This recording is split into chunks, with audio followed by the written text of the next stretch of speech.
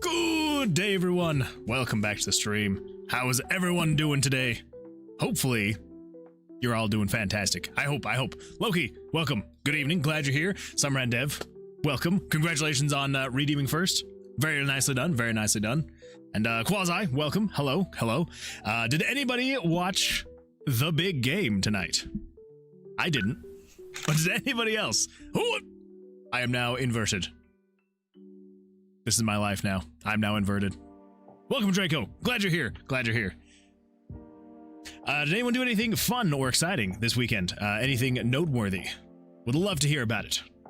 Just gotta move some stuff away from my keyboard. Okay, there we go. No, but I did make ribs. There you go. Honestly, that's like... Okay, this is coming from someone who just does not watch sports at all. So I will say the best thing about any kind of big sports, anything that happens. Says art. Also, what a game. Also, oh, what a game. Oh, so did you watch it? Did you watch it then? Yeah, I'm gonna say probably the best part about it is food. Food's the best part. Growing up, we actually had an anti-Super Bowl party growing up, where we would not watch the Super Bowl, but we would make lots of good food, and yeah, we would just kind of hang out, watch movies, and eat food. So, you know. Oh my goodness. Wait, what? Oh, there we go. I was like, I swear this thing is on. It was not on. That was my bad. Look at that. Y'all are there and chatting. Woo! Hemapat says, well, hello, mister. How are you? I'm doing absolutely fantastic. How you doing? How was your weekend? How'd things go for you? Let's see here. No, but I did make... Oh, wait, I just read that. That's what got me on my whole food tangent. Well, Draco, I'm glad you were able to have ribs. Hopefully they were good ribs. I hope. Nothing is worse than smelling absolutely fantastic ribs, and then you get them, and then you're like, oh, these aren't actually good. So I hope they were good. Fingers crossed. Fairly, hello, welcome. Glad you're here. How was your weekend? Hopefully things went well for you. Axel says, I'm getting a drunk AF tonight, but nothing interesting prior. That's fair. Hey, I would say if you're gonna get drunk tonight, that's a good thing. Good way to, I guess, end the week. Why are you gonna get drunk ending the weekend? Do you not have work tomorrow? Or do you just not care if you have work tomorrow? I'm hoping that you don't have work tomorrow. Fingers crossed. Yes, and then Cameron, we will definitely be doing art. Also, Cameron, so were you saying that what a game? Not what game, but what a game. So did you watch it? Was it pretty good? Quasi is on a 5-stream streak. Quasi, thank you so much for being here, streaking in the stream. I do appreciate that. Remember, everybody, if you're going to streak anywhere, make sure to streak here in the stream. So thank you. And we've also got some Dev with a 30-stream streak. Holy smokes, 30 streams is absolutely wild. I was going to say that's a month, and I'm like, wait, no, that's more than a month because I only stream 3 days a week. So that is more than a month. So some Dev, thank you for streaking here. I know I just said it, but remember, everybody, if you're gonna streak anywhere, just make sure to streak here in this stream. I appreciate that. Sports? What sports? I mean, what's that? That's basically how I am. And that is gonna be how I am going to have to handle tomorrow, because I'm gonna hear everything about Cameron just redeemed stretch. We're gonna do some stretching. Yeah, I'm gonna basically probably hear nonstop about the game, and I'm gonna have absolutely nothing to add to it, because I didn't watch it. / don't watch sports at all. Reap wants Moonwood to do 10 chest benders. All right, we can do that. We got some stretching, some chest benders. Are we gonna get the triple threat? I feel like the triple threat's coming down the pike. There it is. Reap wants Moonman to do 10 bicep curls. I knew it was coming. Let's see here. Didn't watch it. Just made ribs. Wait, did you say that twice? Okay, all right. I was like, either I'm going crazy, but yes, that sounds absolutely fantastic. Now I want ribs. Fits the time. I'm legally mandated by my household to watch the game. I mean, that's fair. Is it enjoyable at least? Because I have noticed, if I am like at someone's house and they're watching the game, I'll watch it. I don't know what's going on, and I don't know any of the players. But, I don't know. If someone just has it on, it's like, yeah, I'll watch it. But I won't sit down to watch it. I'll just say that. Let's see here. But I also got to watch a bit of the Traders show. The Traders show? I don't know what you're talking about, Cameron. Dazu, welcome. Glad you're here. Welcome. Glad you made it. Hopefully you had a fantastic weekend. Draco made them. Okay, well then I really hope that they were good ribs. I hope. Fingers crossed. Because if they weren't, I'm not gonna dog on your ribs, but I hope they were good if you made them yourself and didn't get them from somewhere. Let's see, Fairly released the Jellyfields 2.0 demo and worked until 1:30 a.m. yesterday, making bug fix patches, but had fun. Hey, as long as you had fun, that's what matters. So it sounds like your night last night sounds like my night on Thursday, where I accidentally stayed up till 1:30 in the morning streaming because I was trying to get stuff done, and yeah. It's good times. Always fun working until super late at night. Actually says my weekend is Monday and Tuesday. Okay, that would do it. That would do it. Well, then there you go. Yeah, absolutely fantastic time to get drunk AF. I will agree. All right, everybody. Well, let us jump in here. We're gonna do some stretching, some chest benders, and some bicep curls, and then we're gonna get back to chats, and then we're gonna get started, and we're gonna finally finish the new battle system tonight. It's gonna happen. 100% gonna happen. Well, let's crank the jams, because this is the perfect music to be doing this stuff too. Oh yeah. Oh yeah. All right, here we go. All right, we're gonna start off, not start arf. We're gonna start off with the bicep curl. So here we go. 10 on the clock. Count them with me. 1, 2, 3, 4, 5, 6, 7, 8, 9, 10. Woo.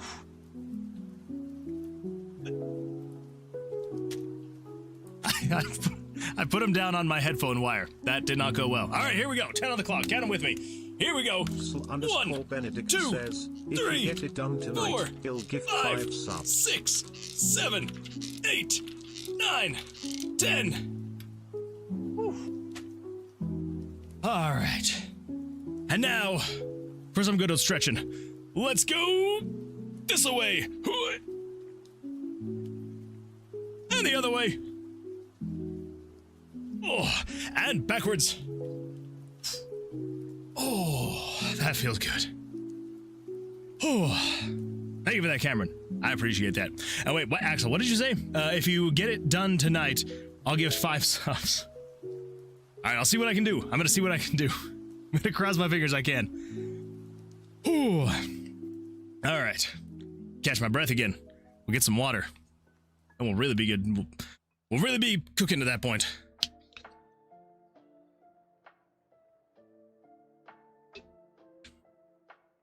Disc105 says, I'm also waiting for esports in the Olympics. That'll be a good day. Also, hey, welcome Disc105. Welcome. I'm glad to see you here. I feel like it's been a minute, and it's always happy to see you here. How's life? How was your weekend? Hopefully things went well for you. Cameron says, 5th Super Bowl to have no touchdowns at half, second at third. Okay. I don't know what that means. But is that a good thing or a bad thing? Almost the first to be a shutout. Oh. Well, alrighty then. Then we've got a held message from Cameron. Oh, the traders, famous people play Mafia at a Scottish castle, emceed by Alec Cumming. That's the part that I blocked. That's good times. With enough beer and wings, I will watch sports. See, there you go. Again, that's what I'm saying. The best part about sports is the food. So it's like, why even bother with the sports? Just eat the food and be happy. That's how I live my life. I eat food and I'm happy. So, yeah. My message got snuggled by Automod. It's true. It's true. It happens. It happens. My bad. If you get it done tonight, okay, let's see, the demo? I wish I could get the demo done tonight. No, we're gonna get the battle system finally 100% finished tonight. It's gonna happen. It's gonna happen. We're gonna fix the last few bugs, and it's just gonna be perfect. It's gonna be great. It's gonna happen. I can feel it. I can feel it's gonna be happening tonight. The battle system, also Automod has nothing. That blasted Automod. Don't worry, I got it. I got it approved. Look, says if he doesn't, then he gifts 5. Oh, well, let's maybe not go that far now. Let's not go that far. I think I might just have to end the stream early if that happens. Maybe. Let's see. Over on YouTube, we've got. Oh my goodness. Let's see if I can. All right. Wait. What's your name? Shahir Chow Dahuri, 3595. I'm pretty sure I just absolutely butchered that. Says, as a fellow lifter and game dev bro, you have my respect. Thank you. I appreciate that. I don't know if I would call myself either of those, but I like to put on the hat and pretend, so I appreciate that. Thank you. Also, welcome. Glad you're here. Hopefully you had an absolutely fantastic weekend. Did you do anything fun or exciting? Would love to hear about it if you did. Some Red Dev says, imagine... What? The message disappeared for a second. Imagine getting your real name censored by Twitch. That's true. That is true. If your name was Alan Cumming, that would be really sad because the automod would just hold your name. Good times. That's an amazing reason to get auto-modded. That would be hilarious. That's an amazing reason to get auto-modded. The traders. Okay, so I approved it, and then now you're good to go. Coco just about died there. Coco Damn Music, welcome. How you doing? How is life going for you? I'm so sorry that I butchered your name so horribly. I'm either really bad at speaking when I first start streaming, or I get really bad at speaking as I go further along in my stream. So apparently tonight is the beginning of the stream. I'm horrible at speaking, so I am so sorry. But welcome. I'm glad you're here. How was your weekend? We're not allowing that word. Exactly. No Alan Cummings in here. And Loki has posted a YouTube link. What is this one? Is it babies? It's not babies. Back to the Future Part 3. Nobody calls me yellow. Back to the Future Part 3. So good.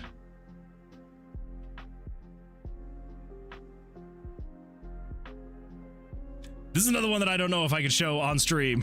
It would probably give issues.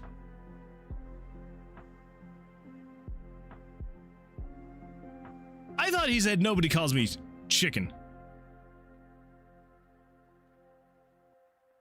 Did they change that?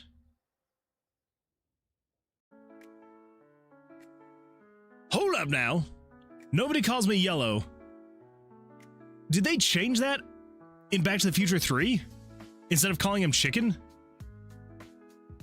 I don't remember that. To be fair, it's been a very long time since I've seen Back to the Future. No one calls me chicken is from the first two.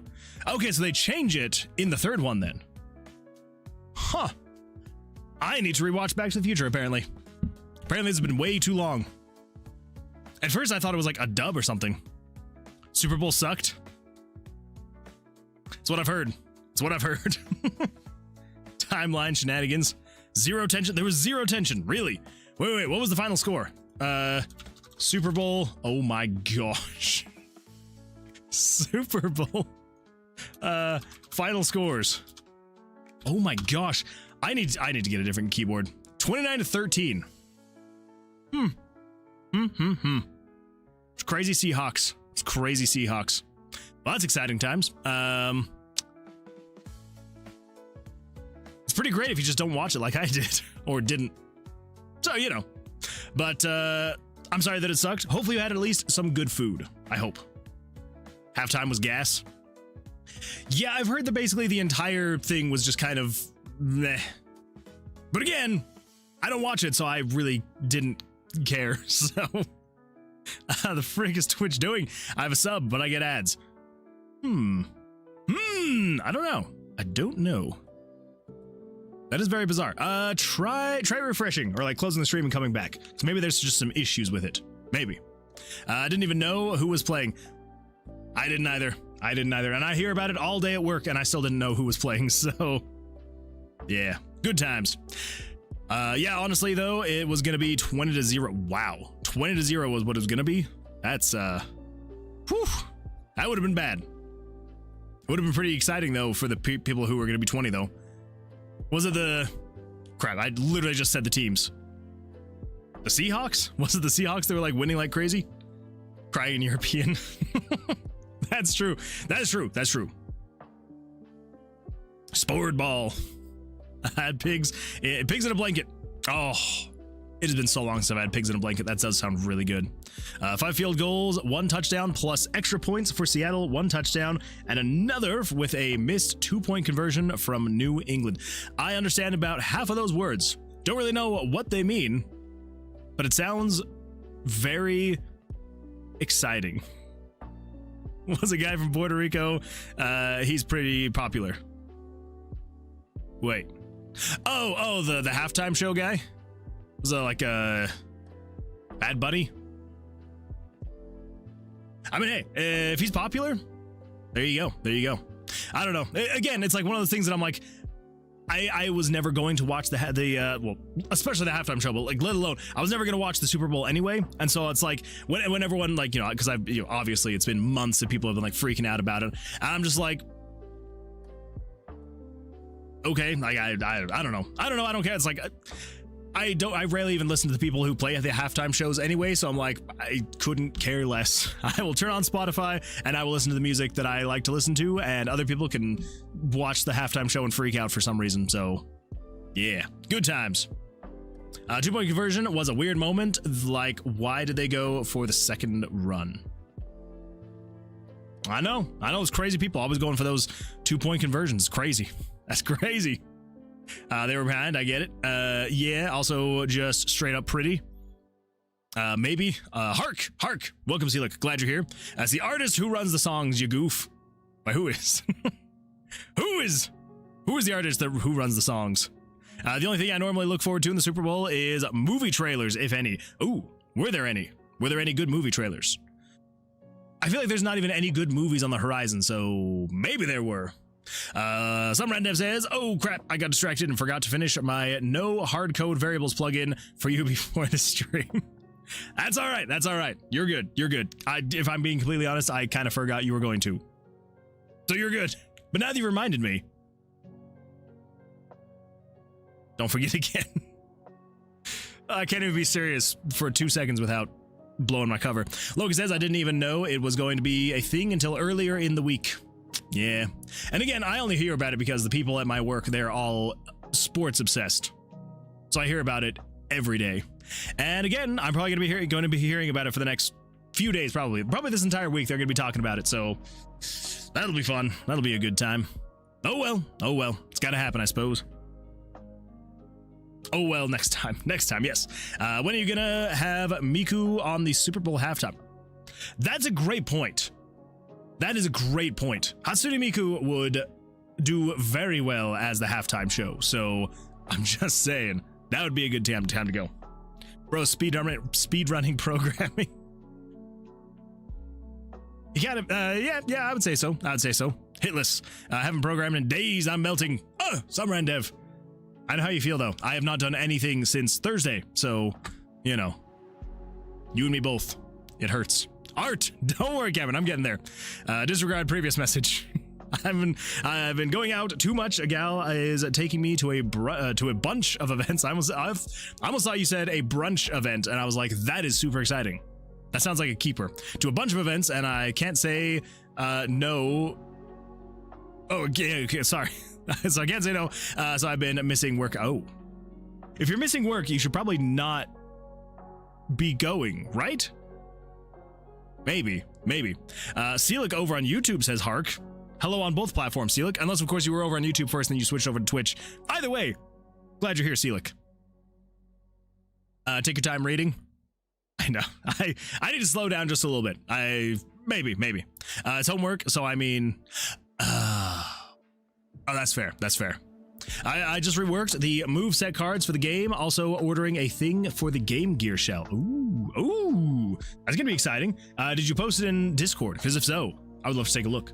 All right, Cameron, what do we got here on art? Oh my goodness. Look at that.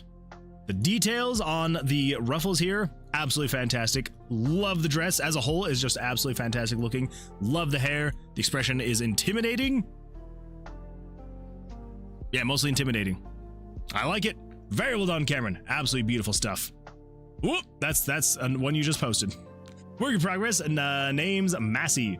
Oh, hello, Massey. I love the vines. The vines look absolutely fantastic. Are they wrapping around? I'm trying to figure out. Does she have a finger pointed outward? Like, is she pointing like this?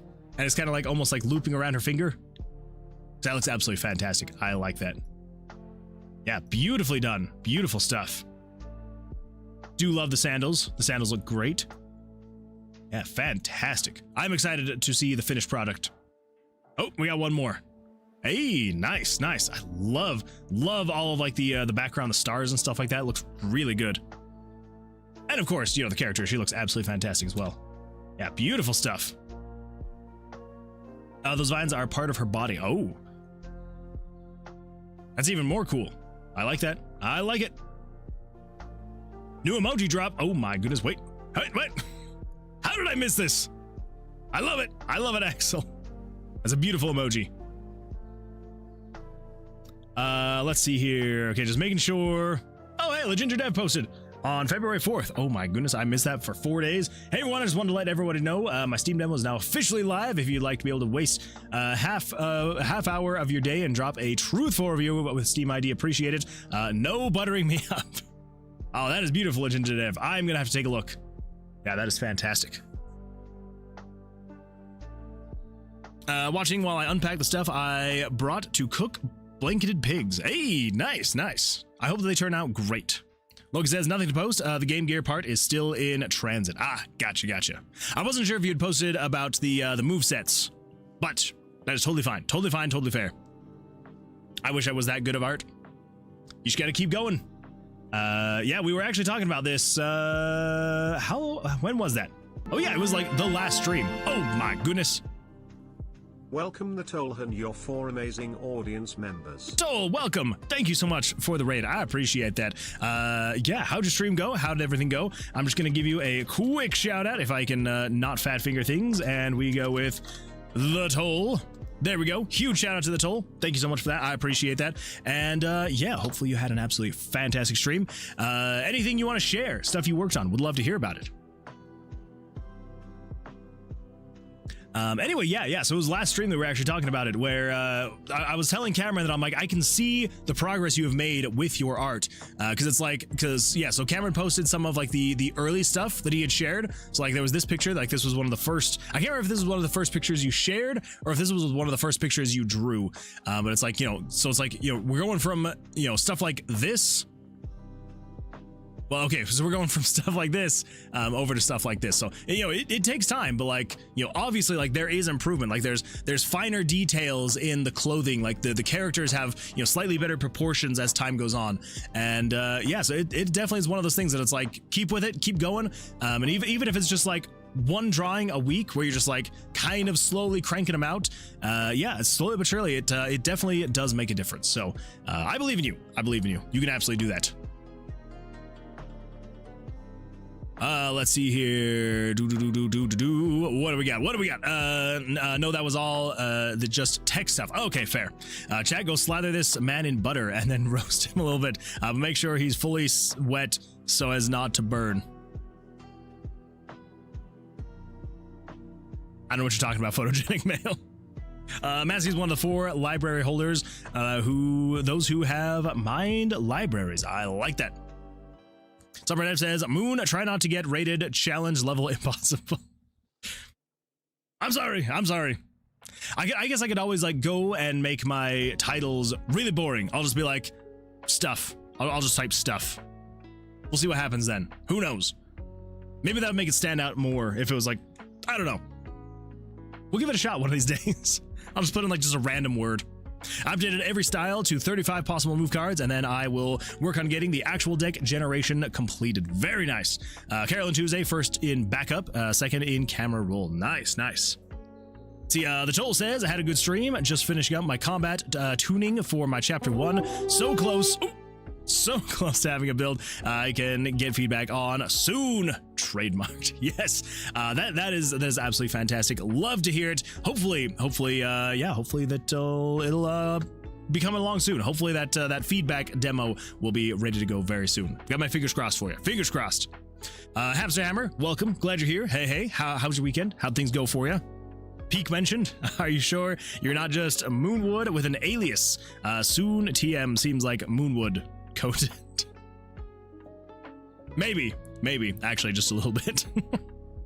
All right, everybody, we're gonna do some game dev stuff. So let me just pull this up and let me pull up my notes. So we're getting really close. Let me double check over here. So if we check the new combat system, you can see we've got splits. So if you win on one and lose on another, give damage and take damage, implementing winning on H2. So we've kind of changed this. So it's kind of there, kind of not. We're gonna save that though. Yeah, so basically the original way that I was thinking about we were gonna do it, where yes, so once you split your hand, if you won on one hand and then lost on another, it was going to be you would, you do damage with the one hand and then you would take damage on the other. But I think the way that we kind of talked about this on Thursday, I think it was a Thursday stream. Yeah, the Thursday stream, because we missed the Tuesday stream last week. So the Thursday stream, we talked about this, where on the splits, it turned out it was a bug at first, but that bug quickly turned into a feature, which is basically if you get a split, so if you get two of the same card, okay, that's not the right spot. Here we go. Let's go over here. There we go. So yeah, so basically if you get two of the same card, you're able to split, right? And then general idea is in Blackjack, if you have split your hand, and then say for example, if you split your hand, speaking impediments, here we go. So if you split your hand, you would have to put down a second bet onto that second hand that you have. And then if you win on both hands, then you get double the winnings basically, which can be absolutely fantastic. But I think what we're gonna do is instead of,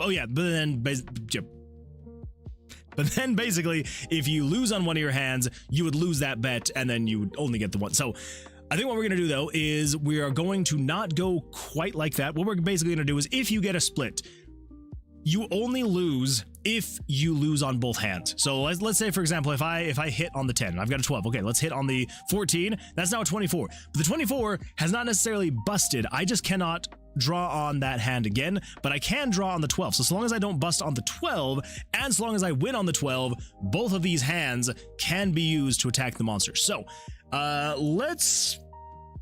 should we stand on a 15? Let's stand on a 15. Let's just be safe. 14, 20, dang it. Okay, that's fine. That's fine. Let's split again. Here we go.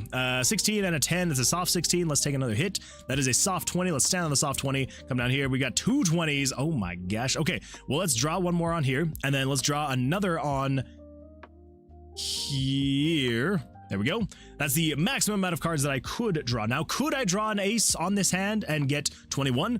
Maybe, but that's a very low chance. It's 4 and 52. So not exactly the highest of chances. So let's just stand there. Then so long as I get above his hand, which I do, there we go. I get to attack with both hands and everything's fantastic. Good to go. So technically that was a bug, but I was like, you know what? It actually kind of makes it more fun being able to like pick and choose which hand you're drawing into. And you're like, okay, this one is safe. This one I could draw more on. I could get higher. 2 19s. All right, well, let's throw it on here. And 29. All right, we're not doing anything else. Let's stand on there and we'll call it good. 20. Of course he got a 20. Now, so yeah, so that stuff is good to go.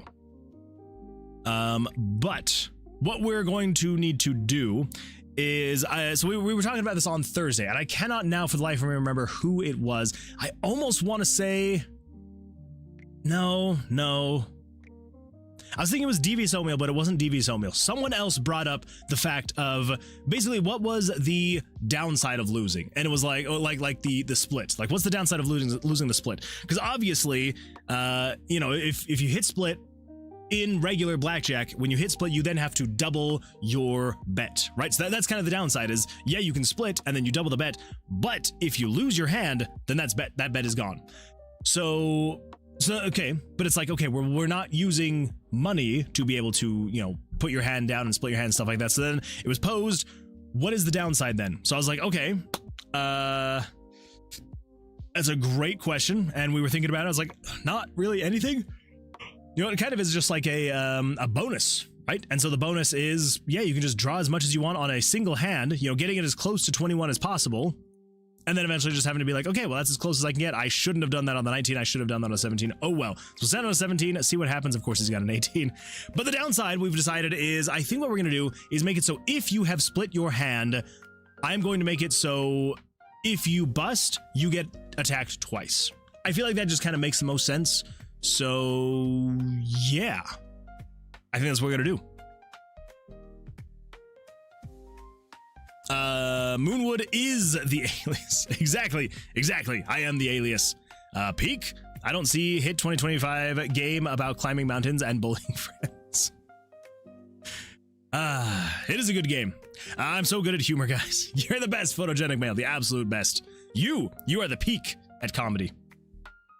Cape. Let's see. The toll says, it is pronounced. Oh, wait. It's pronounced the Tolhi? The Tolhi?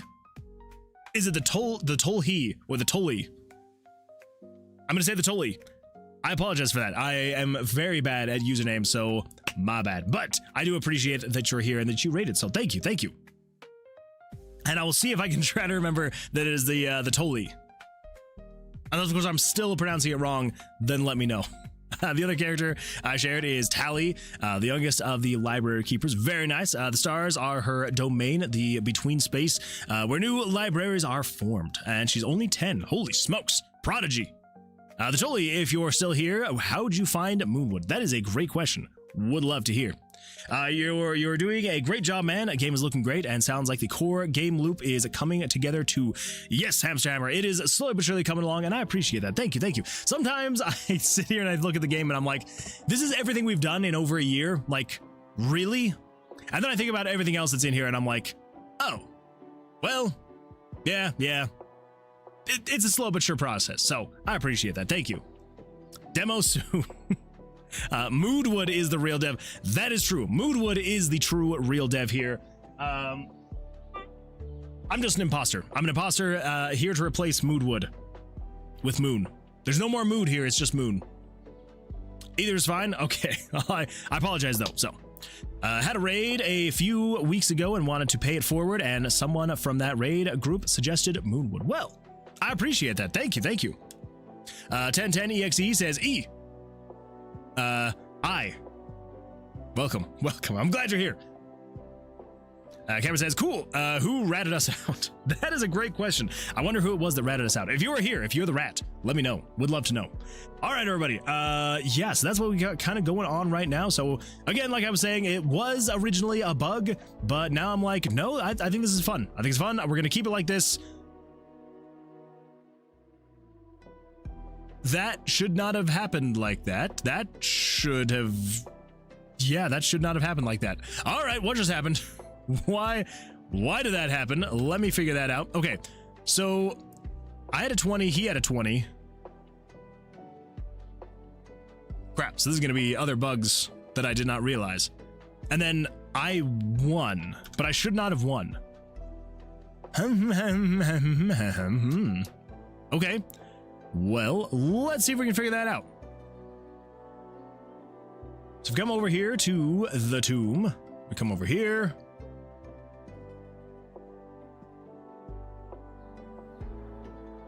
Okay. So I stood. Wait. Okay, so I got a 20 and then a 23. So he got a 20, I got a 20 and a 23. Okay, so down here. So he should be checking and seeing.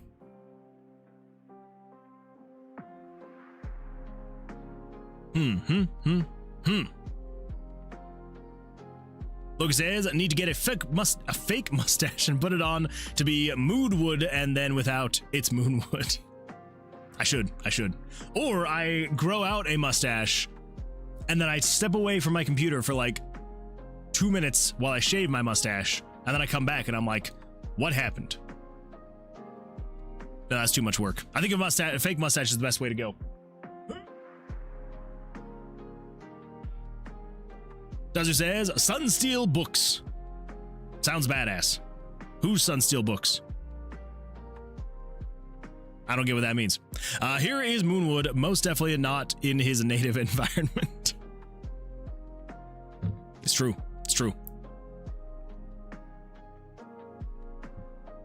All right. So this was getting to. So let's see here. The Tolly says, I don't remember, but I always stream Sunday from 6 to 8 p.m. PST. So this stream lines up nicely to always raid into. Well, I do appreciate that. And yeah, I sometimes the problem is, so there are a few people who are pretty regular at raiding, and I always feel bad because I'm like, I would love to raid you back. But again, it's like I stream every, Sunday, Tuesday, and Thursday until way late, and so I feel like there's a lot of people who I'm not able to raid like back, which kind of makes me sad. But I do appreciate it, so thank you. Maybe one of these days it'll line up perfectly to the point where I'll be able to raid you. Maybe I'll have a late night stream and I'll end my stream early or something. We'll see. We'll see. Okay,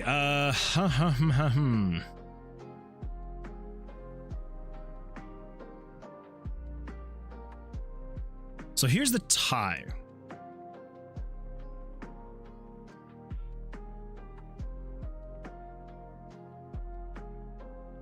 So this would have been the monster busting. So the monster is greater than player, so player bust. Monster is less than player, check monster soft hand, or monster is greater than 21, check monster soft hand. So this checks the soft hand right here. So then down here, split stack is on. So if the split stack is on, it checks two things. Card total value, so this is the player's card total value, is greater than or equal to card total value hand 2. So if the player's hand is greater than that, then we're going to check monster card total value.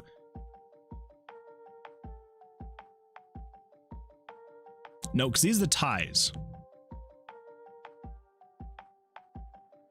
So is this the only monster bust? We got player bust, checking.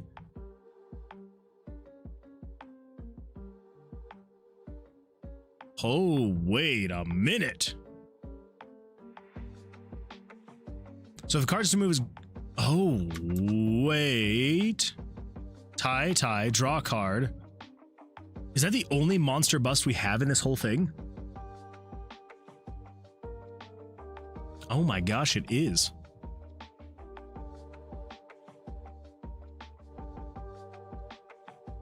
So why would we have done this? Because that means that we would have turned on the switch monster bust. Because the player would, yeah, okay.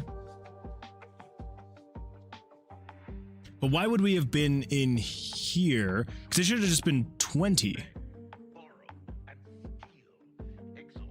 Okay, so what would this check have been? So if script game variables dot value, so if 82, so that if the monster's total hand value is less than 35, which is the player's total hand value, which it was not, or if 82 is greater than 21, which it was not.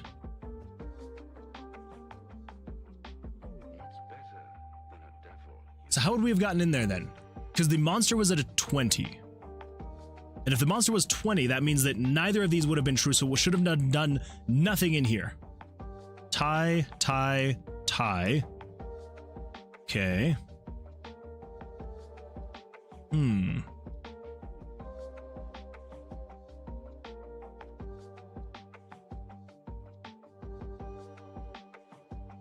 That is very bizarre.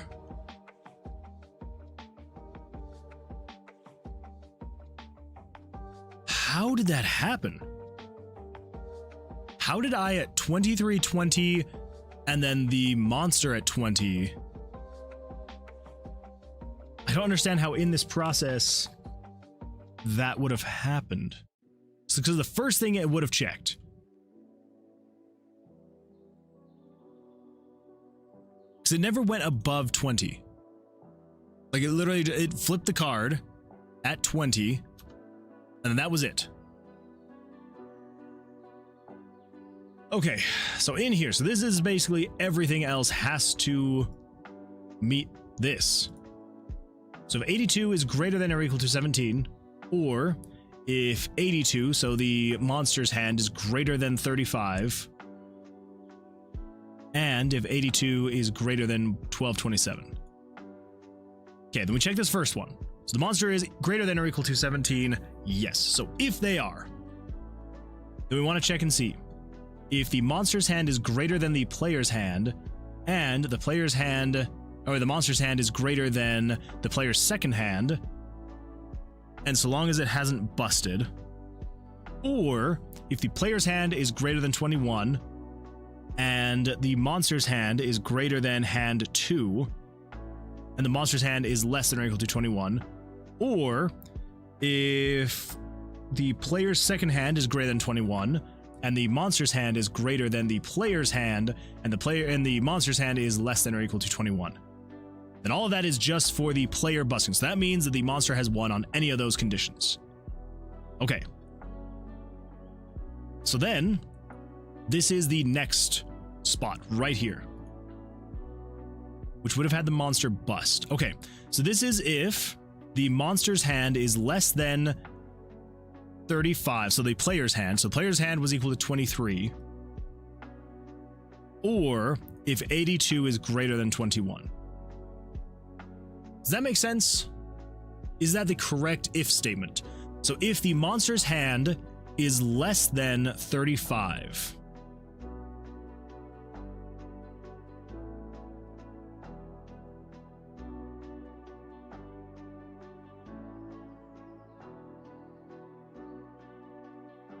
now I'm trying to remember though. Does the dealer get soft hands in blackjack?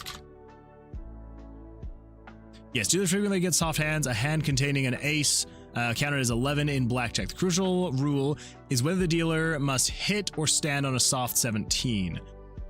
Casino typically require dealers to hit soft 17s or stand on soft 17s, with hitting soft 17 slightly increasing the house edge. Okay.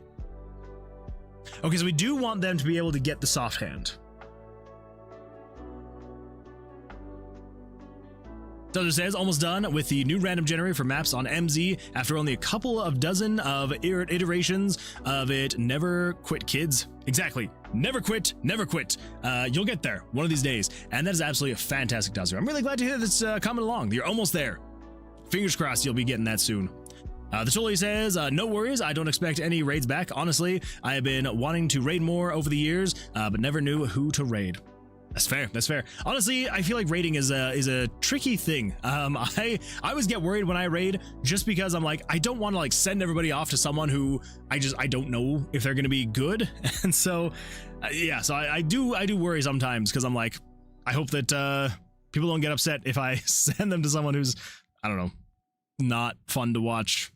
I don't know, because then I'm like, well, what if they think they're like, yeah, I'm weird. I'm weird. So, but I do need to do a little bit better at raiding more often, because it's, yeah, I need to do it like every night. I feel like right now I do it about 1 to 2 times a week. So about 2/3 of my streams, I try and raid. So I need to do better at it though.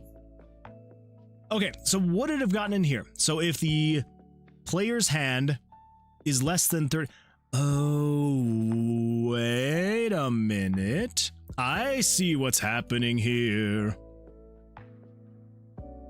Okay, yep, that's what it is. So, all we're saying is, so long as the monster's hand is less than the player's hand 1, which it was less. Wait, what? Accidentally raid a national? What, a Nazi autocorrect? Exactly. I'm going to assume there's not going to be any people like that in the game development streams, but yeah, I guess you never know. You never really know. Who knows? There could be people out there like that. That's why I usually pull up their stream for at least a few seconds before I actually start the stream, because if I pull up the stream and there's weird stuff going on, then I'm not going to start the stream. I'll just go back and find a new person to stream. That's true, Draco. That is true. Anyway, yeah, so as of right now, we're only checking if 82 is less than 35, or if 82 is greater than 21, then we're checking. But that is not even close to the only 2 things we need to be checking. So, let's do this. We need to check and see if 82... So we need to check and see if 82 is less than 35. Okay, wait. So I need this in parentheses. So we need to check and see if 82 is less than 35, and if game variables dot value 35 is less than 22. So we want to make sure, so long as 35 has not busted.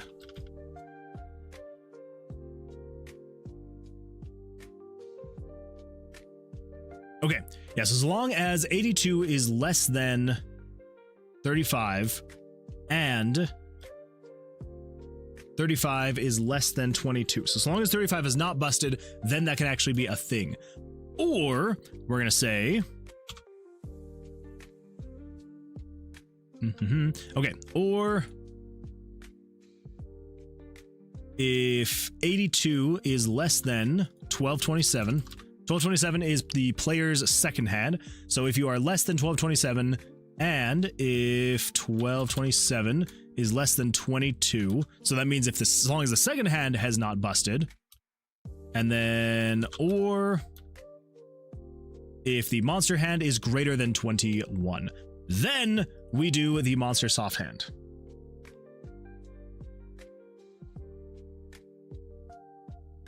That still doesn't make sense how 210 value cards would have gotten in here. So as long as... Oh wait, no. I literally just fixed what actually got it to go in here. It's because we were only checking to see if the monster's first hand, if the monster's hand is less than the player's first hand, which it technically would have been, but the player's first hand had already busted. So that's why it was going in there. Okay, all right. That should be better. So let's come over here. Excuse me. Let's go find the correct card. So 1141 is that. Okay, so the monster is only going to draw 20s. So 1150. And then you are going to be 1151. So we're going to be drawing 10s and jacks. So it should be a good way to test. All right. So basically what we want to do is we want to get at least... I want to get as close to replicating what we had before, which was the monster had 20, my top hand had 20, and my bottom hand had 23. So let's see if we can get close to that. Doesn't have to be exact, but it just has to be close.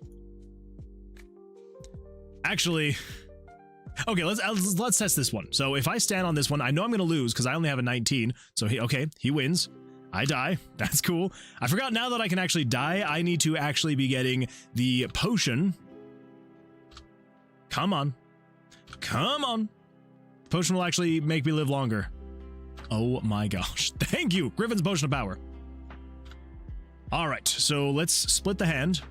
And then, so we've got a 14 and a 10. Let's do that. So we got 24, 15, 20. All right. Two 24s. We lose. Cool. Let's split again. 15, 20. Okay. There's a 20, 16, 17, 26. All right. This should be close to what we had before. So let's see what happens. Technically, we should tie. Yes! Oh, thank freaking goodness. We actually tied. Oh, okay. This is what it should have done like 20 minutes ago. Now that we finally fixed it, this is what it should have done because I had a 20. He's got a 20. He shouldn't have busted. We should have tied. So there we go. Evens. Oh, it's going to be a good night. I can feel it. It's going to be a fantastic night. All right, there we go. Yeah. Now I just want to test and see. So I know it should work the exact same way, but I'm weird this way. So I want to test and see. Oh, of course, it's a 21. I don't want to bust on a 21. So I hate these freaking blackjack terms. It sounds so weird. I know that like when I'm in the headspace of blackjack, in my head it sounds correct, but then I sit here and think about what I just said and saying things like I don't want to bust on 21. Like what? What does it even mean? All right, so let's stand on this. So again, we should tie. Let's do odds. Oh, yes, that's what I'm talking about. Okay, and like I said before, I know that it should basically be the exact same thing, whether this is 20 or this is 20, but I just want to be doubly sure. Okay, well, let's just stand on that. Evens. Okay, come on, just let this top one be a 20. It shouldn't be that difficult, right? Just let it be a 20. Let it be a 20. 14, 17. Give me a 3. Give me a 3. Dang it. Ah.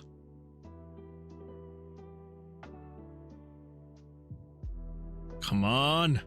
Oh, come on. Ugh. Ugh. All right. I just want to test this one thing just to make sure that it's actually working. You know what I could do? I could technically...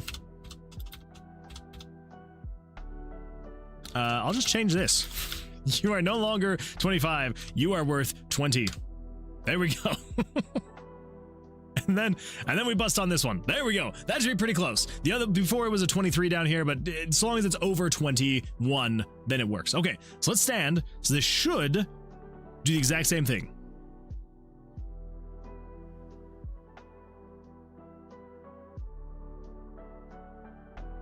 What? Why did it bug out again? What? I am so very confused. Why would that have bugged out again? It should be fixed. Huh. Dawson says it's easier if you start on 10s. Oh, that is a good point. That is a fantastic point. All right, let's make that change. Let's make that change. Let's change this from 1145. We're going to go to... let's do 1163. 1163. You are also going to be 1163 because we don't have the deck set up yet to need to be reshuffled. So there we go. There we go. All right, let's give this a shot. Let's see what happens. I should have 10s, and that should hopefully make it a little bit easier. Massey's wrist ornament is a rose named after her village, Aster. That's kind of fun. I like that. I like that. The Tully says, forgive me if this is basic blackjack knowledge, but is there a reason not to split on every hand? Looks like you do way more damage with having 2 hands to hit the enemy. Yes, that is honestly a fantastic question. So, in regular blackjack, the downside to splitting your hand would be if you split your hand, you have to put a second bet down. You have to have like a matching bet. So, so if you put 20 on your first hand and then you're able to split, you then have to put another 20, which could result in you winning twice, but it could result in you losing all of that stuff too. So in here, basically the downside, what we're going to add is going to be that if you do lose, you get hit twice. So there's still an upside if you get the split, which we actually looked it up, and with a single deck of cards, which is what we're going to be using as a single deck of cards, it's like now I'm trying to remember. I think it was like a 4% or a 5% chance at getting a split. So it's like, it's not astronomical that you would, be able to get them all the time. But it is slightly more than I was anticipating. But all that said, so yeah. So basically the splits are kind of going to work as a loose, not critical hit, but like just an extra chance to be able to attack.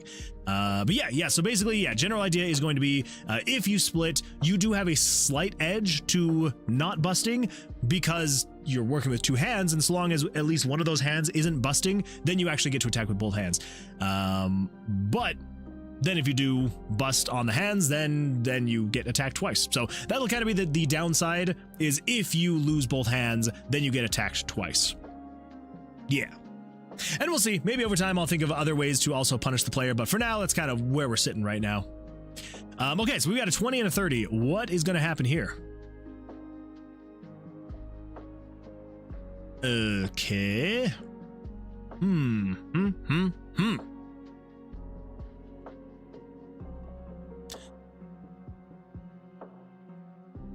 You have to have 2 of the same card. Well, true. Yeah. So you do have to have 2 of the same card to be able to split. Yeah. So I guess in terms of like, if anyone wasn't sure on how the splits actually work in blackjack, then yes, you do have to have 2 of the same cards. So if you've got a 5 and a 6, then you can't split. But so you have to have an ace and an ace, or a king and a king, or a 5 and a 5. So it's I wouldn't necessarily say that's like a downside. It's a requirement to be able to start is having the 2 cards. Hamstrammer says, have you thought about incorporating canasta into the game as an alternative card game loop? Totally kidding. I think either you made this joke before or somebody else did, because I swear this was something that we looked into, because I remember thinking to myself, I'm like, I have no idea how canasta worked. And I remember Googling it and being like, oh, interesting. And now I don't remember how canasta works. So I know you're joking, but I did legitimately look it up because I was like, maybe.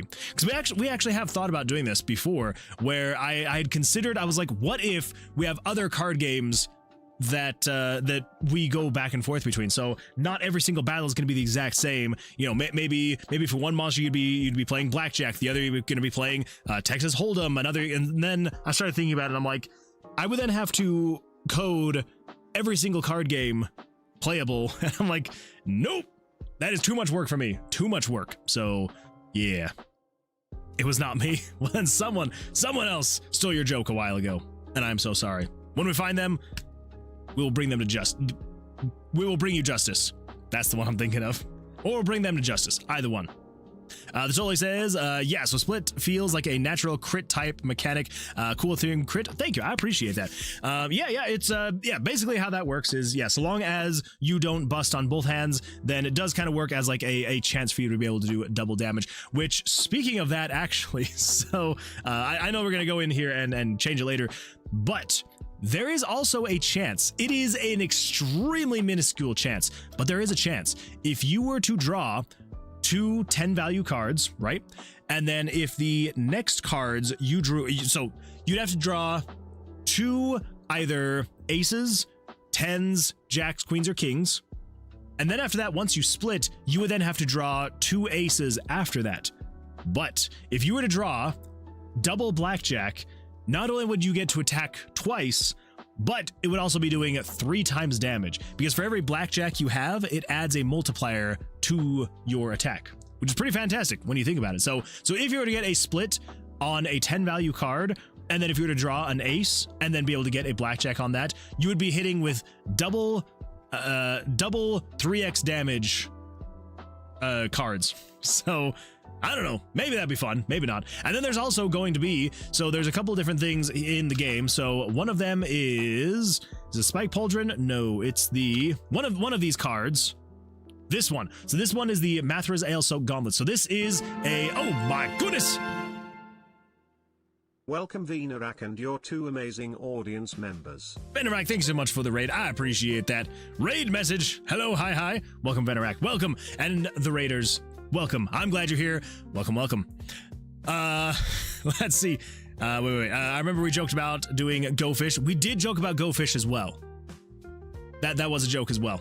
I like games that can teach real life things. I follow a game dev here that teaches the player Morse code as part of the primary gameplay loop. That's actually really cool. I like that. If I wasn't so far along in this game, I would maybe try and incorporate something cool like that. Let's see here. Hello, hi. Let's see. Cryptic Crow. I'm just gonna see myself out now. Cryptic Kralo says, hello, we've been trying to reach out concerning your car's extended warranty. They found me. Wait, hold up. I gotta take this call. Hello. Yeah, no, they found me. Yeah, I thought I told you. No. Yeah, spammers? Too many. Okay, yeah, you need to... Okay, we'll get on it. You promised me no more spammers. Okay, love you too. Bye. All right. My apologies. Just had to report you to the anti-spam line. You're being watched. Welcome, everyone. Glad you're here. Yeah, for anyone who's new here, my name is Moonwood Games. We are making a roguelike, retro-style, dungeon-crawling roguelike RPG. I almost messed up on that, but I caught it. And, yeah, where the combat is going to be blackjack. It is blackjack. It's not going to be. It is blackjack.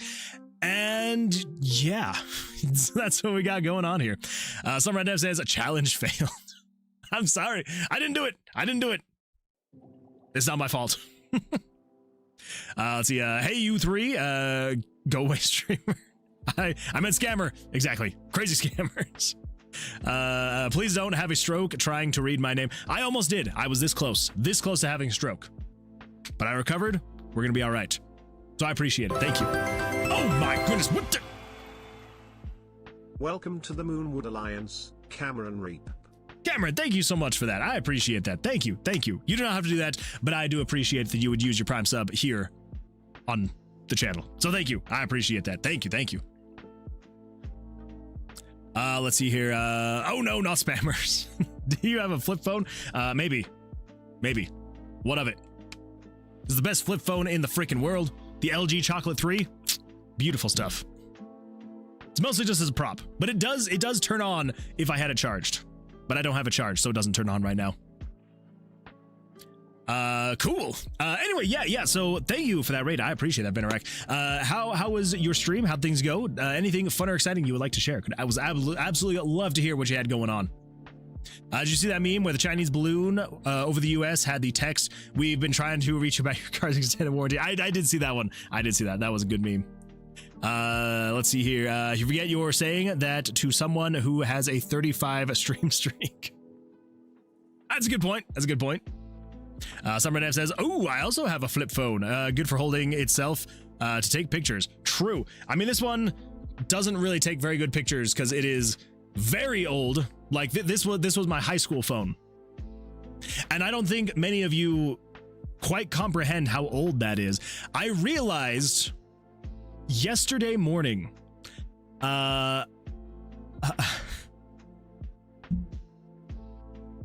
If it was today, okay, no, that's a bad way to frame this.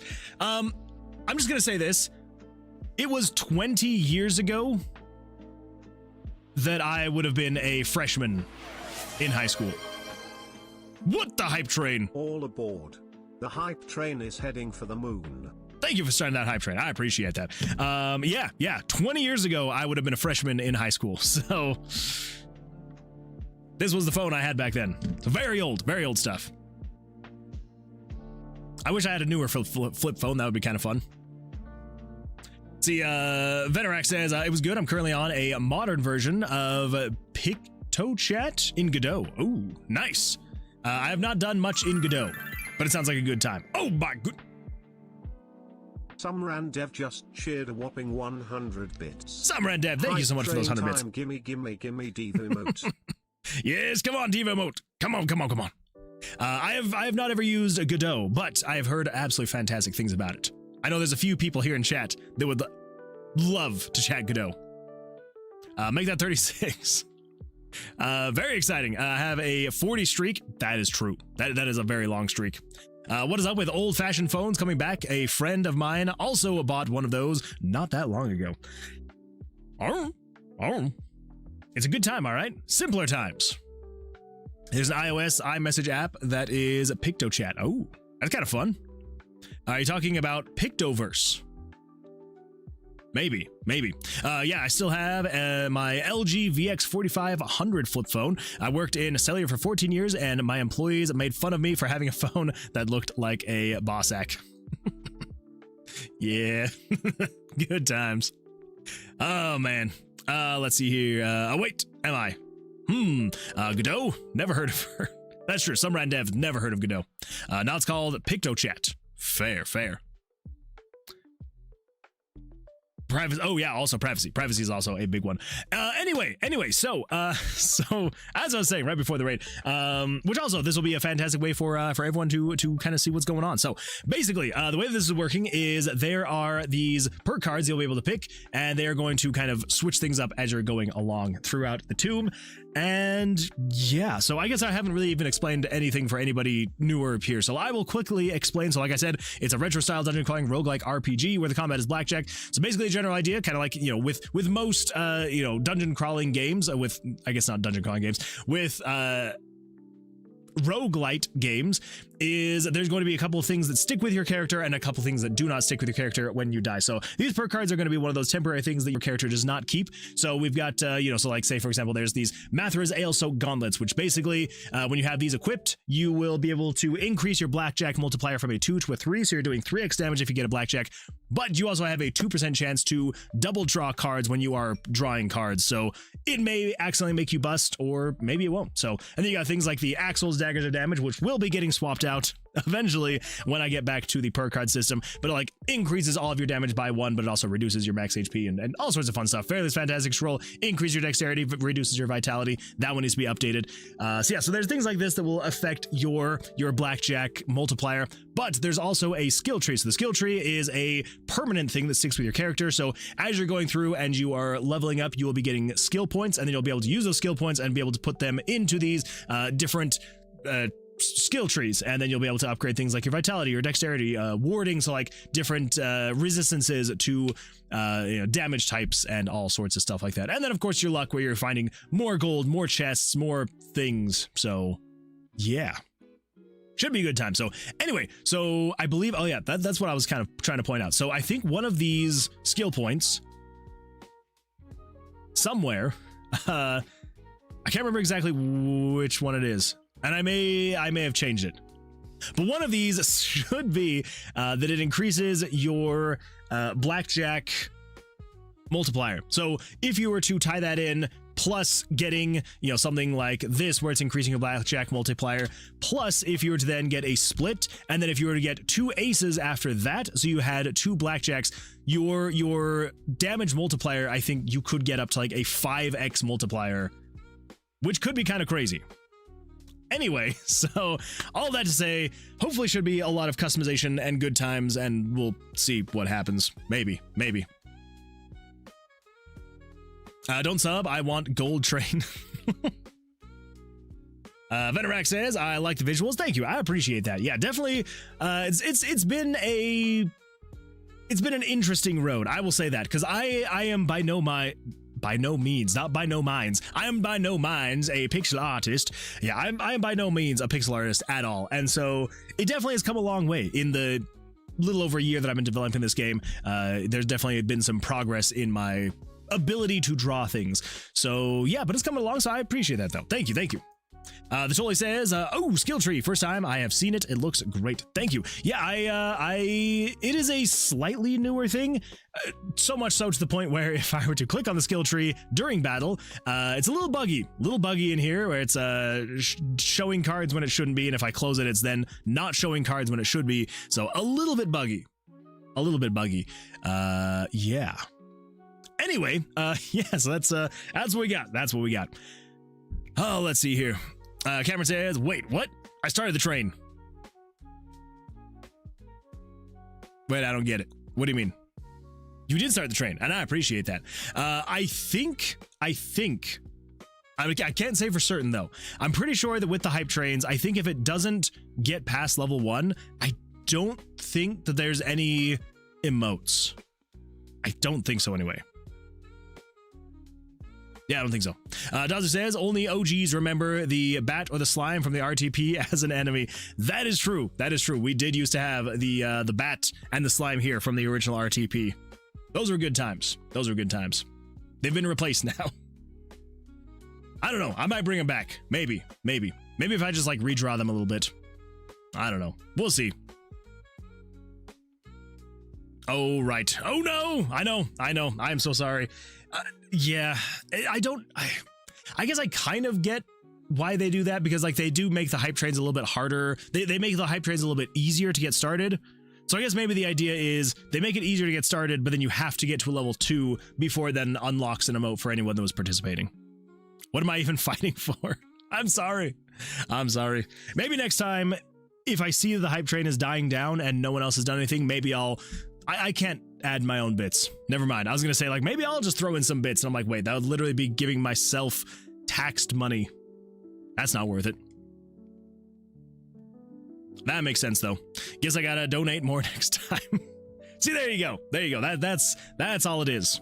You just need to give more money for emotes. All right, everybody, let's see what's going on here again. So if you remember, if we come in here and I think if we, oh crap, now I can't remember what it was. So I think if we hit on this one, so that one's busting, and then this one is the 20, and then we stance, they're both 20. So that one works. So I think it's when the top one is 20 and that one's busting. Oh, well, there we go. Not bad. All right, let's split. Okay, there we go. 20 and 20. So we hit here. So we got 20 and 27. So if we stand, I think it still bugs out, because basically he should have a 20 and I should have a 20. So we should tie, but I think he draws again and then busts. Yeah. Okay, so that's the problem. As of right now, we're still having that problem, which is going to be this condition right here.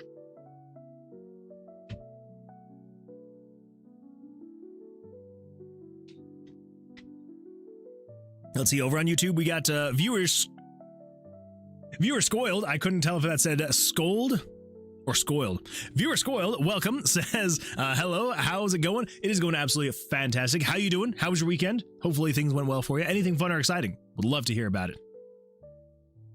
So in here is the problem. So we've got, if the monster's hand is less than the player's first hand, and the player's first hand is less than 22, or if the monster's hand is less than player hand 2, and player hand 2 is less than 22, or if the monster's hand is greater than 21. Yeah, it shouldn't be going in here at all, right? So we got 1, 2, 1, 2, 1, 2, 1, 0. Okay, yeah.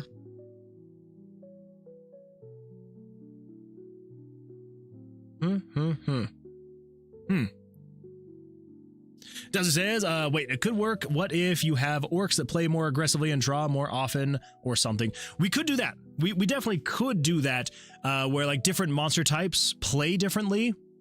It's something that I know that I want to do this for like the mini bosses, like the floor guardians. I do want to have like different play styles and like different mechanics for their battles, but it's definitely something that's going to be coming later. I hope. We'll see. Because yeah, I would like to kind of mix up the combat at least a little bit between different monsters and you know, stuff like that. So yeah, I think that would be a lot of fun to be able to do something like that. And it wouldn't be like huge changes, but it would basically be stuff like, oh, like this monster plays very, you know, this monster type plays very passively. This one is a lot more aggressive. This one, you know, such and such kind of stuff. So we'll see. But I'm still so confused. Why did it actually, why is it actually having them draw again? Because the tie, so if split stack is on, so we're going to say if 35, so if the player's first hand is greater than or equal to the player's second hand. Okay. Over on YouTube, Sifo Lass 07H says, yo, welcome. Glad you're here. How was your weekend? How'd things go for you? Anything fun or exciting? Would love to hear about it.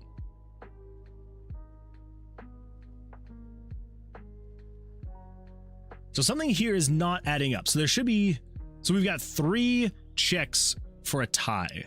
And that just seems bizarre. I don't think that's right. Why do I have so many?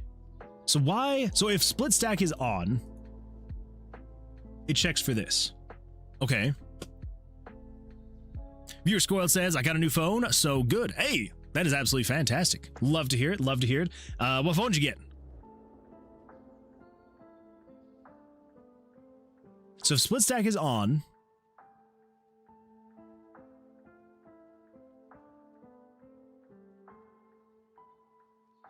do we even need...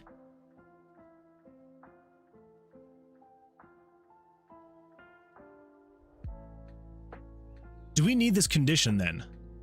I must feel like we don't. I feel like we can just move those out of there. Because if split stack is on, then literally all it's just... So it's just then saying if the monster's... Yeah, so if the monster's hand is equal to the player's first hand, then do a tie. Or... Because the ties are basically the catch-all.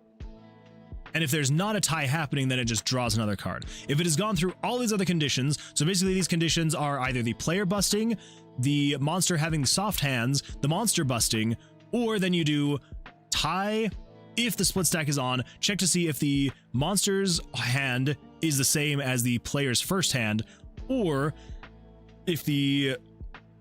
I guess, well... No, never mind. We can just leave them like this, because then the other one is if the monster's hand is equal to...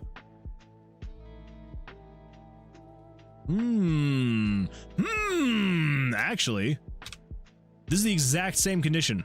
If 82, so if the monster's hand is equal to the player's first hand, then turn on tie. But this one is also saying if the monster's hand is equal to the player's first hand. That is not what we want. We want to do 1227, the player's second hand, because then if it is, go into a tie. Okay, I think that was actually the problem. I think the original thing, we probably don't need it.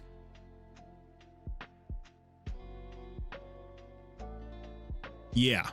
Okay, so let's test something really quickly. So if we come in here and I say, let's stand on the 20, because that means that he'll also have a 20, so we should get a tie, which we do. Awesome. We're gonna guess evens. Crap. And I'm dead. All right, let's take the potion of power so I can get a little bit more health. We come over here. We've got, okay. So that one worked though. So if I hit, we don't want to hit, we want to split. If we split, so we got 20 and 20. Okay, so then let's take a hit on this first hand. And then we stand. We've got a tie. Okay, we're gonna go evens. All right, awesome. Now let's take a split. And then we're gonna do a hit on you, and we're gonna do another hit on you, and another hit on you. There we go, so we got a 27 and a 20. So it should tie with this 20. Let's stand. We got a tie. Odds. Oh, I'm just guessing like crazy, aren't I? All right, there we go. Let's get the dice. Let's come over here. Okay.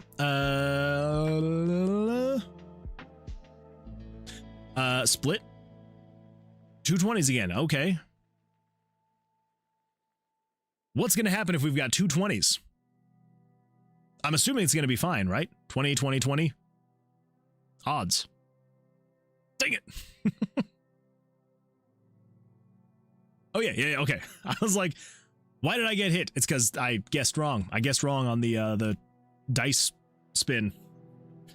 Okay, now here's actually one that's going to be fantastic to test. So I have a 21, which means I should win because I have a blackjack. So as you can see, I have a 2x damage. So, you know, pretty good, 2x damage.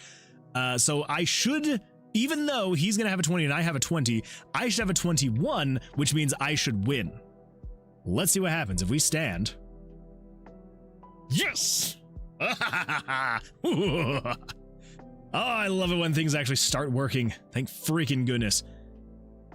Wait. Can I double down? Oh, crap. Okay. Ha.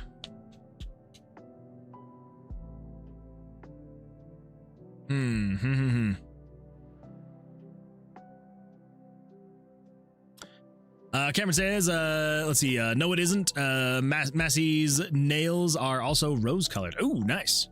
Both hands did 2x damage because of the blackjack. Yes, so basically the way that it's working is this damage modifier is global for both of your hands. So even if just one of your hands, if you split your hand, if just one of those hands has a blackjack, it will double the damage for both of your hands, which is why it can get crazy, because if you were to get double blackjack on your hand split, you would then be doing 3x damage because it would do another multiplier on top of that, and so you'd be doing 3x damage with both of your hands. So yeah, it's more of just like, if you just happen to get a crazy lucky draw, then yeah. Because I think that when we looked it up last stream, the chances for actually getting a split, I think the split is like a 5% chance if you're using just a single deck, which we are, and then a blackjack I think was at like a 3.25% chance. And so I can only imagine that the chances of you getting a split double blackjack is just going to be astronomically low, but possible. Low, but possible. And so I kind of want to have like a, basically a good special reward for if you ever were to get that crazy lucky hand. I want you to get, basically the 3x damage on both hands. So yeah, so definitely it was intended. And so long as this is not going to be something in the demo, because the demos aren't going to have this, but what I want to eventually have is I want to be able to have Steam achievements for this game. And one of those Steam achievements is going to be getting a double blackjack. Getting 2 blackjacks in a single hand is going to be one of the achievements, if I can get them working. I would assume that I could. We're gonna see. Because yeah, I think that'll be a lot of fun to be able to have stuff like that in the game. So yeah, so definitely intentional. To be honest, out of a lot of the splits, the split has honestly become kind of a lot of bugs have become features. So like one of the bugs was if you busted on one hand, you're technically supposed to lose. And so I was like, okay, well, you know, if I do that, then I could just, you know, pull this hand, and then you're just playing with the one hand. But then there were like weird switches that get turned on when you split, and so, you know, it was gonna make it do weird things, right? And so I was like, then I started playing and like testing with this, and I was like, wait, it's kind of fun to, even if you bust on one hand and then you stand on another, so long as you win, you actually get to attack with both. I'm like, it's kind of a fun bug. And so the bug kind of became a feature. So yeah. Cool. Was there something else I was supposed to be fixing? The double down. That's right. Oh my gosh. Okay, that is a beast of a double down. The 2 10s and then an ace to get a 21. Not bad. So what is going on here though? Why can I not double down again? My assumption, this is my assumption. So on the double down, so you got split stacks, first row, second row, double down button. Oh.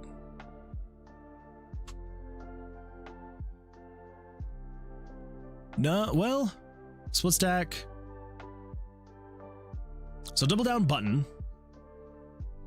So if it's released, so if split stack is off.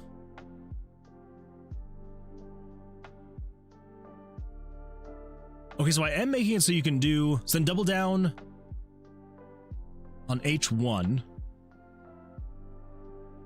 I guess I should unfull screen this, shouldn't I? So you can actually see what's going on. There we go. So I'm looking at the stuff that's going here on the double down. Viewer Squad says, I got a phone from Sharp. I don't know how to pronounce it. Sharp Acos SHG04. I think this phone model was a little old one, maybe 2021. Hey, I mean, a new phone's a new phone. It's still very exciting stuff. So that's awesome. That's awesome. I'm glad that you got a new phone. Hopefully it's gonna be good for you. I hope. I've got my fingers crossed for you. Finish Massey, if you want a break, posted in Discord. All right, yes, we will go take a look as soon as I get this one figured out, because I'm not quite sure, because basically what you're supposed to be able to do is I'm supposed to then be able to double down on this hand as well if I wanted to. But I don't know why I can't. So if it's pressed, do this. So yeah, so double down button.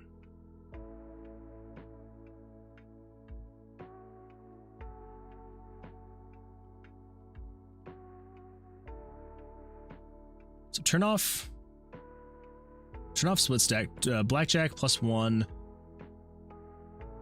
So this is if split stack is on. But then else if split stack, no, that's if split stack is off. Now this is if split stack is on. So split stack, here we go. So we will loop. Okay, canceled, yada yada yada. So first row.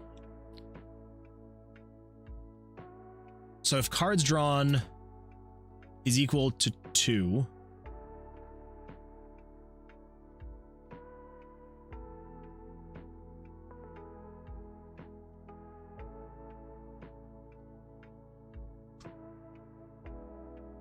Why is it not allowing a highlight at all, though? That's my question. So we've got hit, split, first row, second row, double down. This is if you're X, Y, X, Y.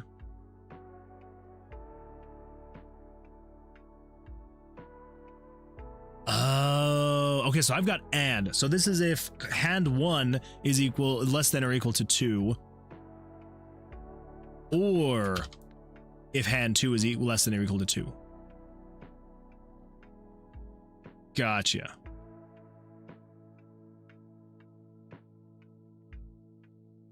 Okay. So then this is the actual split stack. So doubling down on the split stack. So first row. So if cards drawn is equal to 2, and you are if cards drawn hand 2 is equal to 2. Okay. So I think as long as we save that and then we refresh that, what I should be able to do is let's grab the spiked pauldron. We're going to come over here and we are going to split the stack. And then we're going to double down on the first hand. That isn't what we want to see.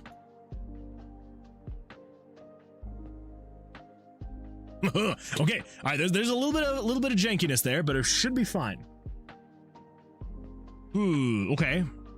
Stand, the split. So double down. Second row.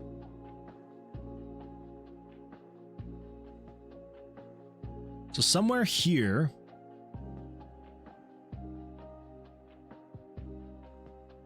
So it turns on.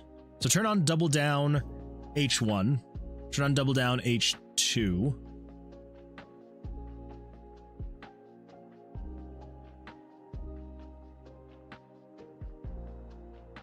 Okay.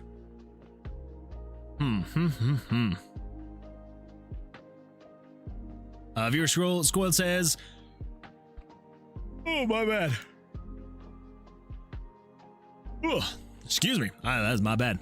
Viewer Squirrel says, true, new is new. I really love this new phone. See, there you go. There you go. And honestly, like, so long as you like it, that honestly is what matters at the end of the day.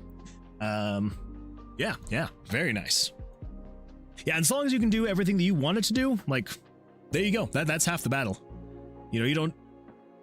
That was that's some static electricity built up apparently. Yeah. You don't need like the newest of the new, the best of the best. As long as you can, you know, make your calls, send your texts, play some games, watch some stuff, then you're good to go. Okay, so here it was supposed to set the rotation angle.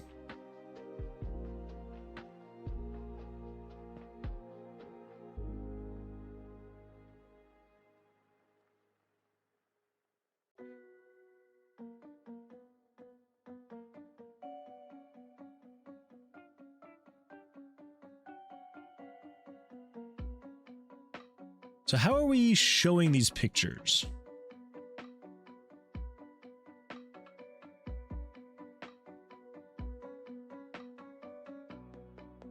Like what's the process here? Because this is supposed to be all loopable. So if game variables.value, if 1140 is not equal to 0, then we come in here and we say game screen.showPicture 100 plus 34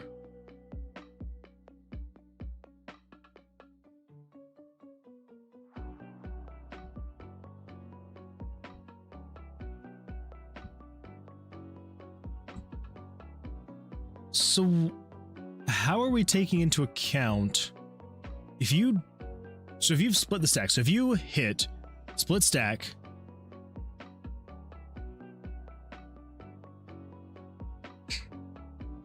first row, second row,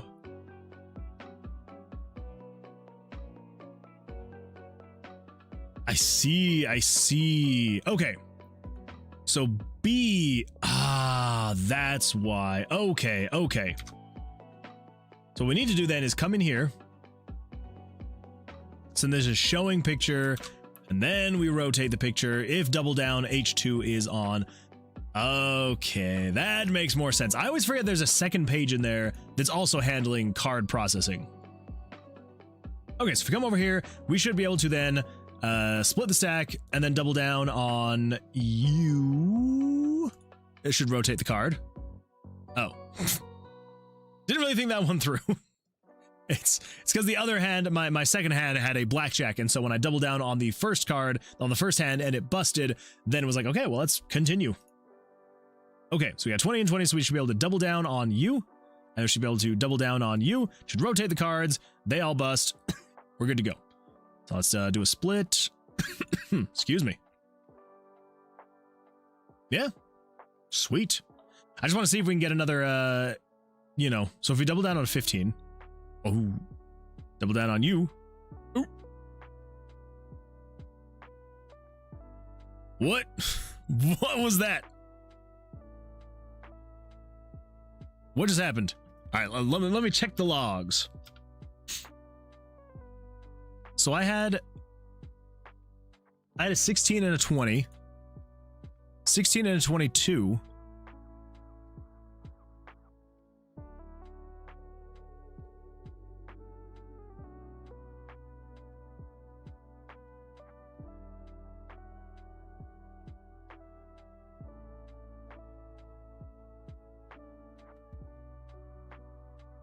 Oh no. Wait. Did I?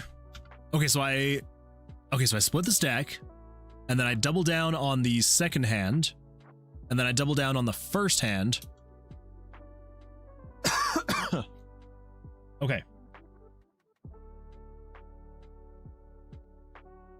So I double down on the first hand. So it draws the cards, does all of this.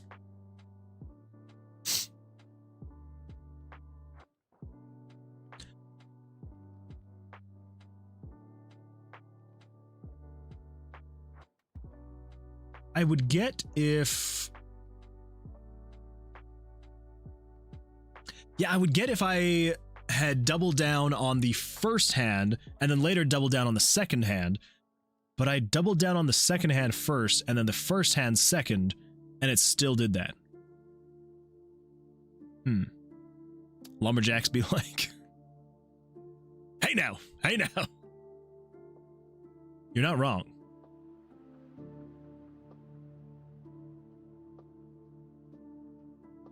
Let me check the logs. It's true. They do be saying stuff like that. And I do be checking the logs too. That's why I say, hey now. These are important logs, all right? These are not of the wooden variety. These logs have no bark, just bite. Okay.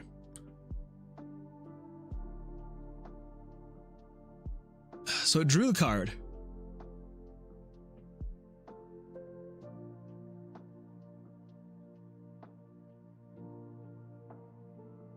Are you an ace? It was not an ace.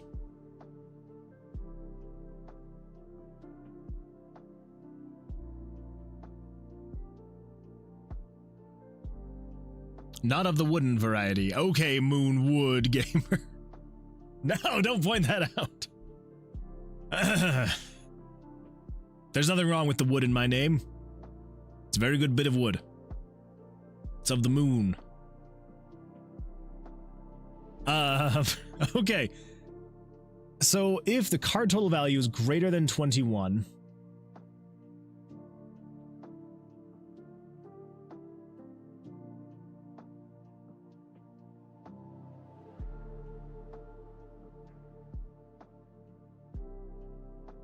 turn on stand.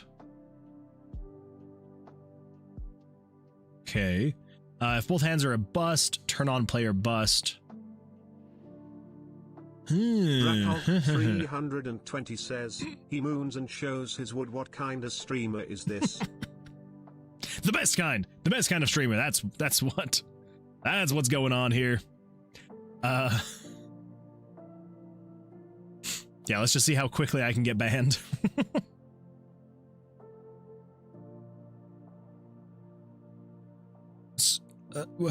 I'm so confused now.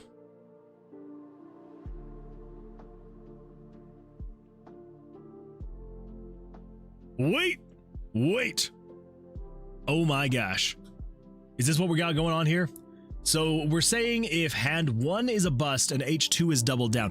H2 was doubled down and hand 1 was a bust. Then it turns on player bust. Oh, I think I found it. Okay. The best kind of streamer. Clip 'em, John. Please. Everybody knows. A little bit of moon in action, a little bit of wood action makes for best streamers. Not talking about busting, absolutely not beating allegations. Oh, there's nothing wrong with the player busting. I'm just trying to stick true to the RPG Maker roots, right? I mean, players are always busting in other RPG Maker games, so I might as well have busting in my game too. You know, I gotta stick with the theme of RPG Maker, right? Did anyone mention streaking? That's true. I do ask people to streak in my streams, so there's that as well. Yeah, I'm really not. I almost said busting these allegations. I don't bust the allegations, I swear.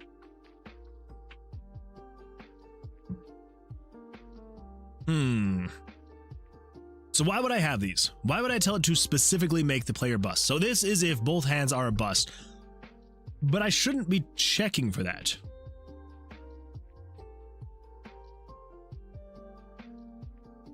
I think I just want to tell it to go to stand every time, right?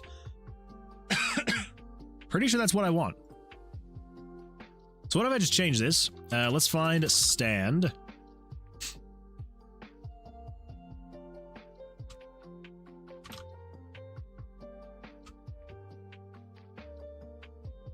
Else turn on player bust. I'm gonna change all of those to stand.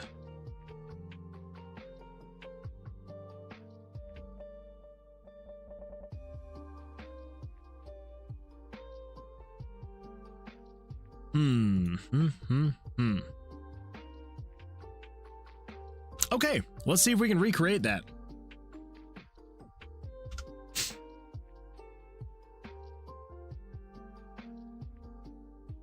All right, so let's split. Okay, this is gonna make it tricky. All right, and double down.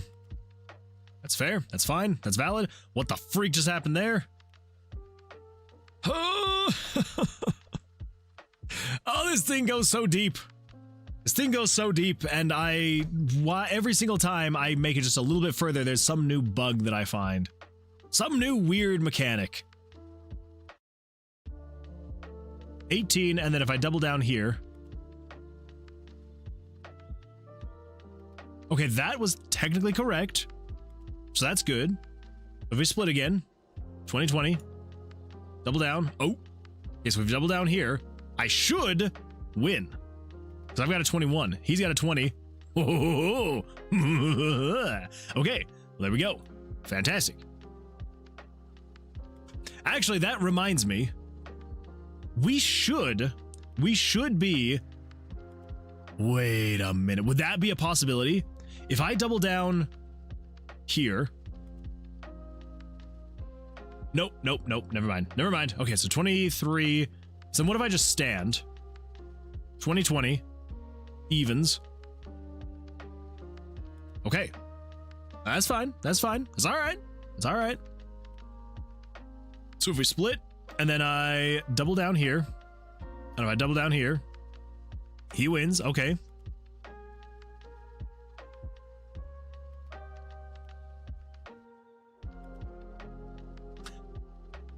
That is not what was supposed to happen.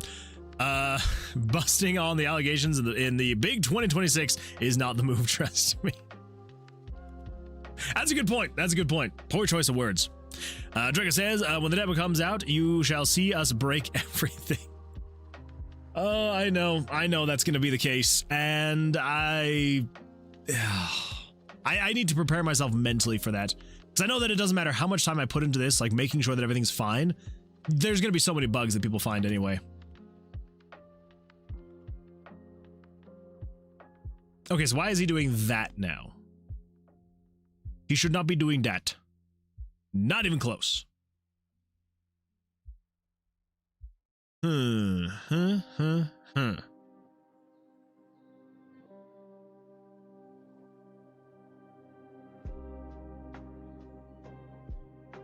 So basically everything should be going to stand.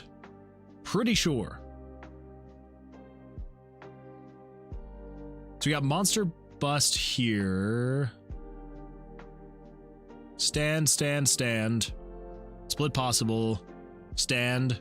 So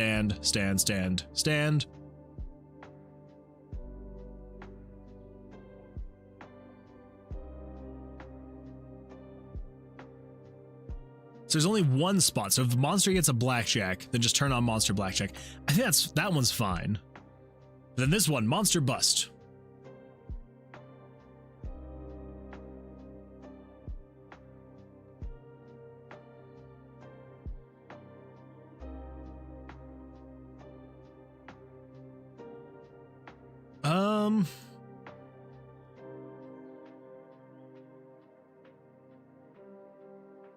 Okay, that one is where I want it to be, yes.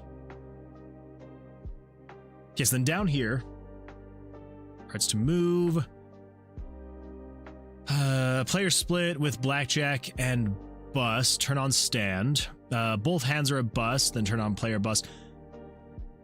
But no, because I'm pretty sure we just want to say stand, stand, stand, stand, stand, stand, stand, and then blackjack, stand. Okay. Let's see if with those changes it makes it any better. Actually, I do not want that. I do not want a card that's going to potentially make me double draw while I'm testing things. That sounds horrible. Okay, so if we split, and then we double down.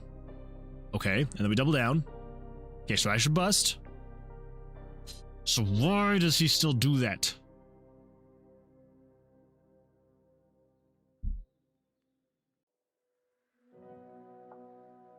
So on stand.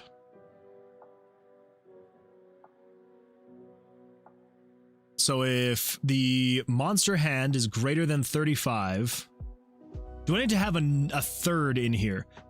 So as of right now, this is if the monster's hand is greater than the player's hand, and the player's hand is greater than the player's second hand, and if the monster hand is less than or equal to 21, or if the player's first hand is greater than 21, and the monster hand is greater than the player's second hand, and the monster hand is less than or equal to 21, or if the player's second hand is greater than 21,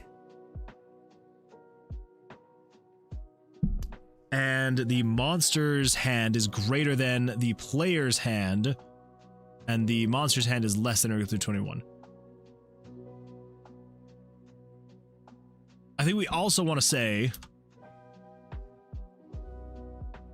or if game variables dot value 35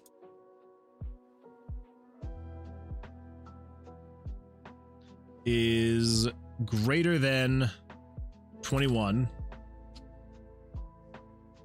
and 1227 is greater than 21.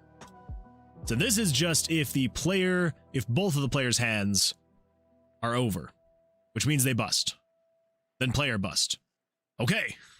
Let's see if that works. Let's see if that works. All right, so if we come over here and we split the stack and we double down and we double down, that is a horrible test. Unexpected end of input. Balls. It's all right. It's all right. I know exactly where it was because we literally just implemented it. Pretty sure it's going to be over here. Yes. Crap. So this is the new one. So we have 1, 2, 1, 2. Oh, I see now. I see. Let's get rid of that. Drakog 320 says, I just realized there will be no stream on the development of the end of the game because of spoilers.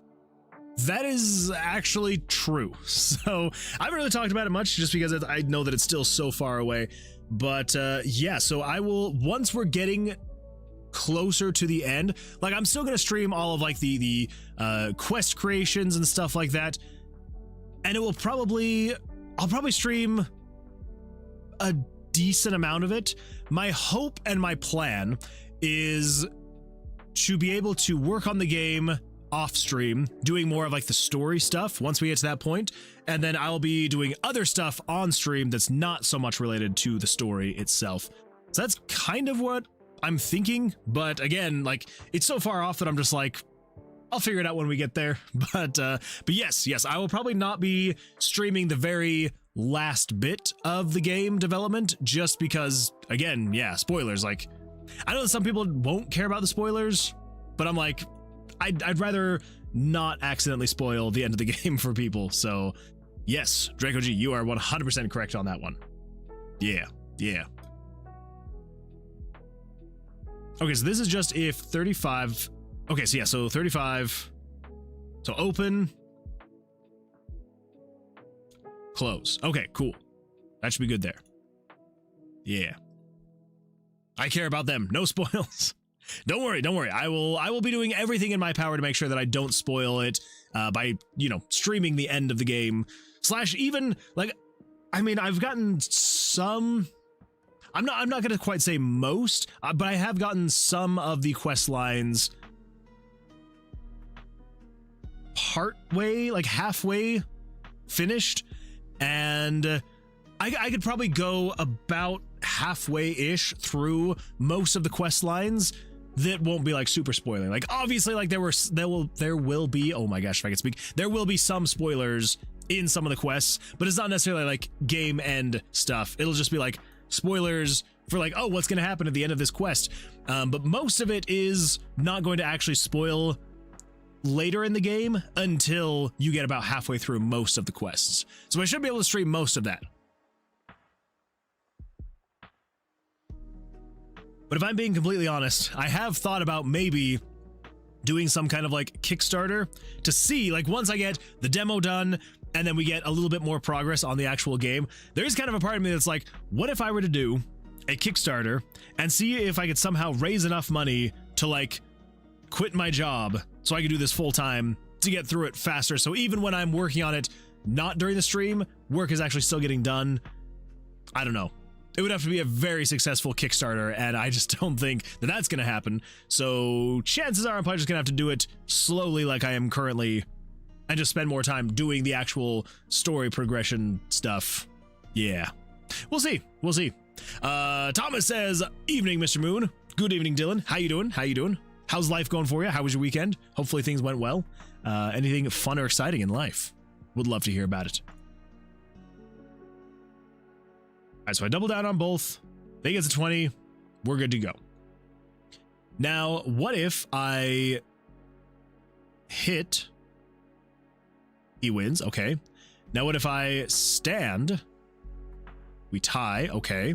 Now, I'm just trying to make sure that anything that I just changed hasn't broken other parts of the combat. Okay. So if I split, we've got a 20 and a 14. Now, if we take a hit on this hand, 24, and then if I stand, let's have a 20 and a 24. Okay, we tie. That's exactly what we want to see. So far, so good. So far, so good. Let's split. And then I hit you, and then we stand. Okay, all right. Again, so far, so good. Everybody cross your fingers, keep them crossed. So if we split, and then we double down and hit. There we go. Okay. All right. We're looking okay. We're actually looking okay. Oh my gosh. So wait. Now I just want to double check and make sure. So the two bugs that we had that we needed to fix tonight. So monster soft hands are messed up. If the monster is above a 17, a soft hand shouldn't apply, but it does. I think that we fixed that already. And then monster had a 21 and I had a 21 on one of my hands, and it didn't go to a tie. It just had the monster bust, which I believe that is the correct way that I want to have that happen. So I don't think we should need to fix that. So I think at this point, so the monster soft hands are messed up. So if the monster is above a 17, a soft hand shouldn't apply, but it does. Let's see if we can figure out, or let's see if we can get the monster a soft hand below a 17 and see if it's still doing that.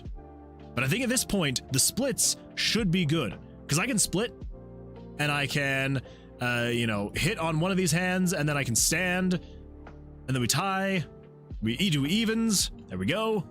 All right, let's take this guy out. Awesome. And we come up over here. Let's actually drink a potion so I'm not dying. Why did I not consume that potion? Like, it healed me, but then it gave my potion back. That was weird. I'm okay with that, but still, very weird stuff. Dazzer says Vercilias is in another castle. No, not the spoilers, not the spoilers. Fingers, I've been crossing my toes the whole time. I appreciate that, some random dev. I think you are the reason, you are the good luck that we've been actually been making progress. Question, what are the numbers above the monsters? Yes. So these numbers, don't worry, the numbers will go away once testing is done. So they're there to just help me. So yeah, so basically this is the current room number. So this is where I currently am. This is my location. So this is room number 54. 56 is the room number that contains the like gem that you need to be able to activate the exit, and then room 14 is the exit. So it's basically just telling me where I am, where the spot that I need to go to get to the exit to be able to unlock it is, and then where the actual exit is.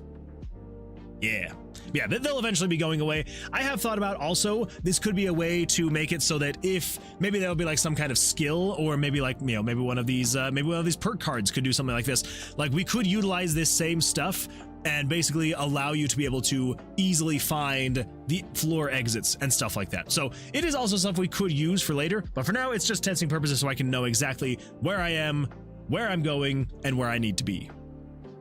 Yeah. Vercilias was the friends we made along the way. Oh my gosh. See? Dylan gets it. I think it's a debug thing to know where the exit is, etc. Exactly. See? Same wavelength right here. Yeah, sometimes I need it to make the debugging go just a little bit faster. But yeah, they will be taken out of the game eventually, once I'm done with the, you know, the testing and all that fun stuff. Okay, let's take a hit. All right. Let's split, and then let's double down on the 19. Dang it. Let's double down on the 20. Dang it. I want an ace. Give me an ace. Okay, so I think the only thing now at this point, like I was saying, is we need to test. Oh, let's double down on the 14. Oh, let's hit on the 20. Why was I nervous? I literally coded him to draw only 20s. And I was nervous about having a 17 of like, am I going to win this? No, I'm not going to win this. Crap. Let's stand. Tonight, we stand. Yeah, there we go. That's what I'm talking about. That is what I'm talking about. Okay, all right. Double down. Ooh, let's take a hit. And let's stand. Come on, I gotta win this one. Oh, yeah, that's what I'm talking about. Throw that in there, throw that there, throw that there, throw that there, and there. There we go. Okay. I don't know why I just organized my dice. It literally does nothing, but they're organized now, so happy days. Okay, so yeah. So now at this point, we just need to test for the aces. So if we come over here, let's change this guy to no longer draw specific numbers. Let's do that, and let's change my numbers as well. I just want to draw random numbers again. There we go. Dazu says, in an ancient language, Vercilias means milk, and the whole legend is just a lost in translation thing where someone's father went out to buy milk and never returned. Spoilers ahead. That's about right. Just poor Vercilias out there looking for milk. Could never find any. It's tragic. Tragic, really. Black Shift 101 says, oh my, this done completely in event system? Almost. So we are using, there are some plugins. I thought this was a plugin or some JavaScript implementation. So there are some plugins, and there's definitely a lot of JavaScript, like so much JavaScript. So every time you see this like lighter blue, like bluish gray text, that is all just like raw JavaScript. And also, as you can see in all of these other, if statements, these conditional branches, these are also using JavaScript to like, check for different things. So yeah, so basically most of the conditional branches and the lighter grayish blue text is all custom written JavaScript just to make things work. So there's a lot of eventing. I'm not gonna lie, there's still a lot of eventing going on, but a lot of it also is just pure JavaScript. Yeah, it's a lot. There is so much going into this. There's so many conditions, so many weird things, and but it's coming together. It's slowly but surely coming together, and it makes me very happy to see things actually progressing. So yeah. But yeah, I thought this was a plugin. I can't even comprehend. This is so much work. I would have gone insane. Trust me. I have come this close to going insane a time or two, and people can attest to that. But yeah, it's a lot. It is a lot going on with all the random generations. So like the map is randomly generated every single time. All of the items, so like the combining, merging of items is a lot. The items themselves, making all this. It is a lot. It is a lot going on. But it's honestly like when I do actually get stuff working as it should. I don't know what it is. It's like it just makes it that much more rewarding to be like, oh, it's actually working, and it brings a smile to my face. But welcome. I'm glad you're here. See your first time chatter. How was your weekend? How'd things go? Hopefully you had a good weekend. Anything fun or exciting, eventful you want to chat about? Would love to hear it. Okay, so we're trying to get to the point where he has an ace, because if I come over here, so monster soft hands are messed up. If the monster is above a 17, a soft hand shouldn't apply, but it does. That is actually incorrect now, because now that I've looked it up, because, I'm actively learning blackjack as I'm making a game about blackjack. Let's take a hit. Oh, I got a 21. Okay.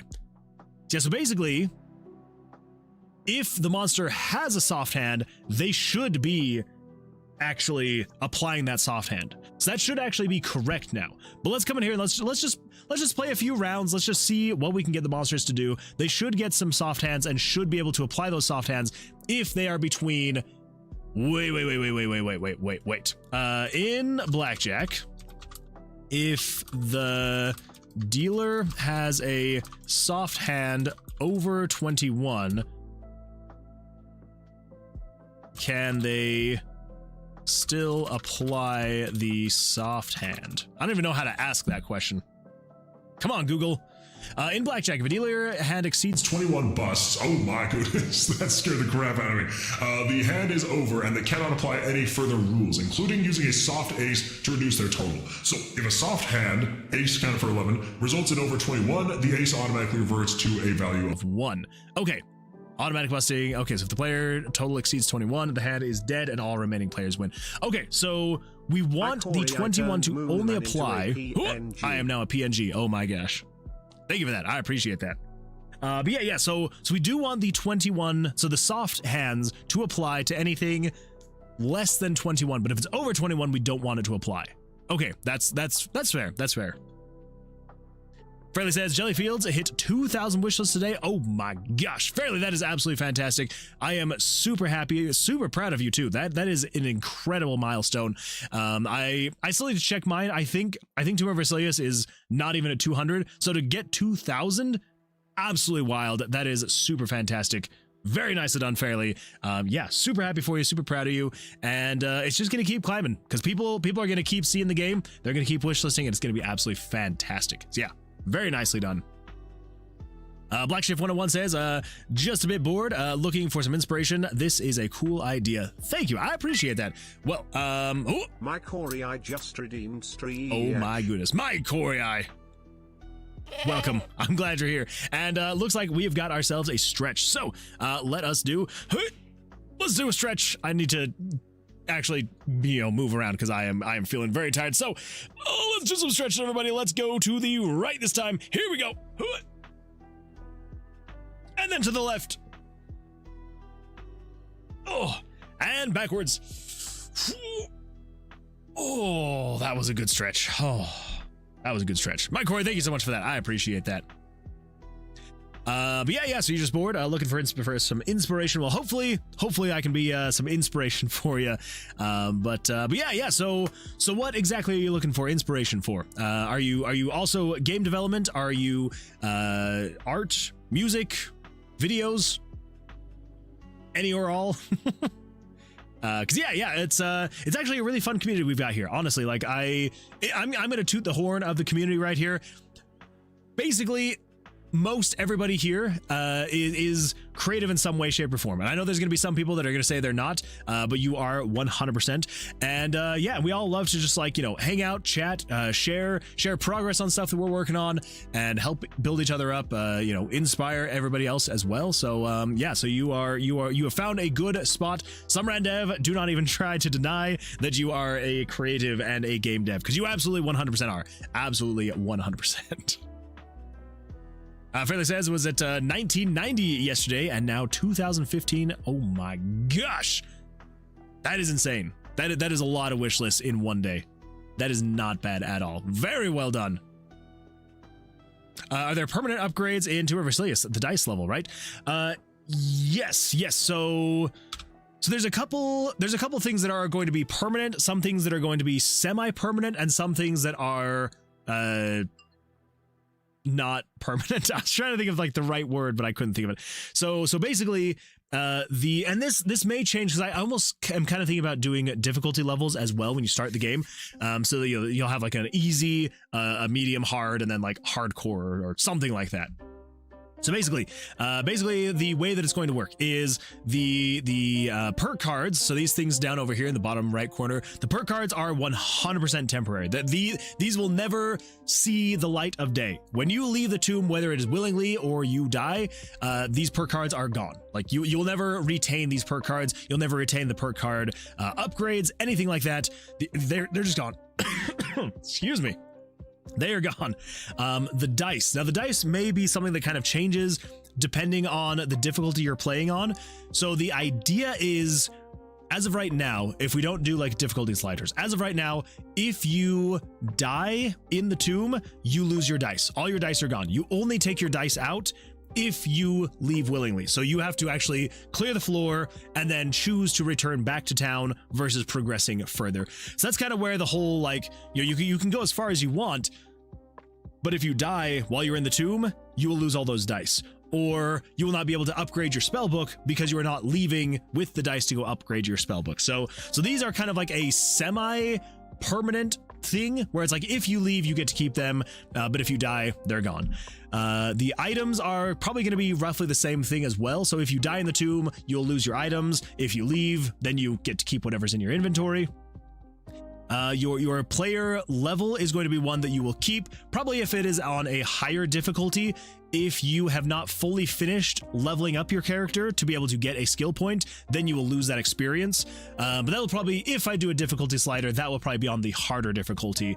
But you will keep your your skill tree. That is another one. That is one that's permanent. You'll never lose that, unless of course you're playing on hardcore. Then I guess you would lose your character and then you lose your skill tree. The skill points are also another one that I'm like, I don't think there's any reason to make you ever lose your skill points. So if you were to level up and then you get another skill point and then say you die in the next room, you will keep your skill points to be able to use later, but you will lose any experience you have gained. So I think by default, on like the normal difficulty setting, which is just kind of what I'm building this out to be, I think I'm going to make it so you will keep your experience, you'll keep your skill points, you'll keep your items and your dice if you leave willingly. And yeah, so that's kind of how that is. Yeah, but then the permanent upgrades, yes, the skill tree itself is going to be permanent. So if you spec into any one of these things with your skill points, you are keeping those. Those never go anywhere. They're there to stay. I am so sorry. My voice is really acting up today. I am so sorry. Game dev looking for good turn-based systems. Well, there you go. Yeah, it's that can be actually a really fun vein that I feel like is rarely tapped nowadays, is like actually good and interesting turn-based combat. I feel like if anyone's doing turn-based combat, it's either very classic JRPG where it's just, people take turns going at each other. It's all just dependent on, skill levels of like speed and stuff like that. Or it is more like almost like a Final Fantasy Tactics kind of thing, which, don't get me wrong, I love JRPG combat and I love Final Fantasy Tactics combat, like the more tactical, like, you're kind of like controlling the battlefield. Love those things. But there's something very special when someone can take those ideas and add some kind of like weird or interesting twist. And yeah, I feel like there's not enough of those. I think it's mostly because a lot of those games, where if they do try to introduce some kind of new mechanic or new twist, either they usually take it a little bit too far, and so it just kind of becomes a little bit difficult to like comprehend and like understand what the freak is going on, or it's just not different enough, and it's kind of like, I prefer the original. So yeah. Oh no, exposed. You're 100% exposed, some Randev. I will always expose. No, I'm not going to finish that sentence. Never mind. Never mind. You've been exposed. Black Shift says, I do have a question. It's really cool, but you made this in RPG Maker, but why? I thought the point of RPG Maker is that the battle system is already made for you. That is an absolutely fantastic question. So normally I would say, why not? No, the reason is much more simple than that. So the reason why is because I have been using RPG Maker for about 25 years now. So I got my first copy of RPG Maker 2000 back in, well, the year 2000. It might have been like 2001, somewhere right around there. I was about 10 years old, and I got my first copy, and I was like, this thing is amazing. And I have spent the last 25 years, basically every single time a new version has come out, I've upgraded that version, tried to learn it as best I could, and just, kept working at it. So it's almost like a sunken, what the frig is that called? The sunk time fallacy? Is that what it's called? The sunken time fallacy? I don't know if that's quite what it's called. Anyway, so I think it's like part way, like sunken cost fallacy. That's the one. Yes, sunken cost fallacy. So I think it's like part sunken cost fallacy, because it's like, well, I have been spending like 25 years and I have yet to make something that, actually is good. Or it's also another part of me where it's like, this is what I know. I also, I also have a full-time job. I've got a wife and a kid, and so like I don't have as much time now to like dedicate to learning other engines, other languages, and stuff like that. So it's kind of like, well, I've spent so much time learning it, I've got to at least make a few games with what I know. And it's also like this is a hobby of mine. I have a lot of other responsibilities that take my attention. I basically only have about 4 hours every like 3 days a week for about 4 hours that I then like. It's not that I just have the time, I make the time. I stay up till past midnight to be able to do this kind of stuff. But it's like, what? I'm just like. So yeah, so that's basically the answer is, and so definitely want to make use of what I've learned with RPG Maker, but then it's also, it's like I just don't really have the time to be able to dedicate learning other engines, other languages, but then it's also there's other, like, right in the middle is one more reason, that is I want to make something with RPG Maker that makes someone go, wait, what? Like, you made that? Like, you can make something like that in RPG Maker? Because obviously there's a lot of people that are like, oh, well, yeah, you could make that in RPG Maker. But it's like, I want someone to be like, how did you make that in RPG Maker? Like, I get oddly giddy when someone sees this game and they're like, what? Like, how'd you do it? And it's just so much fun. It's just like, I don't, maybe I'm weird, but it just kind of like brings a smile to my face when it's like, when someone who knows RPG Maker sees it and goes, how? And like, obviously, like, those types of people, like they would be able to figure it out. Like, I know it's not like any kind of black magic going on here. I don't know. I get this odd satisfaction of like when I make something like this, and it just makes me happy. So anyway, there's the 3 kind of reasons why I do it in RPG Maker. It's what I know. I don't really have a whole lot of time to be able to learn anything new right now. Maybe that'll change sometime in the future.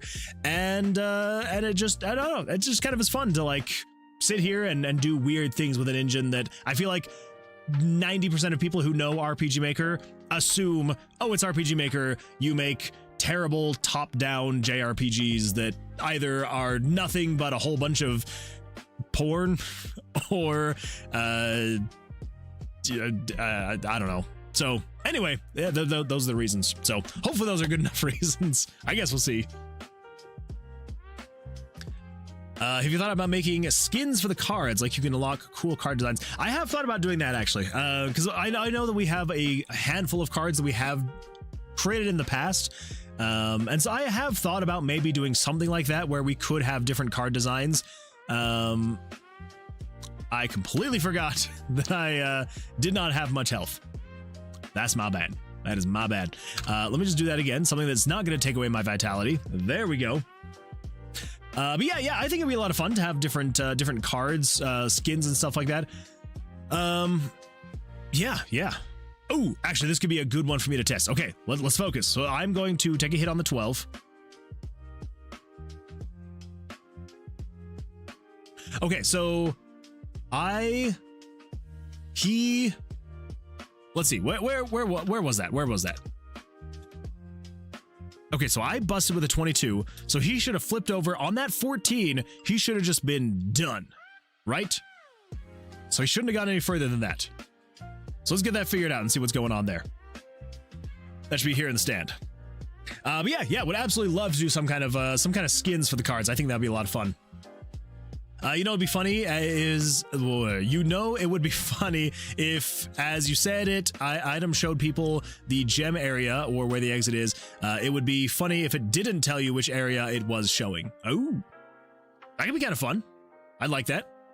Black Shift says, I was trying to implement Chrono Trigger's position active turn-based combat in Godot. Oh, that would be cool. I will say the combat in Chrono Trigger, where it's like, you know, based on like where the characters are and like how you can utilize the different characters skills and different powers to be able to, you know, do increased damage and, you know, be able to utilize it based on where they are like positionally. I think that'd be a lot of fun. And honestly, I don't think I've really seen another game that has implemented that well. So if you could do it, that would be fantastic. I would love to see a game like that. I love our JRPG because of how chill and laid back the combat is. Even when it's difficult, you have time to think. True. And that's honestly why I have not implemented any type of like active combat in this, like a timed combat, because I do want people to be able to like think about their next move. Like, I know that I could make it probably a little bit more engaging feeling if I added some kind of like timer, and maybe for some combat sequences I will add some kind of like timing, but I feel like with Blackjack you want time to like consider your next move without feeling the rush to be like, okay, I gotta make a decision in the next 5 seconds or else this monster's gonna attack. So yeah. When your Oshi won't expose you. Alright, I'll stop exposing you. Black Ship says, this is one of the most incredible re-implemented combat systems I've seen for RPG Maker. I mean, if you can isolate just this system, you could probably sell it. Maybe. I mean, okay, if I could actually code this into a plugin, I feel like I probably could sell it. The problem is, I don't know how the freak I would actually put this into a script, like a plugin. Summer Dev, I know that you could. I know that you 100% could. So, yeah, what you should do, actually, no, do not do this. Because if you do this, you would do it right, and it would make my game look bad. Never mind. Do not make a Blackjack plugin for RPG Maker. Don't do it, because you would make my game look bad. It's so cobbled together. If you were to do it properly with an actual plugin that worked well, I know you could. So please don't, because you'll make it look bad. But yeah, it's the fact that it's all evented out is definitely holding it back. It could be isolated, honestly. Like, I could remake it to be like a little bit more isolated, a little bit more simplistic, but I don't know. Maybe. It is fun though. I have had a lot of fun making it, and yeah. I mean, honestly, I would say probably like the more impressive thing is the random, I call it the RTG. It's the random tomb generation. So this is all of the randomization to building out the floor layout, and then also, you know, placing items, monsters, the player's spawn point, the exit spawn point, all that fun stuff. So it is a lot going on here, and all of this was created before I did too much JavaScript. I mean, like, obviously all of this stuff here is JavaScript, but a lot of it is also just like the eventing, and I feel like it could have gone a lot better with more JavaScript. Oh well. Let's see, I did some RPG Maker hacking. It uses pixie.js, and once you can make your own shaders, things can get crazy. 100% accurate. Yeah, you can do some absolutely wild things with RPG Maker now. Now, you know, yeah, I mean, especially, yeah, being on Pixie and yeah, having JavaScript access, it is amazing. Once we change the card skins, then comes the porn. Maybe. That will be the first DLC for this game. I'll just make it a 17+ game. It's gonna be great. Tomb of Vercilias, rated R. This goal is trying to play blackjack without hands. He may be stupid. Yeah. That just means he's got psychic powers. That's all. Game's gonna be the next Honey Pop. I mean, I'm just saying. I could add it in here. And I would probably start getting more wish lists depending on the circles that it ended up in. Strip poker sequel when? Instead of just fighting monsters, you just make them strip.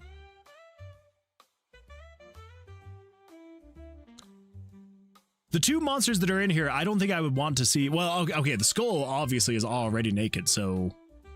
But the ogre, he can keep his loincloth. I don't want that thing gone. I don't think I want that gone. For me, the best reason to use RPG Maker is the tile set drawing functions. If you want to make a game that with cells, it's the one part of the program that's actually really well made. True. I do really like the way they do their tile mapping. I think it works really well. As much as I do want it to be slightly different, it is still absolutely fantastic. I don't have a sub anymore. No ads. I'm so sorry that the ads are playing again. I'm sorry, Fairly. But I'm glad the ads are over now. You want me to make your game and sell it before you? Okay. No, that's not what I was talking about. Please. Just kidding. You're safe because I don't understand blackjack still. Whew. Well, just don't ever Google how to play blackjack, and I will be in the clear. You can make some crazy stuff in Unity, like the sponsor of this stream, Jellyfields. True, you can make some crazy stuff, like Jellyfields. 100%, absolutely. Where the freak is, there it is. There it is. The sponsor of this stream, Jellyfields, right here, everybody. If you have not wishlisted it yet, make sure to wishlist and follow. And yeah, you too could play this absolutely fantastic game, Jellyfields, when it comes out. Don't forget, wishlist and follow and all that fun stuff. Yeah. Oh, I'm so excited. I'm so excited for it. It's gonna be great. Anyway, make sure to go wishlist. Everybody over on YouTube. How many people are here on YouTube? All 62 of you over on here on YouTube. Make sure to go wishlist right now. Do it. I'm waiting. Okay, there we go. I think everybody went and did it. I hope. And Draco G is apparently now over on YouTube. So that's exciting stuff. Welcome over on YouTube, Draco. Welcome. I guess that's where you started, so it's not that crazy to have you over there on YouTube.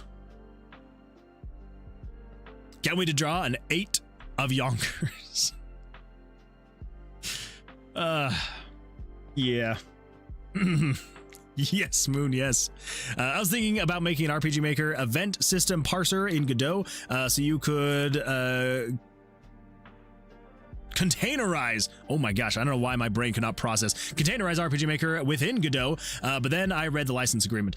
Yeah, can't really do that, but they do actually have, that is actually, okay, so it's not Godot, it's in Unity, but they do have a version called RPG Maker Unite, and it is basically, however you would refer to it over in Unity, but yeah, it's basically RPG Maker in Unity, and I'm like, if I have to then go through and learn Unity to be able to use RPG Maker, why would I not just go learn Unity and use Unity? Maybe some people who understand Unity better could tell me why it's easier, but I look at it and I'm like, again, if I'm just gonna have to learn this whole new system, I might as well just learn Unity and go from there. So I just realized I didn't put the new trailer public. I posted on YouTube, but it's hidden on Steam. No! Well, there you go. I'm glad that I could help in some way, shape, or form. Now you definitely should be allowed to do that. Yeah, definitely. 100% should be allowed to do that. There's definitely nothing wrong there. You own the JSON files RPG Maker generates. Don't take the advice. Do not take some random dev's advice. Don't do it. It's gonna be walking a very fine line right there. Okay, all right. So what was it again? Yes, that's right. So they had a 14, I had a 22. They should have just ended there, even though, okay. All right, so let's come over here. I don't know anything, I'm not a lawyer. It's true though. Maybe, I mean, some rand dev is the epitome of knowledge when it comes to anything game dev. So maybe you should take their advice. All right, never mind. I'm going to do it too. David Verhausen, welcome. Glad you're here. Hello, I'm listening to We Are the Champions. Oh, that's a good song to listen to while here. Well, you own the data folder, right? Not the system stuff. None of the JavaScript. No, I don't know. What are they going to do? Sue you? It's going to be fine. It's going to be all right. Just don't use the JavaScript stuff. Remake in GD script. That's true. That's true.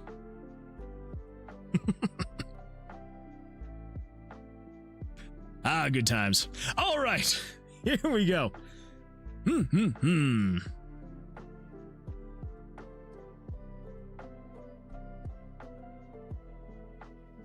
So I thought that I had fixed this. So if the monster's hand is greater than or equal to 17, or if the monster's hand is greater than the player's hand, and the player's hand is greater than player's second hand.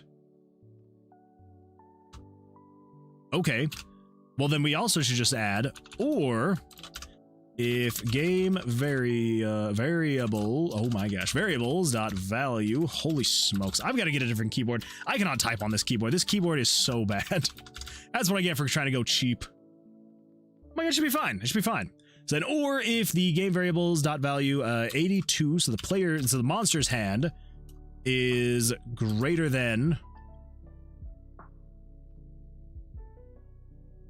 yeah, let's just do greater than or equal to game variables.value 35.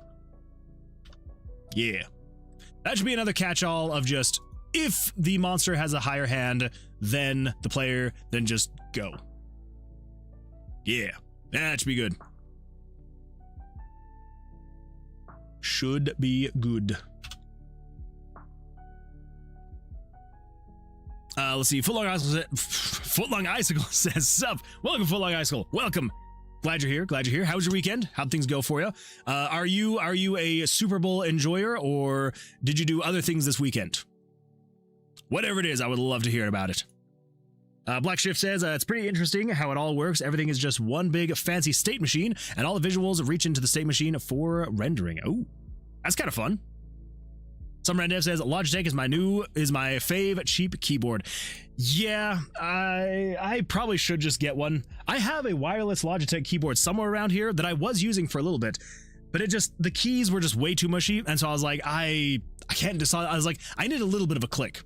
And I forgot that the blue switches are like the noisiest of the switches, and so I got blue switches on like this $20 keyboard. It's not good. It's not good. So I'm like, yeah, I need to return this and get a different one. So we'll see. I'm still very sad though, because I did have another Logitech, and it was like a very nice Logitech mechanical keyboard. It only lasted about a year and a half, and then it started like double typing, and it was not good. Not good. Felix says, just put a text file with all the RPG Maker stuff, and you took and put a copyright symbol next to it. Always works. Every single time. Walmart one, like $15. Maybe I'll give that a shot. I don't know. I mean, like, this keyboard was like $25. So I was hoping, so I was like, okay, it's not like $10. So I was like, hopefully with it being like $25, it should be a little bit, but no. The keys are just too wonky. I don't like them. I have to LARP as a Super Bowl enjoyer. No shit. Well, that sucks. That sucks. Hopefully it wasn't too painful though. At least on the bright side, usually when it comes to the Super Bowl, there's usually at least good food. So was there at least good food you got to enjoy? I hope so. Fingers crossed. I slept through the Super Bowl. Yeah, I didn't watch it. I am not a Super Bowl enjoyer.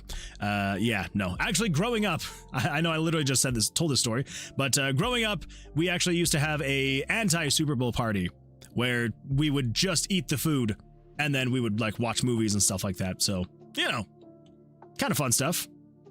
Okay, there we go. So, okay. Oh, this is perfect. This is perfect. Kind of. I am at an 18 though, so may not be perfect because that's a little bit high, but we'll see. We'll see what happens. So if I stand, he should be able to have a soft hand so long as he's not over 21. Let's see what happens.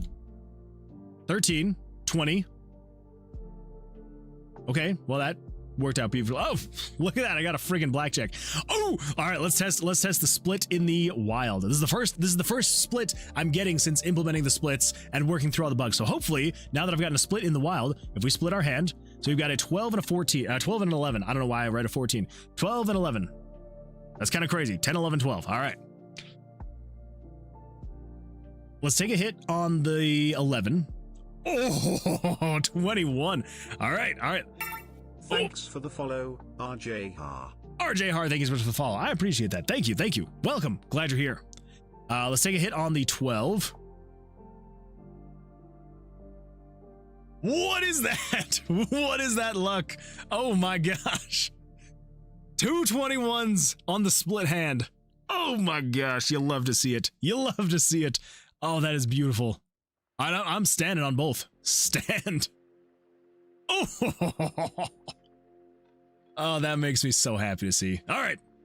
Wait, we got another split, and he's got an ace. Let's see what happens. All right, we're going to split on the 9s. All right, I've got a 19. Let's take a hit on the 14. 24. All right. All right. But if you're new here, you're probably going to be like, what the freak is happening here with this hand that's over 24? So basically, in this game, what we're going to do is if you split your hand, it's basically giving you, so if you're familiar with D&D, and if you're not familiar with D&D, this is going to be a horrible explanation because you won't understand it, but in D&D, you have a time when you basically have this thing called the opportunity to, I'm so bad at explaining this, rolling with advantage, where basically if you roll with advantage, it basically means you get to roll 2 dice and then you take whatever is the highest to give you the best chance of either hitting or doing the most amount of damage or whatever it is you're trying to roll for.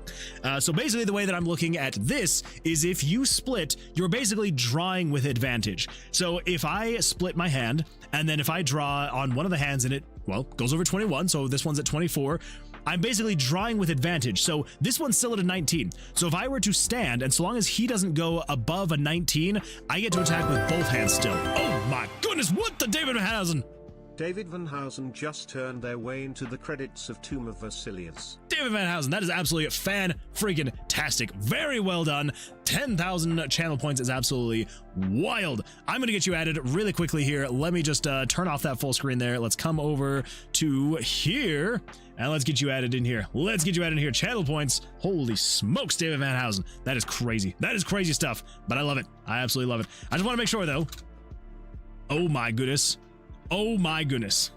You know what this means? You know what this means, David? We're going to cut your name out of there, and we're going to bring it right on up here. Oh, look at that. X2. Oh my gosh, you are in the VIP/MVP section now. How do you feel? How do you feel? I hope you feel great, because you should be. Very well done. 10,000 points takes a very long time to accumulate. Just ask Loki. Loki knows how long it takes to accumulate points. So well done. Absolutely fantastic. Congratulations. You are now in the MVP/VIP section of the Tomb of Vercilias credits. Very nicely done. I love it. I love it. So yeah, thank you. Thank you for sticking around and watching so long. I do appreciate it. I feel really good about it. Good, good. I'm glad. I'm glad. Let's turn that full screen back on. Okay, all right. Let's see here. Let's see here. What have I missed? What have I missed? Yeah, so slept through the Super Bowl. Turns out these fly-ins slotting the place aren't so big. That's fair. That's fair.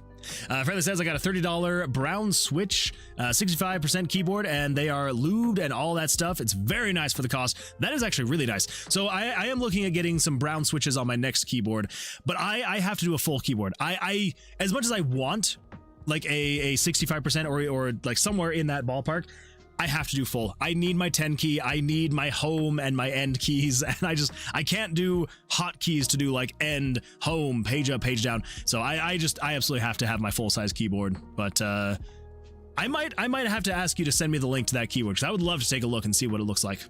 I'm assuming it's on Amazon. List the Seahawks won, but I heard the game itself was mid. That's what I've heard too. I've heard that it was not like at all that intense, that it was basically just like partway through, everyone's just like, yeah, the Seahawks are gonna win, whatever. Get good pizza, bro. True. Yeah, so long as you've got the good food, that's what matters. I will forever stand by my Logitech G203 being the best budget mouse.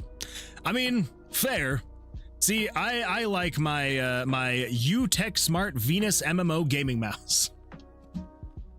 I actually really like this mouse. It is an absolutely fantastic mouse.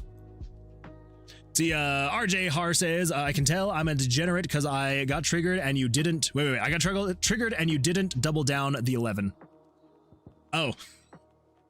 Yeah, that's my bad. I'm sorry. Yeah, the double downs, I need to get better at the double downs and actually implementing those. Well, utilizing those. That's my bad. I am by no means a good blackjack player at all. I'm hoping that maybe by the time that I'm done making this game, I will be a better blackjack player, but as of for now, I am not a good blackjack player. So I may have to have you here to let me know when I should be doubling down and when I should be standing, because yeah, I'm not good at it. Not good at all. Oh my goodness. Welcome Zedashaw and your 34 amazing audience members. Zedashaw, thank you so much for the raid. I appreciate that. Holy smokes. Welcome everyone. I'm glad that you're here. Yeah, welcome. Zedashaw, how did your stream go? How'd everything go for you? Hopefully well. Anything fun or exciting you want to chat about? DPDP03. DPDP03, thank you so much for the follow. I appreciate that. Welcome. I'm glad you're all here. Well, for anyone that is new here, just really quick introduction. I am Moonwood Games. Oh my goodness. We reached our followers goal. We reached our goal. 470. Thank you, everyone. Thank you so much, everyone. I appreciate that. Thank you. But yeah. So Moonwood Games here. I am making a dungeon crawling roguelike, a retro style dungeon crawling roguelike RPG, where the combat is blackjack. Here in RPG Maker MV, and yeah, we're slowly but surely making progress. It's a very big undertaking, way bigger than I was anticipating, but we're making progress. So right now we are hopefully finishing up the blackjack system tonight. There's just a couple little bugs here and there that we've been trying to work through, but for the most part, we are getting there. So this is actually going to be potentially another bug that you can all sit here and enjoy with us. So let us click the stand button and see what happens. So I've got a 19, they've got a 16, 21. Okay, of course they got a freaking 21. Screw you, monster. Screw you. Anyway, it wasn't a bug. That was just he got a better hand than me. So fun times. Now you get to use your ultimate.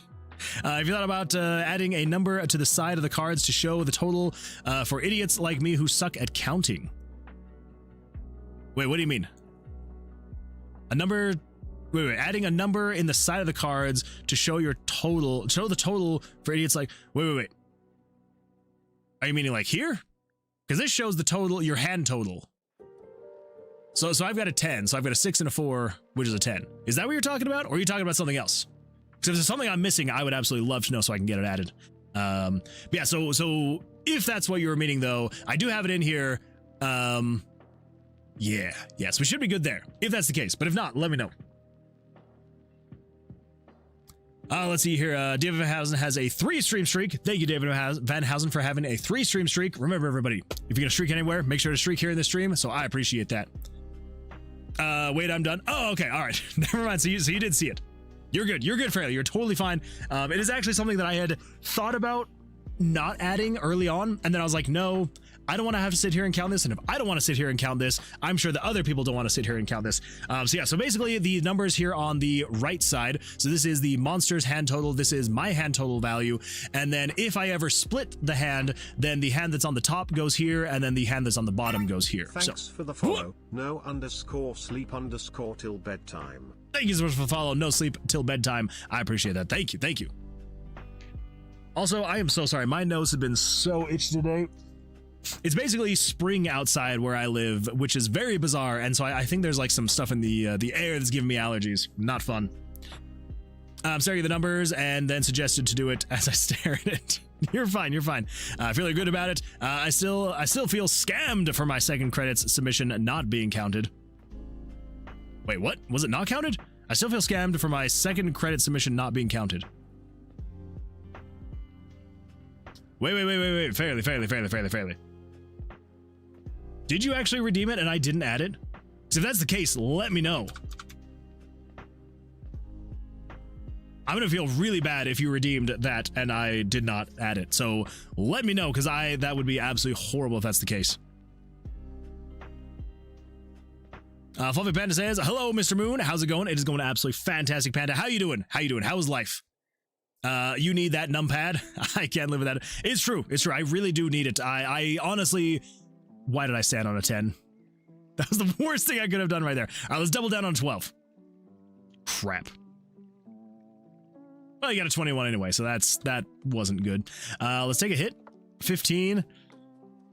I know it's probably not going to be good, but double down. Oh, crap. That's fine. Oh. Oh my gosh. Okay, well, there was a bug. There was a bug. Yeah, he should not have drawn more cards. Yeah, that should not have happened. Yeah, the monster should have just been like, oh, cool. You busted already? Sucks to be you. Okay, well, that's not good. We're gonna have to fix that. Some Rendev says, oh my lord. Wishlist, make sure to wishlist. Let's see, Zeddy Shaw says, I'm streaming well, just doing some Go and SSH stuff. How's your game going? Sounds like an absolutely fantastic time. Love it, love it. I'm glad that it was a good stream though. I'm glad it was good. How's the game going for me? It is going well. We are running into some bugs, as you just saw, some bugs here and there, but yeah, so, you know, should be all right. Should be all right. Let's see, RJ Har says, this is a double. Oh, wait, I hope that I actually doubled. Did I double? I hope that I doubled. If not, oh, wait, the one that I drew was a double. I am so sorry. I'm going to catch up on chat, and then you can let me know, and it's going to be a good time. I said that a bit ago. Yeah, that's my bad. I got a little bit far behind on the chats. That's my bad. I'm sorry, RJ. I'm sorry. Over on YouTube, Tamari Dev says, hello, nice to meet you. This game looks so fun. Thank you so much. I appreciate you jumping in and for chatting. Yeah, I appreciate that. Hopefully it's going to be fun once we get to the end of it. So we'll see what happens. We will see what happens. Let's see, Draco says, I imagine the Unity stuff would have to do with the different language it uses. If I understood correctly, you could code RPG Maker in C# or C++. I can't remember what is used. I mean, RPG Maker uses JavaScript. I don't know, maybe, probably, which could allow for more control and better optimization. I mean, you're not wrong. You're not wrong at all. Let's see, you told me you couldn't confirm if I did or didn't. I am so sorry, I don't remember what... Oh, that's right! Yeah, I couldn't confirm if I did or didn't. I'm gonna go in, I still need to do this. I'm gonna go in and double check. Because, yeah. We're gonna confirm this. We're gonna confirm this fairly. It's gonna happen. Summer Dev says, as a streamer, the worst is when your nose just is itchy nonstop, but you're scared of looking like you're digging for gold life. I know, and honestly, like, it's just the outside of my nose. So, like, I keep scratching my nose, and then I'm like, it probably looks like I'm crazy, but I'm not crazy. My mother had me tested. Black Shift says, for advanced play, are you going to let players card count? Yes. Absolutely. So as of right now, we don't have the cards actually being taken from the deck, but I have it set up. I just have to uncomment out the code. So basically, there's going to be just, well, okay, we can adjust it however we need, but as of right now, we're just going to have it be one, like a single deck of cards, so just 52 cards. So it actually could be very easy to card count because it literally will be one deck of cards, and so you could count very quickly. For the follow, Tomarai_dev. Tomarai Dev, thank you so much for the follow. I appreciate that. Thank you. Oh my goodness, it looks like you've switched over from YouTube to Twitch. Welcome. I'm glad you're here. Yeah. So there will be card counting because yeah, basically as of right now, like I said, it is just completely random. It is just pulling 100% random cards out of all the 52 cards, so it could potentially double draw certain cards, but yeah, so as of right now, I'm planning on just doing like a single deck, but I may make it so that it'll be like increase the difficulty for people who want to card count.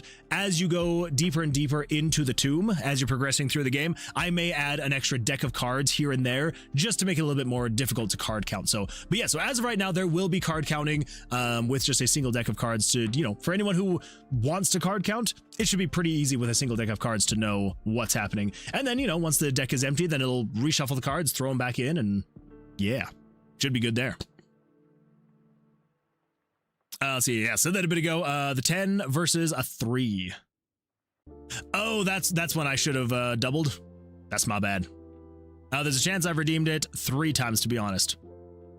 All right, Fairly. Now I think you're trying to get more names in the credits than what you actually have. Are you lying to me, Fairly? I feel like you're lying to me. Nice Big Bang Theory reference. I'm glad you caught it. It's good. There is a high skill ceiling, and that's kind of what I'm going for. Like, I want it to be as accessible as possible. So for anyone who like either has never played blackjack in their lives, or maybe they've played like once or twice, I want it to be accessible to those kind of people. But then I also want people who are skilled in blackjack to be able to not feel like they're being capped with, you know, the things that they want to do, like card counting. If because originally when I was making the game, I didn't have double downs. There were no double downs in the game when I first started making this game. So there are no double downs. Oh, there we go. Okay. You also couldn't split your hand. If you got two of the same, you could not split your hand. So there were no splits, there were no double downs, and I was like, I need those. I need those in the game because there are going to be people who play this game specifically because they like blackjack. And I don't want people to come in here and be like, well, it's blackjack, but it's not. Like, there's no splits, there's no double downs. I can't card count because it's just 100% random. And I don't want that to turn people away from the game. So yeah, so I'm trying to find that correct balance of like, make it like easy enough for people who have never played blackjack in their lives to pick it up, understand it, and be able to like play it and not feel like they're at a disadvantage because they don't know how to play blackjack. But I also want people to feel like if they know blackjack, they can utilize as much of that skill as possible to be able to better, you know, play the game and have some kind of advantage in the game. So that's the hope anyway. Fingers crossed. We'll see if I can actually, you know, stick the landing. Let's see, And Varen TV, I'm so sorry that I feel like I stumble over your username every single time. Says, hey, welcome, glad you're here. Hopefully you had an absolutely fantastic weekend. Fairly says, I definitely redeemed it twice because the first one was all natural and the second one I won like 7K from a coin flip. All right, I could see that. All right, I'll believe you on those ones. But the third one, no, not the ads. I'm so sorry, Fairly. As I'm replying to you is when the ad starts. I'm so sorry. Okay, so we did have a bug. There was definitely a bug here where, yeah, so if we take a hit, so it's basically if we bust. Oh, that's what it is. Okay, so if we bust and then the monster busts, that's when it bugs out. 13, 19, 29. So he's got a 12, 17. Okay. So I'm pretty sure that's the only time that it actually does that, because everything else, okay, so I've got a soft 15. Well, I'm in here to bust. That sounds really weird.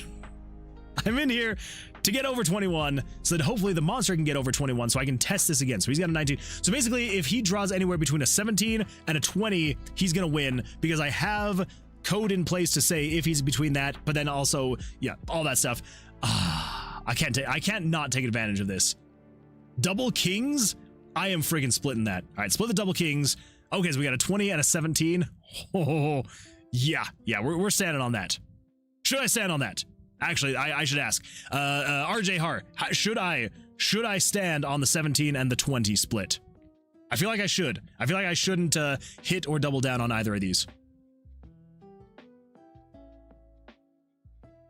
See, everyone seems to. I don't know why. Also, typical Twitch, just as you start to respond to my message, freaking ads. Even though I've got the blasted, I have the ads set to the least amount they possibly can be without requiring, what are they called? Like the ads that play right as you join the stream. So I have it set to not have that, but anyway, yeah, but then you did just join perfectly at that time. Yeah, I don't know why I struggle so much every single time I read it. I think it's because I want to pronounce the V before that first N, and so I always pronounce it Evnaren TV, and then I'm like, wait, nope, it's Envaren TV. So that's my bad. Twitch always waits for my message to be read for the ad. Thanks, Twitch.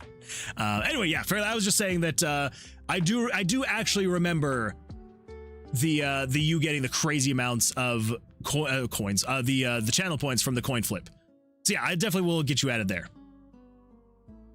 Black Shift says you could have per combat deck modifiers, so you can't use the solved blackjack tables like a no threes match. Oh, okay, that could make it interesting. I like that. RJ says yes. All right, cool. Let's stand on the 17 and the 20. So help me if this guy gets a 21. 15, 25. There we go. There we go. All right. I won on both of them. Thank you, RJ. I appreciate that. Summer Dev says, do another. Never double anything above 11. Fair. All right. All right. That's fair. That's fair. I guess that makes sense. Yeah. Yeah. I guess if you double down on something above that, that is pretty risky. Never hit anything above a 16. Oh, okay. I mean, that is kind of in general how I go, as I try not. Oh my gosh. The double ace split. Yeah. Here we go. All right. All right. So what do we got here? What do we got here? So we've got a soft 17 and then a solid 12. Okay. I feel like split again. Well, so here's the one thing, and I'm not sure how I would do it or if I'm going to go through the struggle of doing it again. So you can only split once in the game, unfortunately. I am so sorry, Black Shift. I have thought about it, adding multiple, like going more than just 2 splits. The only thing here is because of the fact that this is made in RPG Maker, and RPG Maker does not make doing things like this easy, I basically would have to take everything that I've created so far and double it again to be able to then split a 3rd time. And then I'll have to double that again, code-wise, to then make it so you can split a 4th time. So, yeah, so I did unfortunately limit the splits at just doing a single split. If down the line, though, if that becomes an issue and people are clamoring for it, then I'll probably look into actually getting it so you can split more than the once. But as of right now, I only have it so you can just split the once. Yeah, the ads are the play when you join the stream are so toxic, really bad for both the streamer and watcher. Agreed. Yeah, and so yeah, so the pre-roll ads are something that I wanted to have off, but I do have people jump in every now and then when the ads are just about to play. I wish the ads were like on a per user basis sometimes, where it's like once you join, you've got like, you know, 10 minutes before the first ad plays, and then you've got like, you know, the 35 or 40 minutes, however long it is, before the next ad plays. I wish it would do that. But also at the same time, it is kind of good that it's like for the whole stream, so I know when things are actually coming up. Does your enemy auto stand greater than 17? They do. Yes, so greater than 17, they do stand. I was actually just looking this up. This is actually a bug that I do know is going to be in here that I do need to fix. So I didn't realize that. I thought that the dealer, or in this case the monster, had to stand even with a soft hand if they were between a 17 and a 21. I thought they had to stand.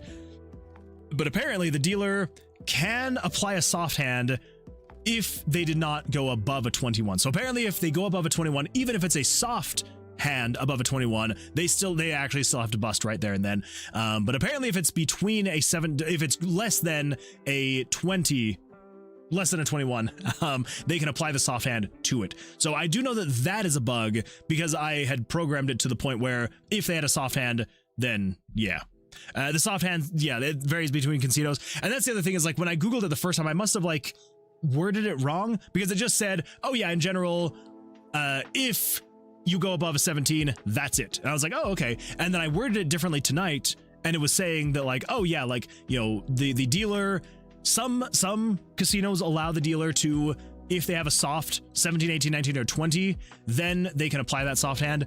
But then others don't. So I'm like, so I'm kind of on the fence with it of whether we want to just make it so that, like, even if it's a soft 17 or 18 or 19, then the dealer just has to stop there. So still kind of on the fence on what we're going to do right there. Yeah, so as of right now, though, if they hit a 17, they do have to stop.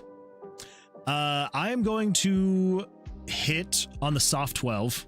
Ooh, I am so glad that I did that. Now, here's another thing. For anyone who is more of a blackjack purist, let me know if this would be a annoying thing to have, or if this would make it a little bit more fun. So basically, the way that this is working is with these hands, when I have the split hands, the way they're working in tandem. And so long as at least one of these does not bust, then both hands are winning hands. So I can't bust on one hand and then have the other hand win. Either they both win or they both lose. So if I were to stand right now, everything would be fine. But I could also hit on the 17, and even though it's at a 23, so long as this one doesn't go above a 21, if I stand, so long as the monster doesn't get a 21, then I win on both hands. I personally think in a video game, it kind of makes it a little bit more fun. But let me know if that seems like it would be something that would be annoying to have, or I don't know, seems OP or something like that. Let me know. As of right now, kind of the way that we're going to be combating that is if, okay, of course you got a blackjack. The way that we're going to be combating that is if you split your hand, and then if you bust on both of your hands, like you actually lose, then the monster gets 2 attacks on you. So basically, either you get a 2 attack on the monster, or the monster gets 2 attacks on you. It's kind of the way that I'm going to be balancing it. But yeah, let me know. Let me know. Let's see here. If you have a 2 and a 3 and they have a 5, you need to do the secret technique where you pull out the gun of Vercilias. Yes, there we go. We were talking about that yesterday. Moonwood Games, did you look into the OOP to see if it would be not too bad to rework the card system?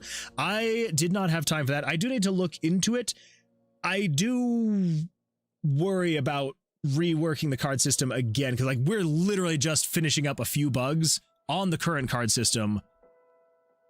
So I do need to look into it though and see. I do need to see. So this is an RPG. How do you level up your combat? Is it damage? The name of the game is progression. Yes. So I guess that's true. I also have not really gone into a whole lot of like the rest of the game to anyone new here. So for anyone new here, we're going to really quickly just kind of go over the general premise of the game. So in Tomb of Vercilias, you are a bounty hunting adventurer who is delving into what is now known as the Tomb of Vercilias, looking for the dark mage Vercilias. So Vercilias used to be the right-hand mage of the king. And then the king one day discovered that Vercilias was researching like dark magics. The king was not a fan of that, and so he ordered for Vercilias to be arrested. As you know, Vercilias heard and learned that the king was going to be having him arrested, so he put a curse on his wizard's tower to have it ever be shifting and changing to basically turn it into a unnavigable labyrinth, so that no one could ever make their way to him. Thus the random generation. And so people, the King's Guard tried, and they never were able to navigate their way through the tower and actually get to Vercilias. Everyone just assumes, no. So they never got Vercilias, but people have also never seen Vercilias come out of his tower.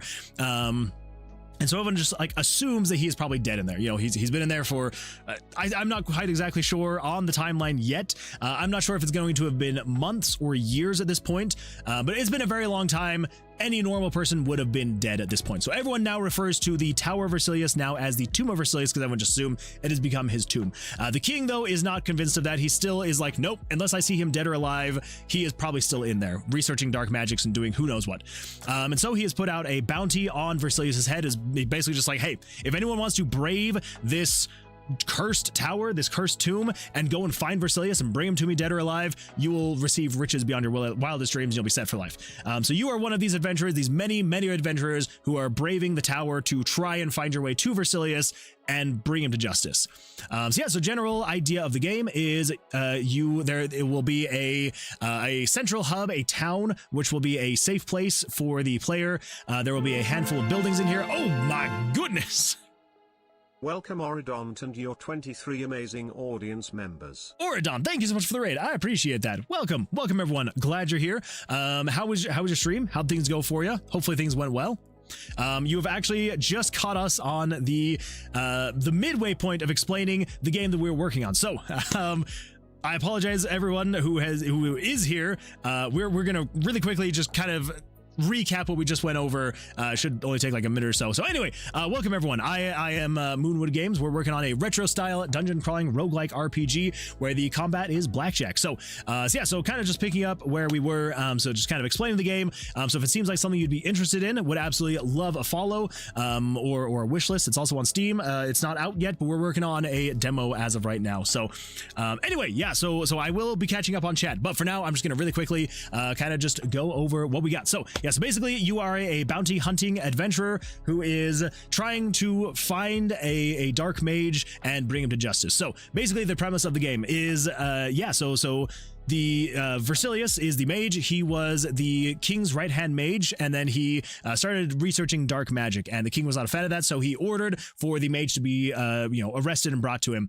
Vercilias learned about this, and so he put a curse on his wizard's tower to have it ever be shifting and changing, so it could become like a unnavigable labyrinth, because there is random level generation in the game, so I wanted to tie it into the actual story itself. So that is why there is random level generation in the game.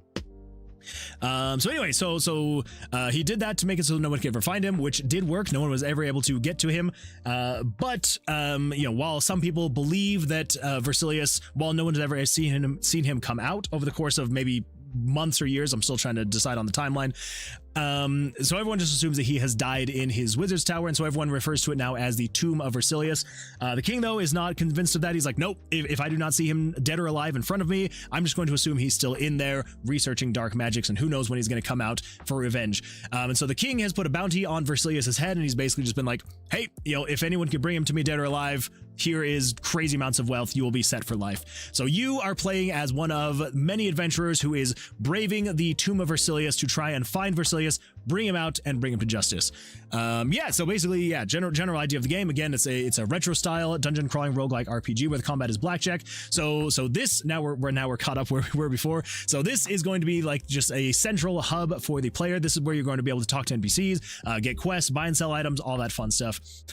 So there will be an inn. So each one of these buildings are going to have each character will have their own like quest line that will kind of add to the story, but it's not going to be necessary for the story. So if someone just wants to go in and just play the game, find Vercilias, and bring him out and get your reward, you can absolutely do that.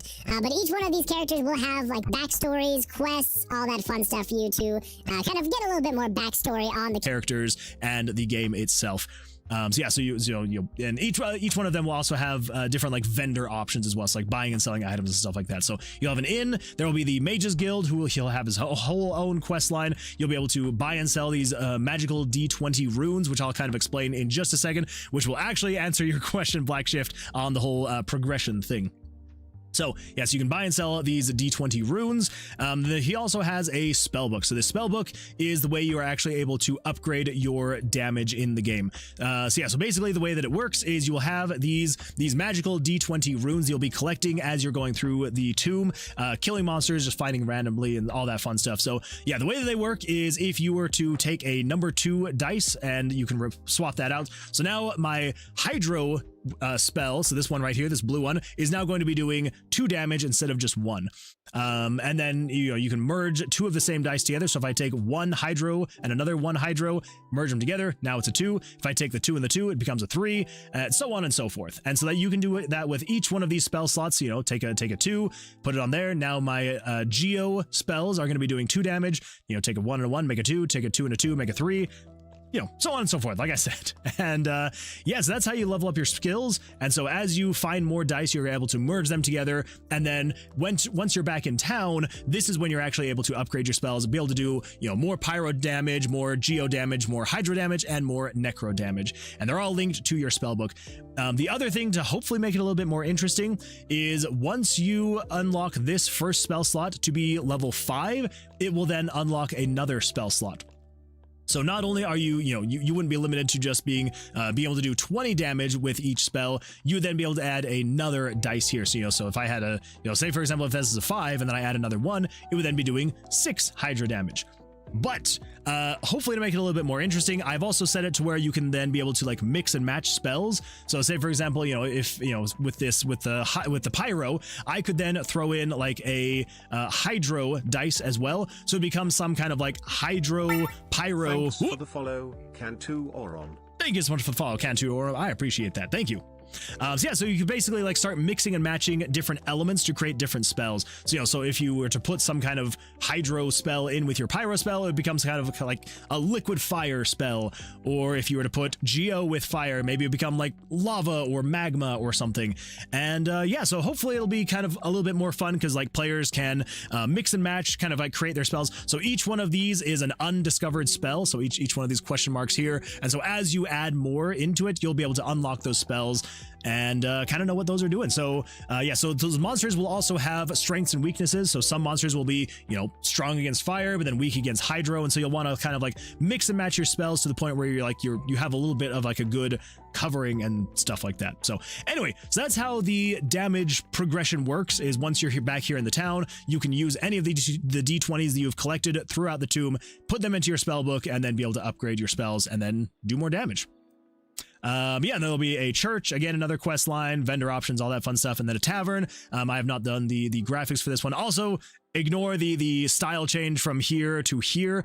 I was originally trying to go for, if anyone played any like old Sierra games, I was trying to go for like an old Sierra game feel where it's like just like a little face pop-up is there, and that's what I was gonna go for. And I was like, I want more detail, and so I experimented with the church, and I'm like, you know what, I like having the more detail, so that's what I did. Anyway, and then the tavern is, again, you know, more quest lines and vendor options, all that fun stuff. So we head into the tomb. Now, when you enter the tomb, there will be these perk cards you'll be able to pick, and these perk cards are going to mix up your run a little bit here and there. So as of right now, we've only got like 5 of them in here, so there's not a whole lot of variety, and they are not finished yet, but it's kind of like it's the general system in place. So basically, there will be things like, you know, this Griffin's Potion of Power, which will increase your max HP, but then it decreases your pyro damage, or the Axel's Daggers of Damage. It will increase all of your damage by 1, but it decreases your max HP by 4. And so it just kind of does that kind of stuff. So there will always be a good thing that it does, but then there will also be a bad thing that kind of balances things out. And so each time you play, there will be like a different build you'll kind of be going for, depending on which cards are actually here. Yeah, so I'll just pick that one, and then once you're in the tomb, then yeah, you're just kind of on your way. Again, it's a randomly generated tomb. You'll be exploring, fighting monsters, collecting items, disarming traps, all that fun stuff. There's also the skill tree here that you'll be able to use to upgrade you know, different resistances and some combat power things here and there. There's also some like luck stuff here. So like this one, so this one, Hand of Chance reduces the chance of drawing a card that would result in a bust. And so, you know, the higher you level this up, the higher a chance you have of not busting, you know, up to a certain point, right? Yeah. And then these ones like reveal cards. This one, you know, revives you if you die once. Anyway, yeah. So yeah, that's kind of the general idea of the game. And, you know, there'll be different quests you'll have your items, and yeah. Anyway, so that's the game we got. That's the progression we've got. And if anyone's got any questions, let me know. So anyway, I'm going to catch up on chat now. I feel like I have fallen behind. I am so sorry. Let's see. Fairly says, I don't think the system needs to be super in-depth at this point. I think people would rather the game just release than super extra mechanics. I mean, that's fair. That is fair. Saw 17 varies between casinos. Let's see. Oh my goodness, there's the voice of God.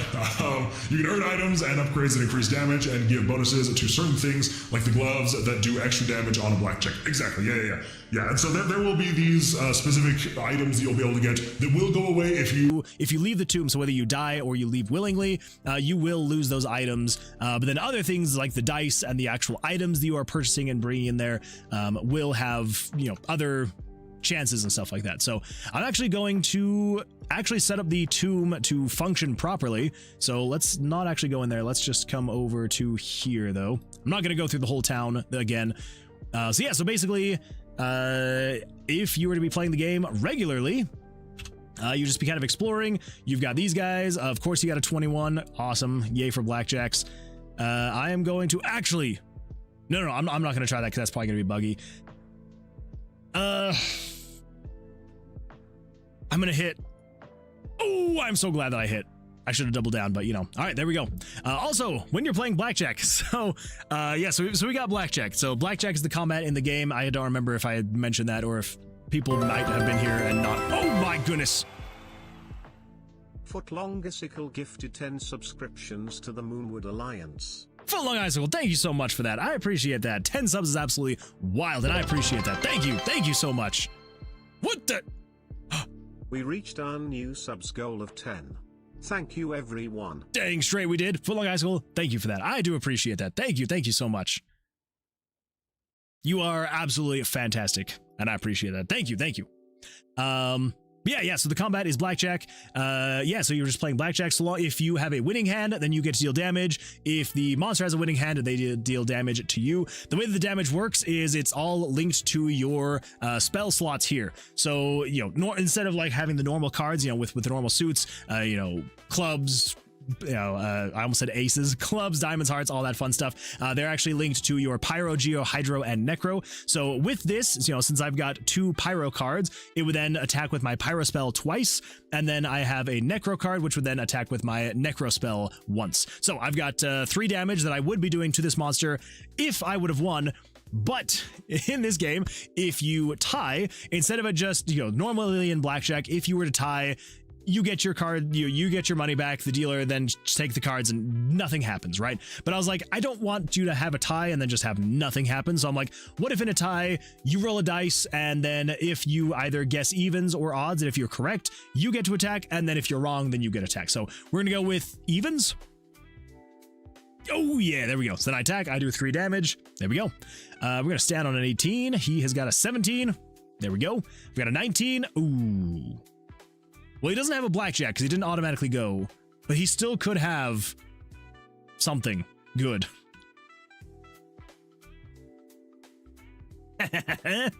Okay, 9. We are going to hit on a 9. Oh, we're standing on a 9. No, we're standing on a 19. There we go. Yeah. And then if the monster dies, they sometimes drop dice, and you'll be able to pick up those dice and merge them into each other and all that fun stuff. So, yeah. Oh. And then there are puzzles that go through and you have to disarm them, or else the trap springs and then you die. Well, you get hurt. So anyway, yeah, that's kind of what we got so far. Let's see here. They can earn items, upgrades. Yeah, true. Okay, so what's up? Wait. So that's up to what you prefer. Fair, yeah. I'm trying to decide exactly what's going to be the most fun. We'll see. Usually if a dealer has to stand soft 17, the trade-off is blackjack 21 only pays 2x instead of 2.5. Okay. Well, so basically the way that the blackjacks work in this game is they work as a damage multiplier. So as you can see here, this is not like the final thing. It's not just going to be text right here. So basically the way that the blackjacks work is if you get a blackjack, you get a 2x multiplier. Because like there's not really a way for you, like I haven't set up the game because I was like, I originally thought about maybe having your health be kind of like what you are using to like put down as like your bets. But then I was like, no. So basically what I end up doing is it just, if you get a blackjack thing, you will be doing 2x damage. And then there's also other ways to be able to get more. So like this one specifically, this is the Mathra's Fists of Belligerence, or whatever I eventually called it. So yeah, so these fists pack a punch when a blackjack is drawn, but sometimes you'll accidentally draw 2 cards. So this one specifically, it will make it so if I get a blackjack, I actually do 3x damage, but I also have a 2% chance to double draw. So if I were to ever hit, I have a 2% chance to accidentally draw 2 cards instead of just the 1. So I know this is probably bad, and RJ, you're probably going to be screaming at your screen, but I'm going to double down on the 13 and see what happens. Dang it. That's what happened. All right. Oh, we're standing on a 19. Okay, I am very hurt though. Let's I've got one health potion. All right, that's not good. Double down. Good enough. Dang it. All right, that's fine. Everything's gonna be all right. Oh, that's right. Wait, did that? Oh yeah, I had 4 health, right? Or maybe I had 3. Now I don't remember. Let's stand on a 17. I feel like I should not draw on a 17. Oh my gosh, this guy. Double down. All right. Never mind. I'm going to turn down the monster spawns just a little bit. There we go. Anyway, yeah, so that is the game. The split is a risk versus reward question. If you take away the risk, it makes the split on an always take option true. Yeah, and so that's why I'm kind of thinking with the risk / reward for the split, it is going to be if you do bust on both hands, then you will take double damage. So it's because like here's the thing, like I mean, I guess depending on how you play, but it's like you are still just playing 2 normal hands against you. You have like an extra opportunity to draw well, but it's like you could just be unlucky and bust on both hands, and then then you get attacked twice. So hopefully it's a good risk reward. Let's see, Ori says, Ori invasion incoming. Well, welcome. I'm glad that you're here. Yeah, welcome everyone. Welcome. Hopefully you had an absolutely fantastic stream. I cannot remember if I asked you that, but I hope you did. And yeah, if you've got anything you want to share, would absolutely love to hear it. Ori invasion incoming. Canturon says, ooh. We got an Ori invasion incoming, and what this? This is a game. I hope if you've got any, I'm gonna try and catch up on chat. I don't think I'm going to answer any of the questions unless there's something that I know that I didn't answer. So if there's anything you have a question about and I don't answer it, ask again and then I will answer it. Ori dump, OMG. The king has genre awareness. He knows until you see the corpse. They are Schrodinger's enemy. They're both alive and dead, depending on which is worse for them. Exactly. I had not really thought about that before, but this is basically Schrodinger's cat. Honestly, Vercilias could be alive and dead at the same time, and you'll never know until you actually find him. I like that. It was good. Okay, good. I'm glad to hear it was a good stream. Whoa, who rated you? Is there more story as you play, or do you just make the discovery at the end? There will be more story. So there will be, I don't want to give away too much, and I'm not going to give away any spoilers, but basically, there will be a story that progresses as you go deeper into the tomb. It will change depending on if you have done quest lines for certain people in town. So if there are certain people in town that you have not done their quest line on, the main story will change slightly, not a whole lot. Like I'm not saying that, like, you know, oh, well, if you do the quest line over here but not this quest line, you're gonna get a completely different ending. There will be relatively the same ending, just with slight changes depending on what you've actually done for the other quest line. So thanks for the follow, BlackShift101. Thank you so much for the follow. I appreciate that, Black Shift. Thank you. So yeah, so there's not going to be like there kind of will be a good ending and a bad ending, but it's not going to be necessarily only dictated by if you have done stuff in the town or not. So like I said, I want the town quest to be 100% optional, with giving you either more backstory just into the town's people themselves, or a little bit more backstory into the actual, you know, story of Vercilias and all that stuff. So, but I don't want it to necessarily be like you have to do those quests to be able to get like the good ending. The good ending is going to be dictated by what the player does at the end. But there will be things that happen in the story leading up to that point. So it's not just going to be like you go through with nothing happening until you get to the end. There will be story that actually happens with the mini bosses on the floors, the floor guardians. They will have a little bit of stories with them as well. And then there will be some things that happen as you're getting near the end. And then, of course, the ending as well. So it's not going to be like a crazy, heavy story focused game, because obviously, like, the whole idea is supposed to be like the replayability of, you know, the random generation of the tomb, the different perk cards, the combat and all that stuff. So like that's kind of where I want the replayability to be. But then with the added story that if you wanted to follow along and do the stuff, you can. But if not, that's totally fine as well. Let's see here. I tried Rust for the first time over the weekend too, and it was actually a lot of fun. The force wipes, no matter what, removes the hesitancy I had about PvP a little bit. There you go. Yeah, the force wipes are honestly kind of a lot of fun too. Regardless of that spiel, I know this white boy wasn't flying any serious plane today. Judge me for saying this. There's no judgment. Absolutely no judgment. Let's see, so that 2N dice needed, where N is the damage level. Do the dice runes drop with higher levels? Oh, sorry, N, what? Yeah, so basically, as you get further in, you will start getting more and more higher dice, like higher level dice. So that way you're not having to constantly combine ones into ones and twos into twos. You will, as you get deeper in, you will start finding slightly higher. You're not ever, you know, like, the chances of you finding like an actual 20 are pretty low, but I do want to get it so like you are starting to find higher level ones. So again, like, so it's not just all ones and twos. I'm not exactly sure how high it's going to go, but probably up to like 5 or 6s ish. Because this was actually something a long time ago. I mean, this was probably about a year ish ago at this point. When was that short? Now I feel like I have to look up that short. Hold up. Gotta find the short. Let's see here. If we sort by views. Struggling. It was like my first short that ever like did really well. Was it this one? Oh my gosh, yeah, this was the one. So yeah, so January 16th, 2025. So a little over a year ago now. So 10.4 million D20s. So I had to think about it, and I realized once I did the math on it, because originally, so back in January of last year, the way that the D20s work, you never found twos. There was no store. Like, it was literally like you were finding ones, and that was it. And at that time, I'm actually going to pull this up just so you can see what it looked like back then. Let me view this on YouTube. So yeah, so I'm basically explaining, like, you know, merging the D20s together, you know, merging, you know, ones and ones, you know, 2 and 2, 3 and 3, all that fun stuff.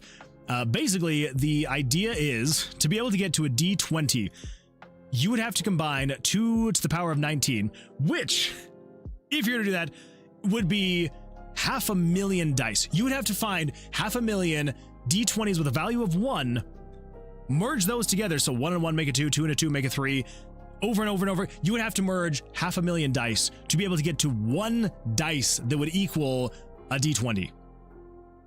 Okay, kind of crazy. But then, I like how I'm still doing the same finger thing. This was, oh my gosh, that's a lovely paused image. This is what the combat system used to look like, the spell upgrade system used to look like. So basically, the way to fully upgrade your dice is you had 4 spell slots. Was it 4? No, 1, 2, 3, 4, 5. Yeah. So you had 5 spell slots that you could upgrade, which means if you were to upgrade all the way to your max spell level on just one spell, on just your pyro spell, it would be over 2.5 million dice that you would have had to merge together. Like that was the number. And then again, like if you wanted to then upgrade all 4 of your elements, it would be almost 10.5 million dice that you would then have to merge together. So I got around that by a couple different things, by making it so that the monsters could drop slightly higher dice.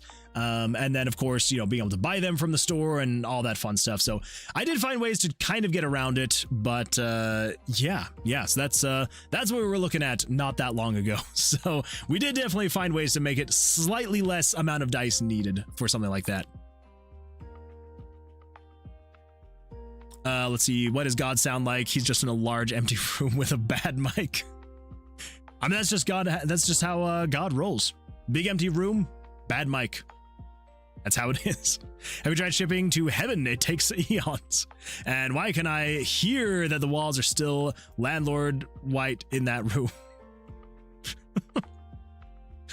It's true. It's true. All right, let's see. I'm slowly getting caught up. Summer Dev says, woo, whoa, Full Long Ice Cold, thank you. Yeah, Full Long Ice Cold, thank you so much for those gifted subs. Good old W. RJ says, nice, you're fantastic too. Thank you. Who's not looking at Super Bowl right now? I'm not. Let's see. Stan, double that. Never mind. I am so sorry, RJ. I'm so sorry. But I am getting caught up on chat. I am getting caught up. The font on the cars is throwing me off. Yeah, that's another thing that we've actually discussed. And I'm definitely going to have to redo the font in this game because it's serviceable. But I have heard from quite a few people that it does throw them off because it's not... The queens are the one that I have had the most people tell me throw them off because a queue is very difficult to do when you are trying to make a queue that is limited to a 3x5 grid. So I did the best I could, but I think I just need to increase the grid just a little bit. See, last stream, it was a plus 1x damage, not 2x damage. When you got double blackjack, you still only did 3x base damage with the gauntlets and did 3x damage with a double blackjack, not 4x damage. 1 times 2 times 2 equals 4. True. Well, I think the gauntlets are also slightly buggy. But yeah, we'll get there. We'll figure it all out. Those are the fine details that we will get figured out soon. Legender Dev says, hey, my dude, how you doing? I'm doing absolutely fantastic. How you doing? How's life? I saw that you posted in Discord. I need to actually check out version 2.0.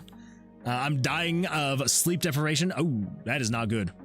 That is not good. I'm sorry. Hopefully you can get some good sleep soon. Alive and dead. Lich. He's a lich. Actually, that's probably pretty close to what he is. Base game, I have it followed on Steam now. Thank you, I appreciate that. Do I smell an end game plot twist? Maybe. Maybe there will be a plot twist. Exponents are fun. They're a blast. 2048 level dice combining, but it's not 2048 at all. Exactly. It's 2048 if you got to choose what direction they all combine into.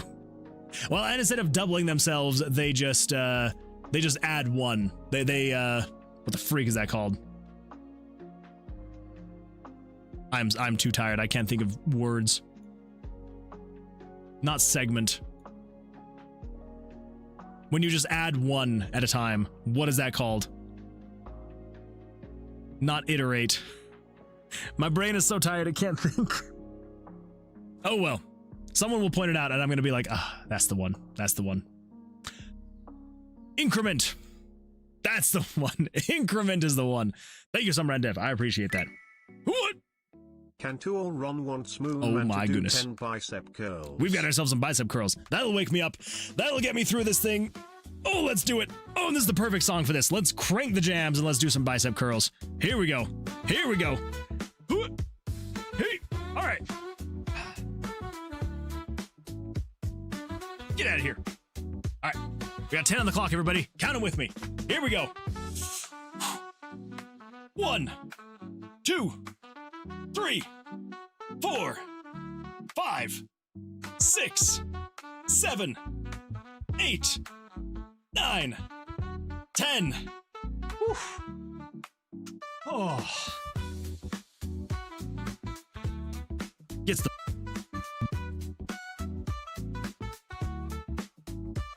Thank you. Thank you. Let's get that turned down so I can hear myself. Sigma symbol? I don't see it. It's gotta be somewhere though, right? But actually, wait, where? I'm not quite sure which one you're talking about. Opposite of decrement. That's fair. Okay, I'm sure someone's gonna get mad at me for this. And by someone, we're gonna hit. Okay. Sigma symbol is additional. Oh, yes. Sorry, I completely forgot that I even was having that question, and so I was like, very okay, yeah, never mind. I'm very tired. We're gonna stand on a 15. Let's see what happens. 15, 14, 21. Why is this guy getting so many 21s? All right, we're going to double down on a 10. Crap.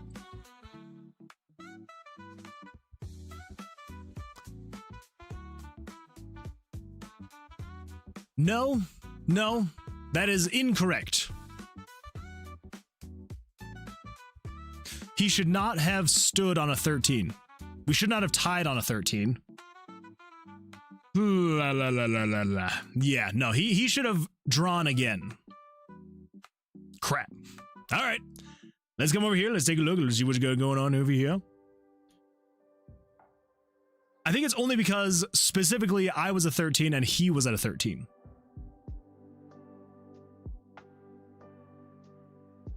For some reason, my brain just decided to throw out increment weather, and now I'm imagining progressively worsening weather conditions as a Macan. Increment weather. I feel like that's gotta be a term. It's gotta be a term. Isn't Sigma that funky E? Yeah. It do be. Okay, so where would have the tie? Where would the tie have been? The tie is right here. So split stack is on, and then else. So if the monster total card value is equal to card total value, but we should not have gotten into the tie, right?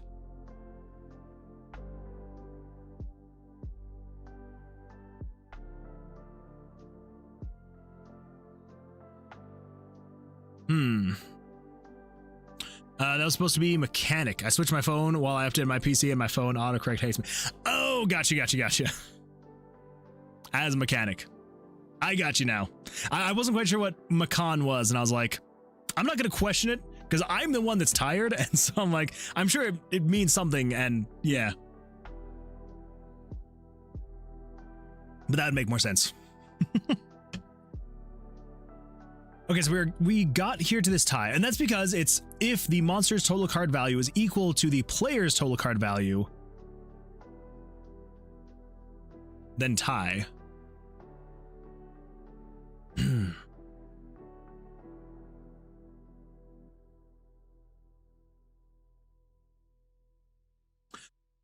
But we don't actually want to, because we also want you.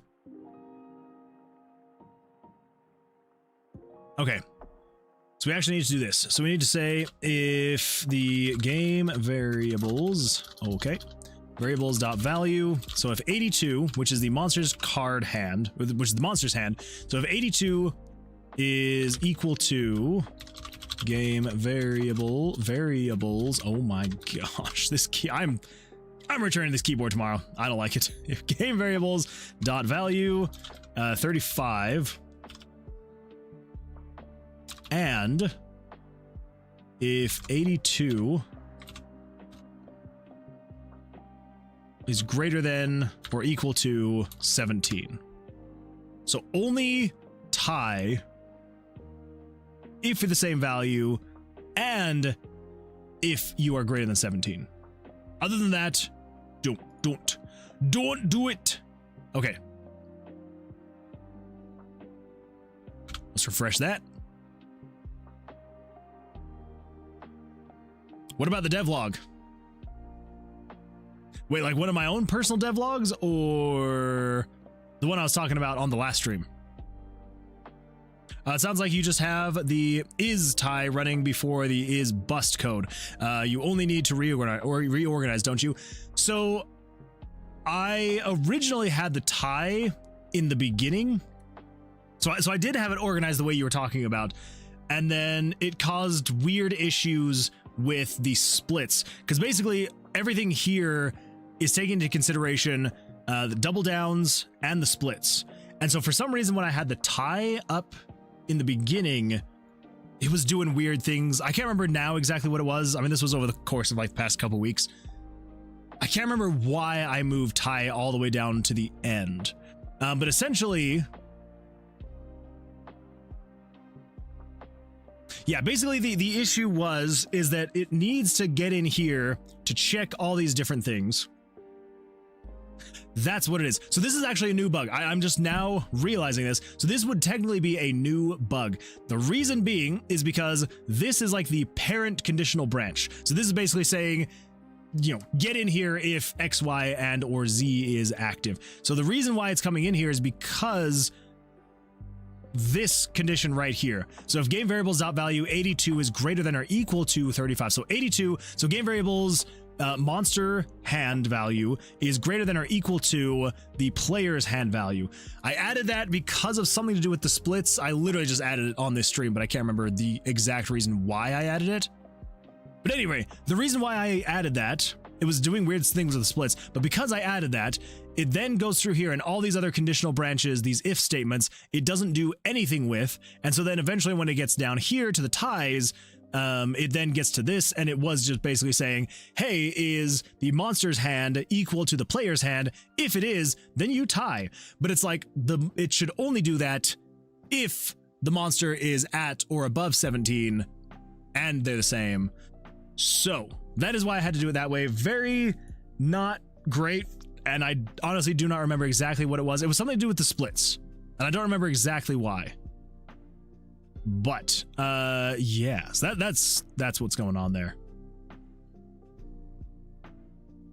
I probably could have done it better. Honestly, I feel like a lot of times I am my own worst enemy when it comes to coding this thing, because there's so many things that like I'll do and then I'm like, wait, why did I do it this way? And then I'll go back and try to fix it. Hey, look at that. So that is what you need to be able to leave the tomb. So in the tomb, there is an exit. So there's a couple of things that spawn in the tomb. So there will be an exit. There will be this thing here, and then, you know, a mini boss, and there will eventually be like chests and things like that. So yeah, so you first have to get this little orb thing here. to then be able to take to the exit to be able to activate the exit. Oh man, I need to replace this puzzle. It's so old. There's some puzzles in here that have been in here for like over a year, and I'm like, yeah, they're not even close to like some of the quality of the stuff that I'm making now. Not to say that like the stuff that I'm making now is necessarily high quality, but it's better quality than what I was making over a year ago. Okay, I'm gonna stop collecting dice. I don't know why I'm collecting the dice. 13. Let's double down. Ooh, it's not terrible. Hey, there we go. So yeah, so if you double down, you actually get a 2x damage modifier. So that's kind of like the benefit of the doubling down. So for anyone who doesn't know Blackjack very well, or less than me, because I don't know it very well. So if you know it less than me, so doubling down, basically what it is, it has you draw one more card, and then that's it. And then you're just like, yep, this is going to get me enough to hopefully beat the monster. So you only want to double down if you're pretty confident that that is going to be the correct thing, which, you know, in Blackjack, sometimes it is, sometimes it isn't. You can also only double down if there's only 2 cards. Can I still double down though? Crap. There's a bug. Do I have any? I don't have any potions. Hit. Oh, there we go. Crap. No!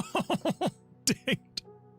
I have 1 health left. A soft 15. I'm gonna hit on a soft 15. 19. Stand. Yes! There we go. Okay. Can I make it to... Okay, so 15, 14, 13. Okay. Please no monsters. Yes! Oh my gosh. Okay, let us interact with the glyph. So basically the way that it works is with the exit, there will be this little puzzle here, and you gotta... So first you gotta find this, and you put it in here. Okay, that was a bad example. So anyway, yeah, it randomly, you gotta spin those things to eventually turn it on, and apparently that one literally randomized to a complete thing. So that was fun. Again, is that actually 2x or is it plus 1x? So it is plus 1x, because basically, I mean, because all the damage is doing 1x, so then it just adds a 1 to this. So it is doing 2 times damage. So if I were to be doing, you know, 4 damage to the monster, I would be doing 8 damage. If I'm doing, you know, 12 damage to the monster, I'm doing 24 damage. So yeah, so it is 2x damage. Because it looks so far that all your double damage instances are actually only plus 1x instances. Wait. Now I'm not quite sure what you mean. Now I'm like, wait, am I doing this wrong? I wish I could get some kind of item. Well, if nothing else, I'm just going to swap out all of these lower level dice with the higher level dice, so I can at least get that. There we go. Okay. But yeah, so it looks like you're doing, yeah, so the instance is only doing plus 1x instances. So let me do this really quick. I'm just gonna cheat a little bit. We're gonna go to the player's health, wherever that is. There we go. Player HP. Well, let's just go up to like 12. Sure, whatever. Yeah, now I feel like, okay. So 1x damage. Oh, okay, he got a blackjack. So 1x damage. So this should be doing 8 damage to him. Yeah, so it's 4 and a 4. So this should be doing 8 damage. So let's stand. Okay, that did 8 damage. Now, I need to see if I can get a double down going. So this would also be doing 8 damage, but if I double down, that should be doing 16 damage. Okay, never mind.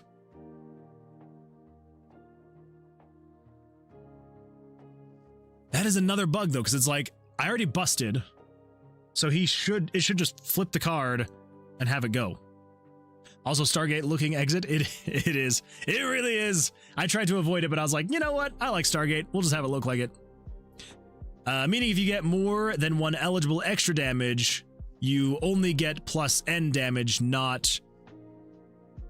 Okay.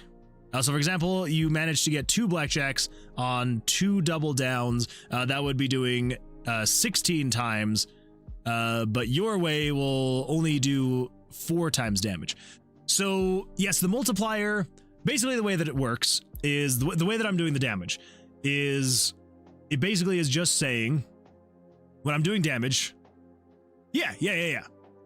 So basically, there's probably a better way for me to do this, but let's just do, I don't know, 250 and 150, sure. So basically the way that I'm doing the damage is we've got A, that is the attack. So this is my attack damage.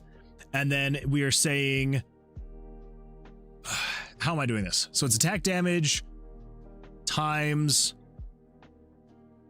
the blackjack damage.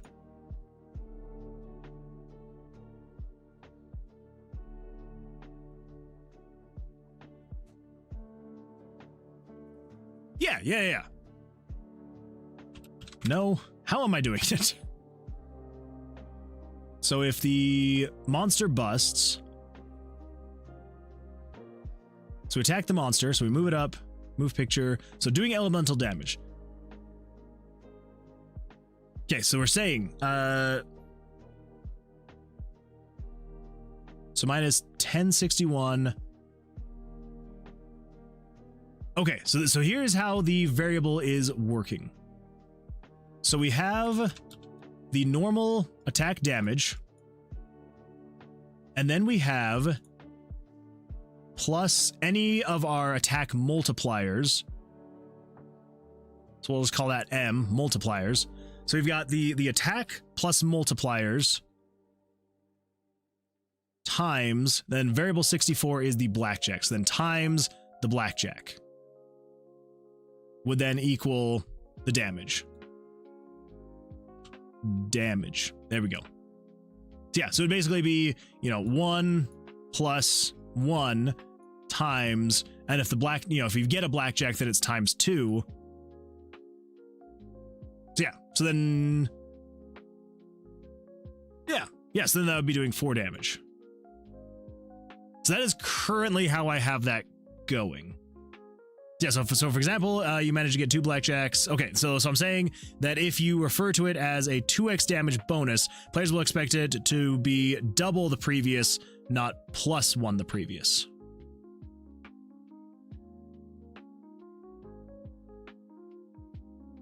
Well, but it is doing double. Or maybe I'm just going crazy.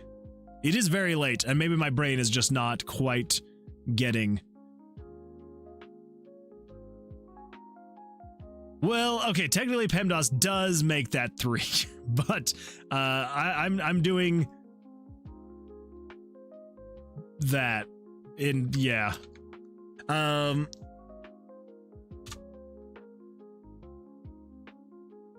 Yeah, so unless I'm extremely incorrect on the way that JavaScript processes, which I might be. Yeah, so I'm pretty sure that it should run this one first. So this is the player's base attack plus any modifiers. Yeah, so it's basically, it's taking these 2 numbers and adding them together and then multiplying the total by that. So technically, if, for example, if the blackjack modifier is a 1, then it should be 1 plus 1, so 2, times 1, which is going to be 2 damage. And so then, so then if you have a 3x multiplier here, then you should have 2 times 3 equaling 6. Should be. Or is that just the double blackjack and gauntlets not working properly yet? So the gauntlets, yes. So the gauntlets are not quite working yet after adding them. So if that's what you're meaning, then yes, 100%. Yeah, the gauntlets are not working yet. Yeah, because I added, so basically here's how this went. So we had the blackjack system in here working completely. Everything was good to go. But this was back before I had added splits, double downs, all that fun stuff. It was a very different blackjack system back then. Much more simplistic because I didn't quite understand how splits and double downs and stuff like that worked. And I just built it in such a messy way that I couldn't add them after the fact.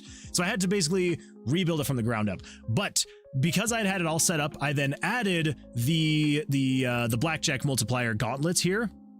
And so all of those were working previously, but now that I have set this up not correctly, so technically I'm pretty sure, let's see, if I were to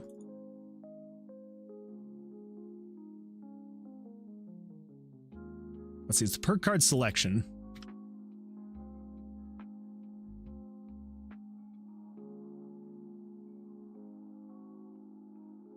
I think the variable is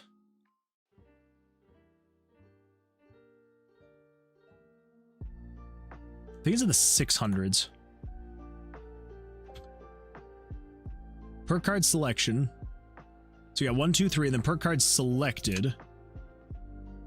But I cannot remember.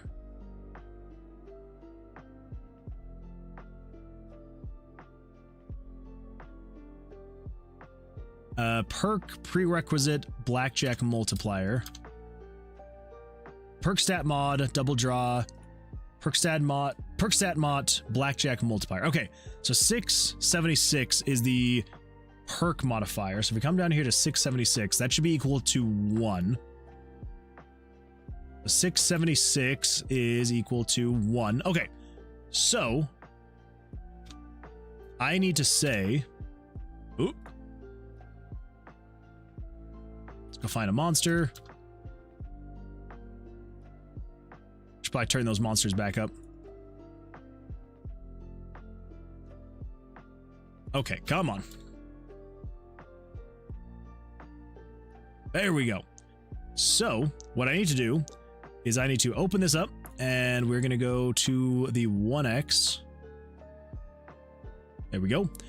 And then we need to say, so that's 64. Okay. So we're gonna say equal this variable plus game variables dot value 676. There we go.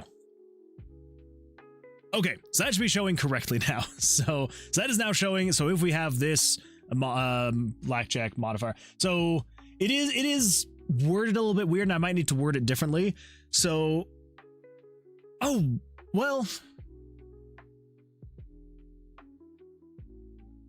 because I don't want it to be. It's not necessarily going to be a 2x multiplier all the time.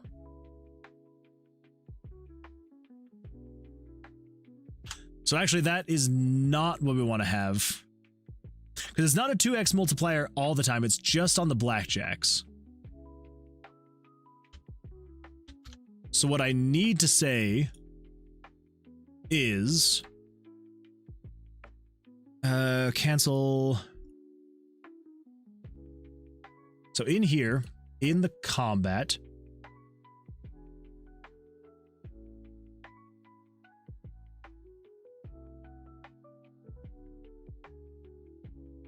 can you trigger a double blackjack to see if it's working properly without the gauntlet?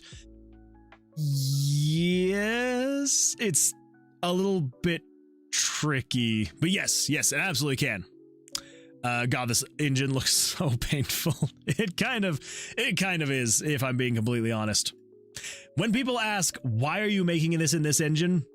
It is kind of hard to come up with reasons and excuses, because it is a little bit rough. Back from the Shadowlands. I'm glad you're back. Welcome back. Yeah, it can be a little bit not great sometimes. So down here, if the player gets a blackjack, yes, okay. So we're saying blackjack plus 1, and then we also want to say blackjack plus 676. There we go. Okay, yeah, there we go. Yeah, let's get the gauntlets. That's the spiked pauldron. Come on. Come on. There we go. Mathra's ale-soaked gauntlets. Black Shift says, RPG Maker has some strengths and some weaknesses. That's true. That's true. When you're just having it do what it's meant to do, it is a really good engine. When you're doing weird stuff like this, it is very weird and does weird things. So yeah. Okay, so this should just show... I shouldn't have doubled down. Why did I do that? So this should just show... Oh, it's because I doubled down. Yes. Okay. So when you double down, that is also a way to add an extra multiplier to your damage. So if you double down, it will add it'll increase your 1x to a 2x. But since it's not a blackjack, it is not affected by the fists, by the gauntlets. So let's stand on a 16. Okay, 17. I'm gonna artificially give myself blackjacks. So let's change this to be. So we're gonna do 1141. And let's do 1166.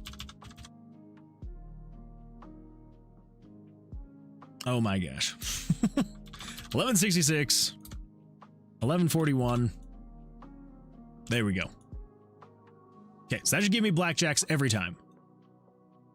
Now I just need to get the Mathra's ale-soaked gauntlets again.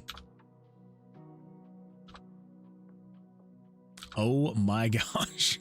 It does not want me to finish this, does it? There we go. Whew. Hey, look at that. There's the door to the mini boss. Okay. Okay, that seems to be doing the correct amount. Yeah. Ooh. I like how it's picked like the same 2 puzzles each time. I know I need to get more in here, but geez. There we go. All right.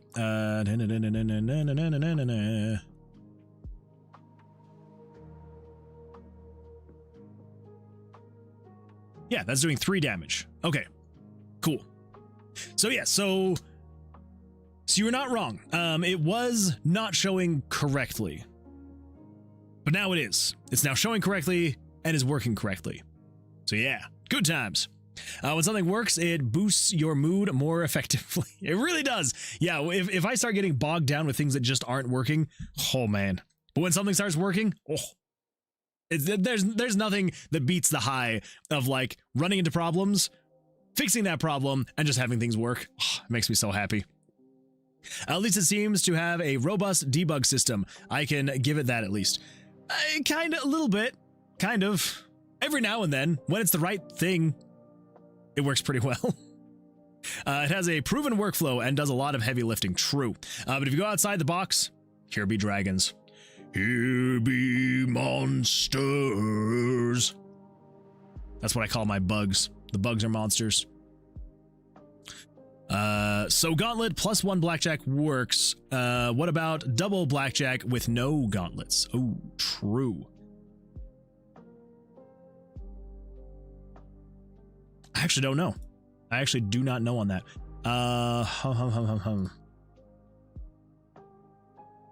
So to do that, we should give a 4x if I am mathing right.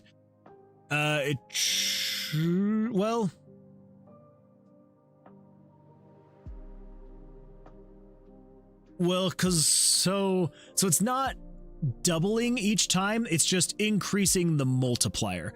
So it will go up to a 3x without the gauntlets. So the gauntlets are just adding +1 to the multiplier. So normally the blackjack multiplier is 2x. And so then if you were to get double blackjacks, it will just add another to the multiplier. So it should be 3x again. 2x for the first blackjack and 2x for the second blackjack equals 4x. True, if we were doing 2 times 2, but we're just treating it as like a multiplier, right? And so Yeah, so basically the way that I'm kind of thinking about it is kind of like being just like a linear.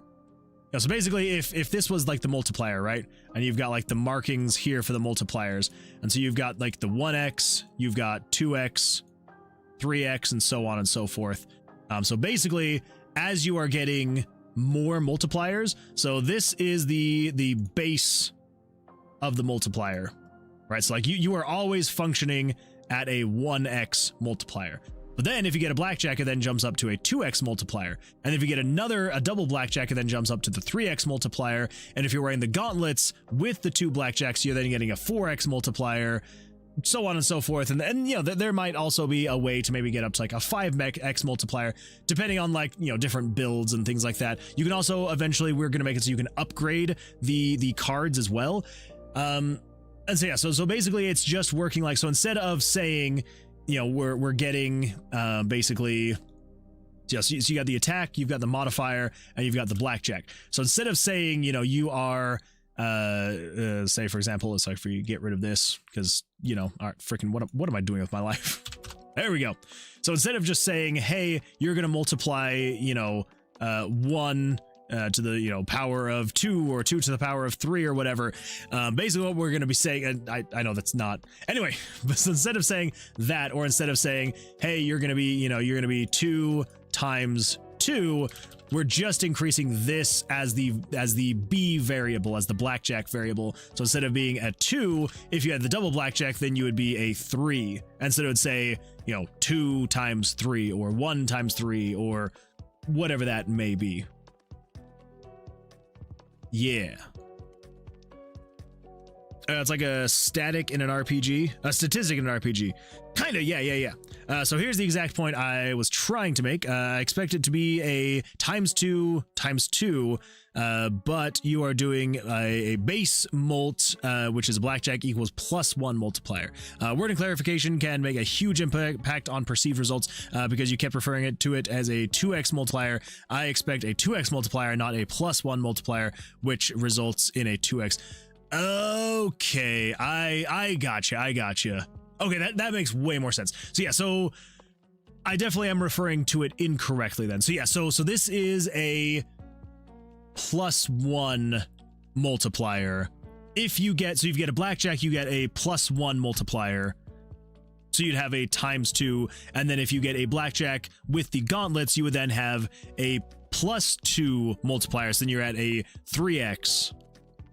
Yeah, I definitely need to reword that then, because yeah, it's that is kind of where I'm going with that. Unless we think it would be more fun to actually have the multiplier be multiplying. Because we could do that. We could have it be, you know, the more multipliers you get, you're basically getting, you know, times 2, times 2, times 2, so on and so forth. We could do that. Summerdev says, whoa, I left for a bit and now there's math. It's true, there is math. I was just trying to break down how the combat currently works with the blackjack multipliers. So you basically, so you've got your attack variable, you've got your multiplier variable, the modifier, that's what it is. So you got your attack and then you've got your modifier. So this is anything that modifies your base attack. So you've got, so attack plus modifier times your blackjack multiplier. Yeah. So basically the way that it is working currently is this right here. So if you have, you know, an attack that's a base of 1 plus 1, you would then be saying, so 2 times whatever your blackjack multiplier is. So, you know, if it's a 2, if, say, for example, you don't have anything special to add to it. So the base blackjack multiplier would be a 2, but then if you have the gauntlets, you can raise it to 3. If you get a double blackjack, you could then raise it to a 4. If you had the gauntlets as well.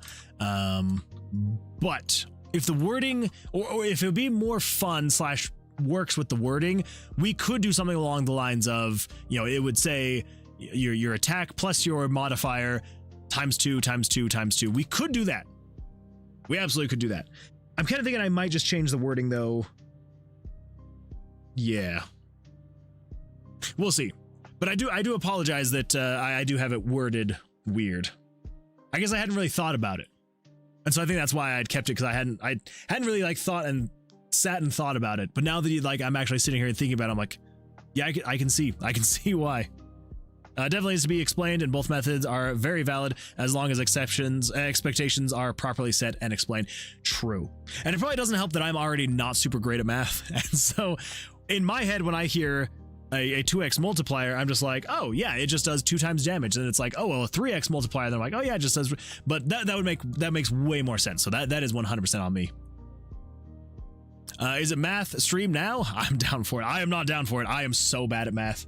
You would not want to watch me do math on stream. Not at all. Not at all. Jesse, we need to hit a card.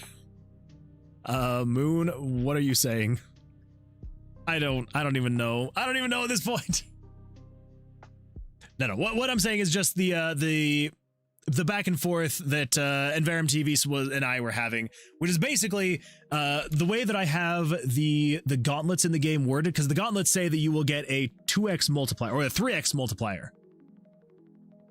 Yes, because the base damage multiplier for a blackjack is ×2.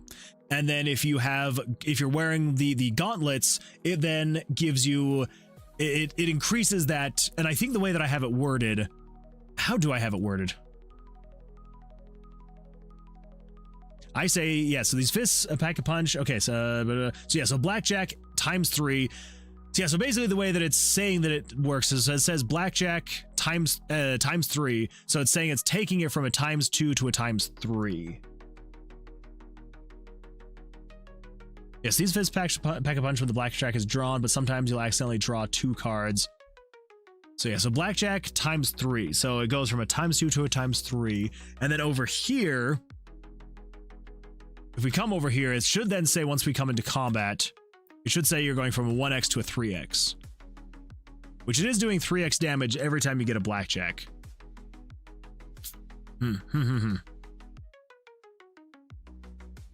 Yeah, I might just have to word it differently.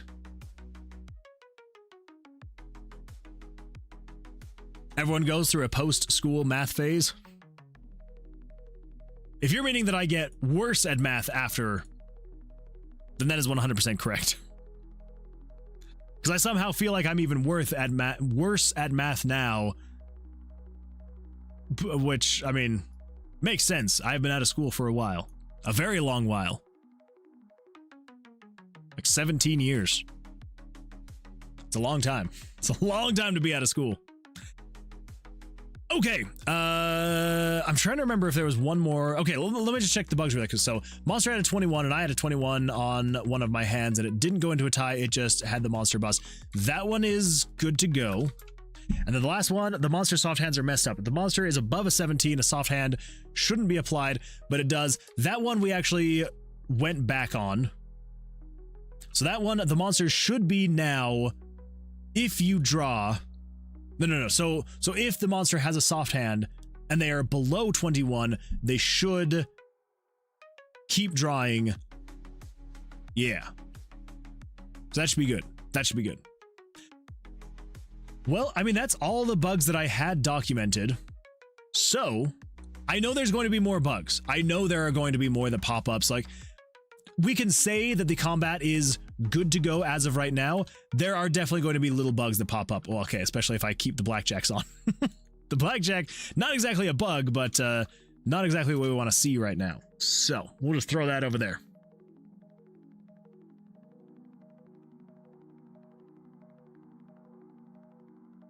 I wish someone told me that linear algebra is used to make games. It's not if you don't think about it. And that's how I live my life. I just don't think about it. And then it can't hurt me. Again, why the freak am I organizing my dice? It makes no difference. Okay, so I'm going to stand on a 20. So he's got a 14 and a 20. Of course he gets a 21.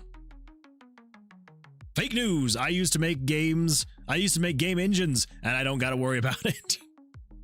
Dozer says, also, do not abbreviate blackjack. Worst mistake of my life. Yeah, do not abbreviate blackjack. Don't do it. Don't do it. Should I double down on a soft 18? That feels risky. I'm going to risk it for the biscuit.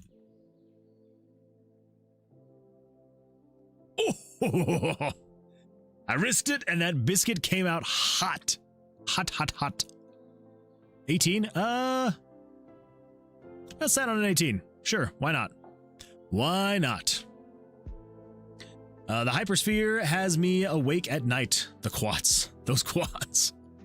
I hope I don't bust in Moonwood's new BJ game.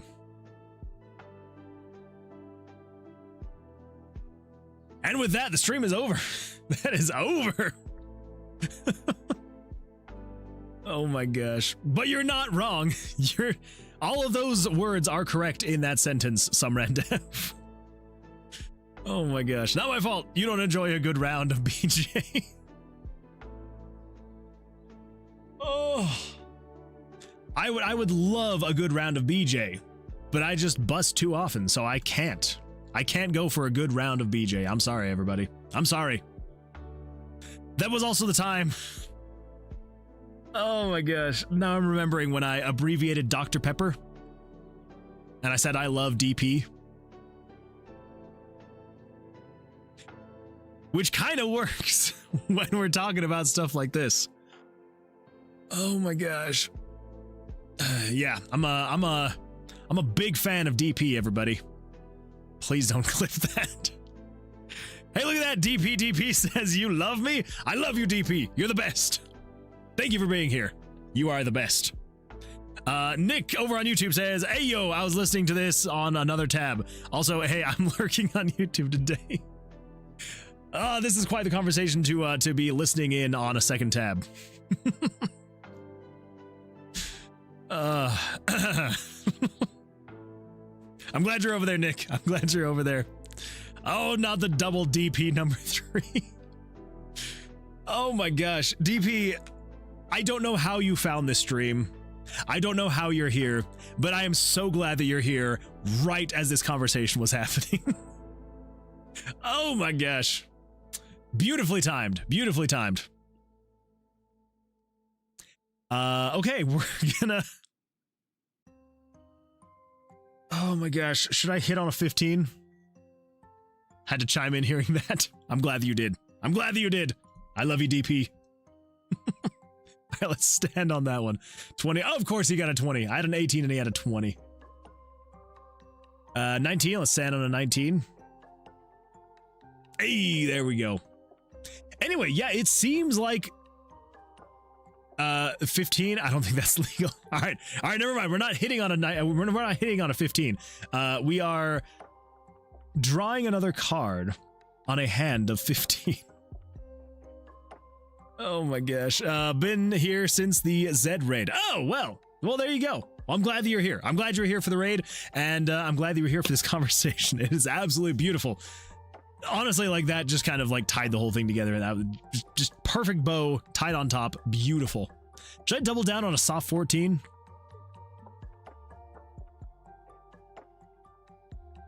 RJ, I feel like I need your guidance here. Should I double down? See, yeah, soft 18 is a good double down unless it's against an 8, a 9, a 19. Oh, an 8 or a 9 or a 10. Okay, so a soft 14 then against a 9. That has me worried. That has me worried. Quads are just X, Y, Z direction plus rotation. Don't worry about it. Oh, that kind of stuff worries me though. It's worrying me. I don't even have to worry about it. You thought imaginary numbers cool. Here's 3. So yeah, not the double DP.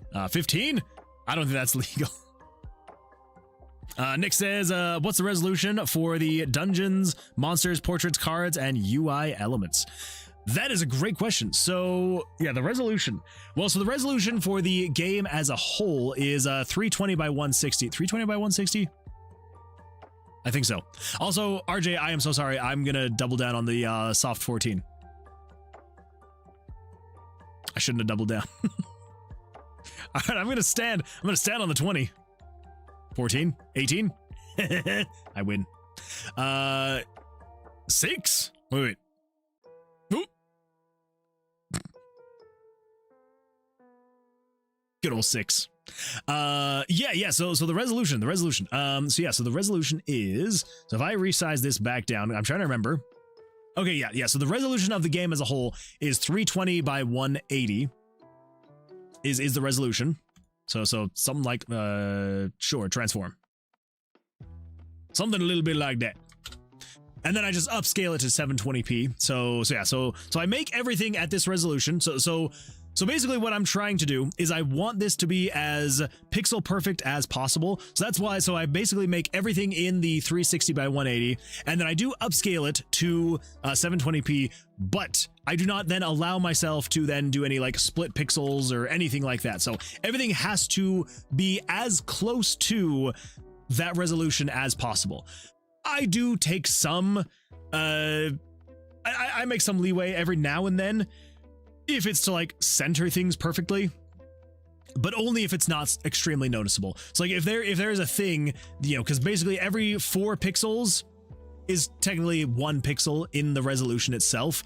And so, if I were to be like placing a monster or something in the room, and if it were to be, going up to like here, or even over to here, I'd be like, nope, that is not right, and then I have to adjust it down to here. So I don't want to do any sub-pixels or anything like that, which is one of the reasons why I created this font specifically, is because I wanted everything to fit in a, 3 wide by 5 tall, rectangle, essentially. And, obviously it needs to be redone. But, so basically that is the resolution of that. 320 by 460, just making sure I got that. So for the full game it's 360 by 180, and then the actual resolution of the monsters and things like that, so obviously like things are going to be slightly different as you're going through. So like if I were to come over here, so like the the monsters, so like for this monster specifically, if you come over here, then if we resize you down to 25%, so that is the full resolution of the monster itself right here. So the monster itself is only 58 pixels wide by 56 pixels tall. Yeah.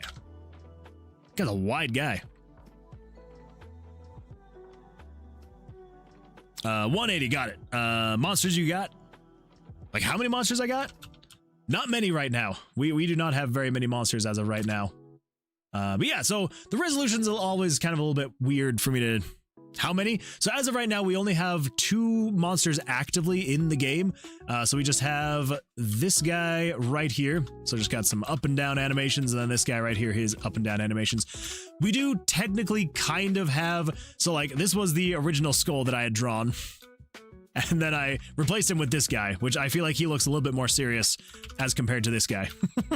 He's terrifying looking, but not very serious looking. And then we've got this slime, which was created by one of our past viewers, and she hasn't been around for a while, and the styles of the monsters are actually changing a bit, so I haven't re-added the slimes, but I do eventually want to add the slimes back again. So yeah, so technically we just have the 2 monsters as of right now. We also have this mini-boss that I made, nothing too crazy with the mini-boss here. But yeah, so I do need to fill them out a little bit more though. So and I've got like some older monsters that I had created and I've removed from the game. Like the monsters have gone through quite a few iterations, if I'm being completely honest. So, but as of right now, we have officially 2 monsters in the game, but we will be adding, I want to get like at least probably like 50-ish monsters, if not more. I would love to get way more than that eventually. No, 3 is 6. Got you. I got outmathed. How did I not see that? New emoji to spam. That is a good emoji. That is a good emoji to spam. Bet I'm gonna make a mock-up. Oh, I wouldn't mind. I would not mind seeing it. Yeah. Because yeah, I mean, if anyone wants, like, honestly, if anyone wants to, if they have any interest in pixel art or anything like that, if anyone wanted to make a monster or something like that, like, and send it to me in Discord, I would absolutely love to take a look at it. Maybe I would need to, make some changes and stuff like that here and there. But yeah, if honestly, like, if anyone wants to make a monster, yeah, I'm totally down. So, and if anyone is interested, like, if you wanted to know, yeah, the resolution of them is, yeah, so like this guy, for example. And this is probably like the largest of the monsters that I would want to have. So roughly around like 60-ish pixels tall and wide is about like the limit that I would want to have just for like regular monsters. So this guy's 58 pixels wide by 56 pixels tall. So roughly right around ish. The 60 pixel would be like the biggest squared graphic that I would want for the monsters. So that way I have a little bit more leeway with like the mini bosses to go. So yeah, so anything smaller than that, anything within that is totally valid. And yeah, if anyone would like to mock something up, or you know, send me whatever and just be like, hey, like, what do you think of this? Would absolutely love to take a look at it. So is your palette in Discord? How many animation frames? So I need to repost the new color palette. I have the color palette. That is the old one, actually. I don't remember where I have the new one. It's somewhere.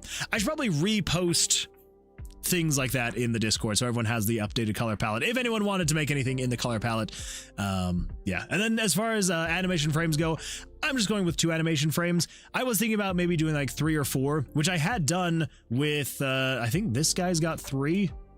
You know, he's got 4. So he's got the animation frame here, and then one where his head goes down, another where his arm goes down, and then the next one his head goes up but his arm stays down. So kind of like cycles through that. And then I used to have 3 animation frames for each of the monsters, so they would kind of like bounce back and forth. They'd ping pong back and forth. And then after a while I was just like, what if we just go with just 2 frames, just up and down? Like, it's supposed to be a retro game anyway, so I'm like, it doesn't need to be like super animated anyway, so I figure 2 is more than enough. So yeah, so 2 animation frames, roughly anywhere that's less than 60 by 60 pixels wide and tall. And honestly, like the color palette, as long as you're not doing anything more than like a few colors here and there, that can easily be, you know, modified by myself. So yeah. How long have you been working on this, and has it been mostly solo? Yes, so I've been working on this since December of 2024, so a little over a year now. And it has been, aside from like a couple graphical things like, you know, people have submitted or suggested in like things to do, it's been 100% solo. So yeah, all the dev, the art, again, like, you know, aside from a few things, like I've had a couple people submit some icons for these cards here. People have like, you know, asked me specifically to make, so like, you know, say for example, like Fairly's Fantastic Scroll. Fairly is a regular viewer, absolutely a fantastic guy, and yes, we made a scroll named after Fairly, who suggested, Fairly didn't suggest any of the stats for this one, but I am hoping that Fairly will eventually. Nick's Hat of Divine Wisdom, you know, we've Nick is a regular viewer as well. We've got the Griffin's Potions of Power. So yeah, so Griffin was a viewer. I haven't seen Griffin in a while. But yeah, so Griffin's Potion of Power was a user, and yeah, so people have like suggested different cards, their stats. Some of the icons have been suggested. You know, I've received input on like how to like lay out the UI. A couple of people have like suggested different redesigns to the dice, and yeah. But other than that, yeah, it's been 100% solo. You know, in terms of like the coding. Some Ran Dev actually has done some really great plugins that I'm using.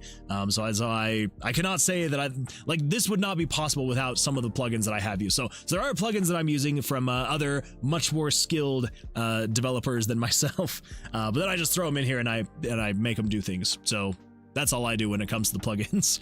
But then everything else, yeah, everything else in terms of all the JavaScript and the coding and stuff like that is, yeah, been solo, which has been fun. I feel like I would probably be stressed if I was having other people rely on me, / I was relying on other people to do stuff.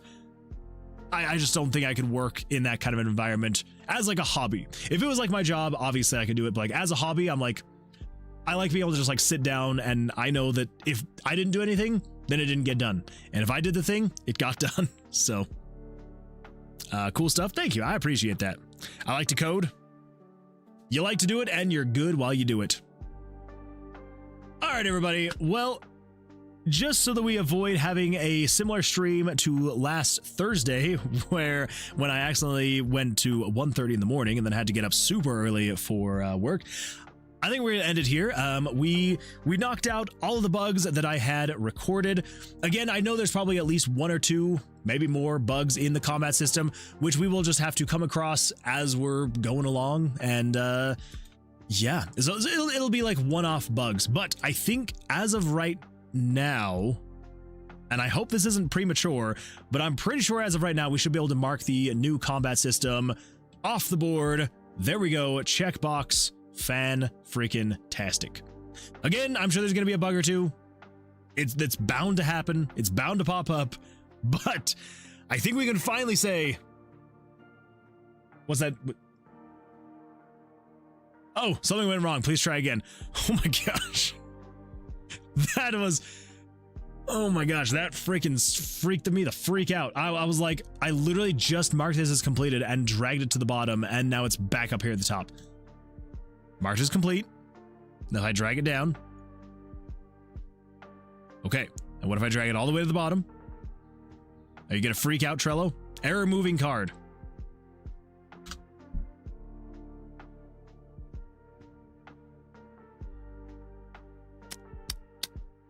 Okay, well, I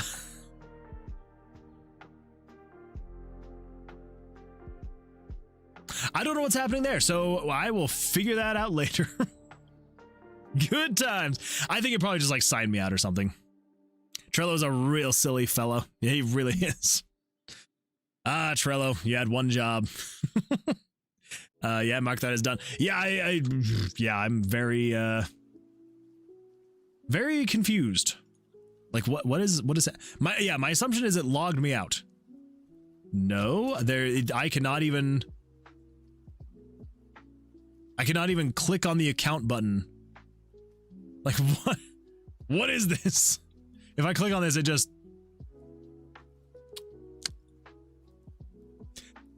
is Trello down. Trello status. Oh. Looks like we got a couple reported issues. Nothing too crazy though. Yeah, I don't know. We'll figure it out. I'll mark it complete next time. Anyway, well, I appreciate everyone for being here. Thank you all so much. This has been an absolute blast. I love hanging out, chatting, working with all of you. And yeah, thank you everyone who is new here today for your interest and everything. It has been just, yeah, absolutely fantastic.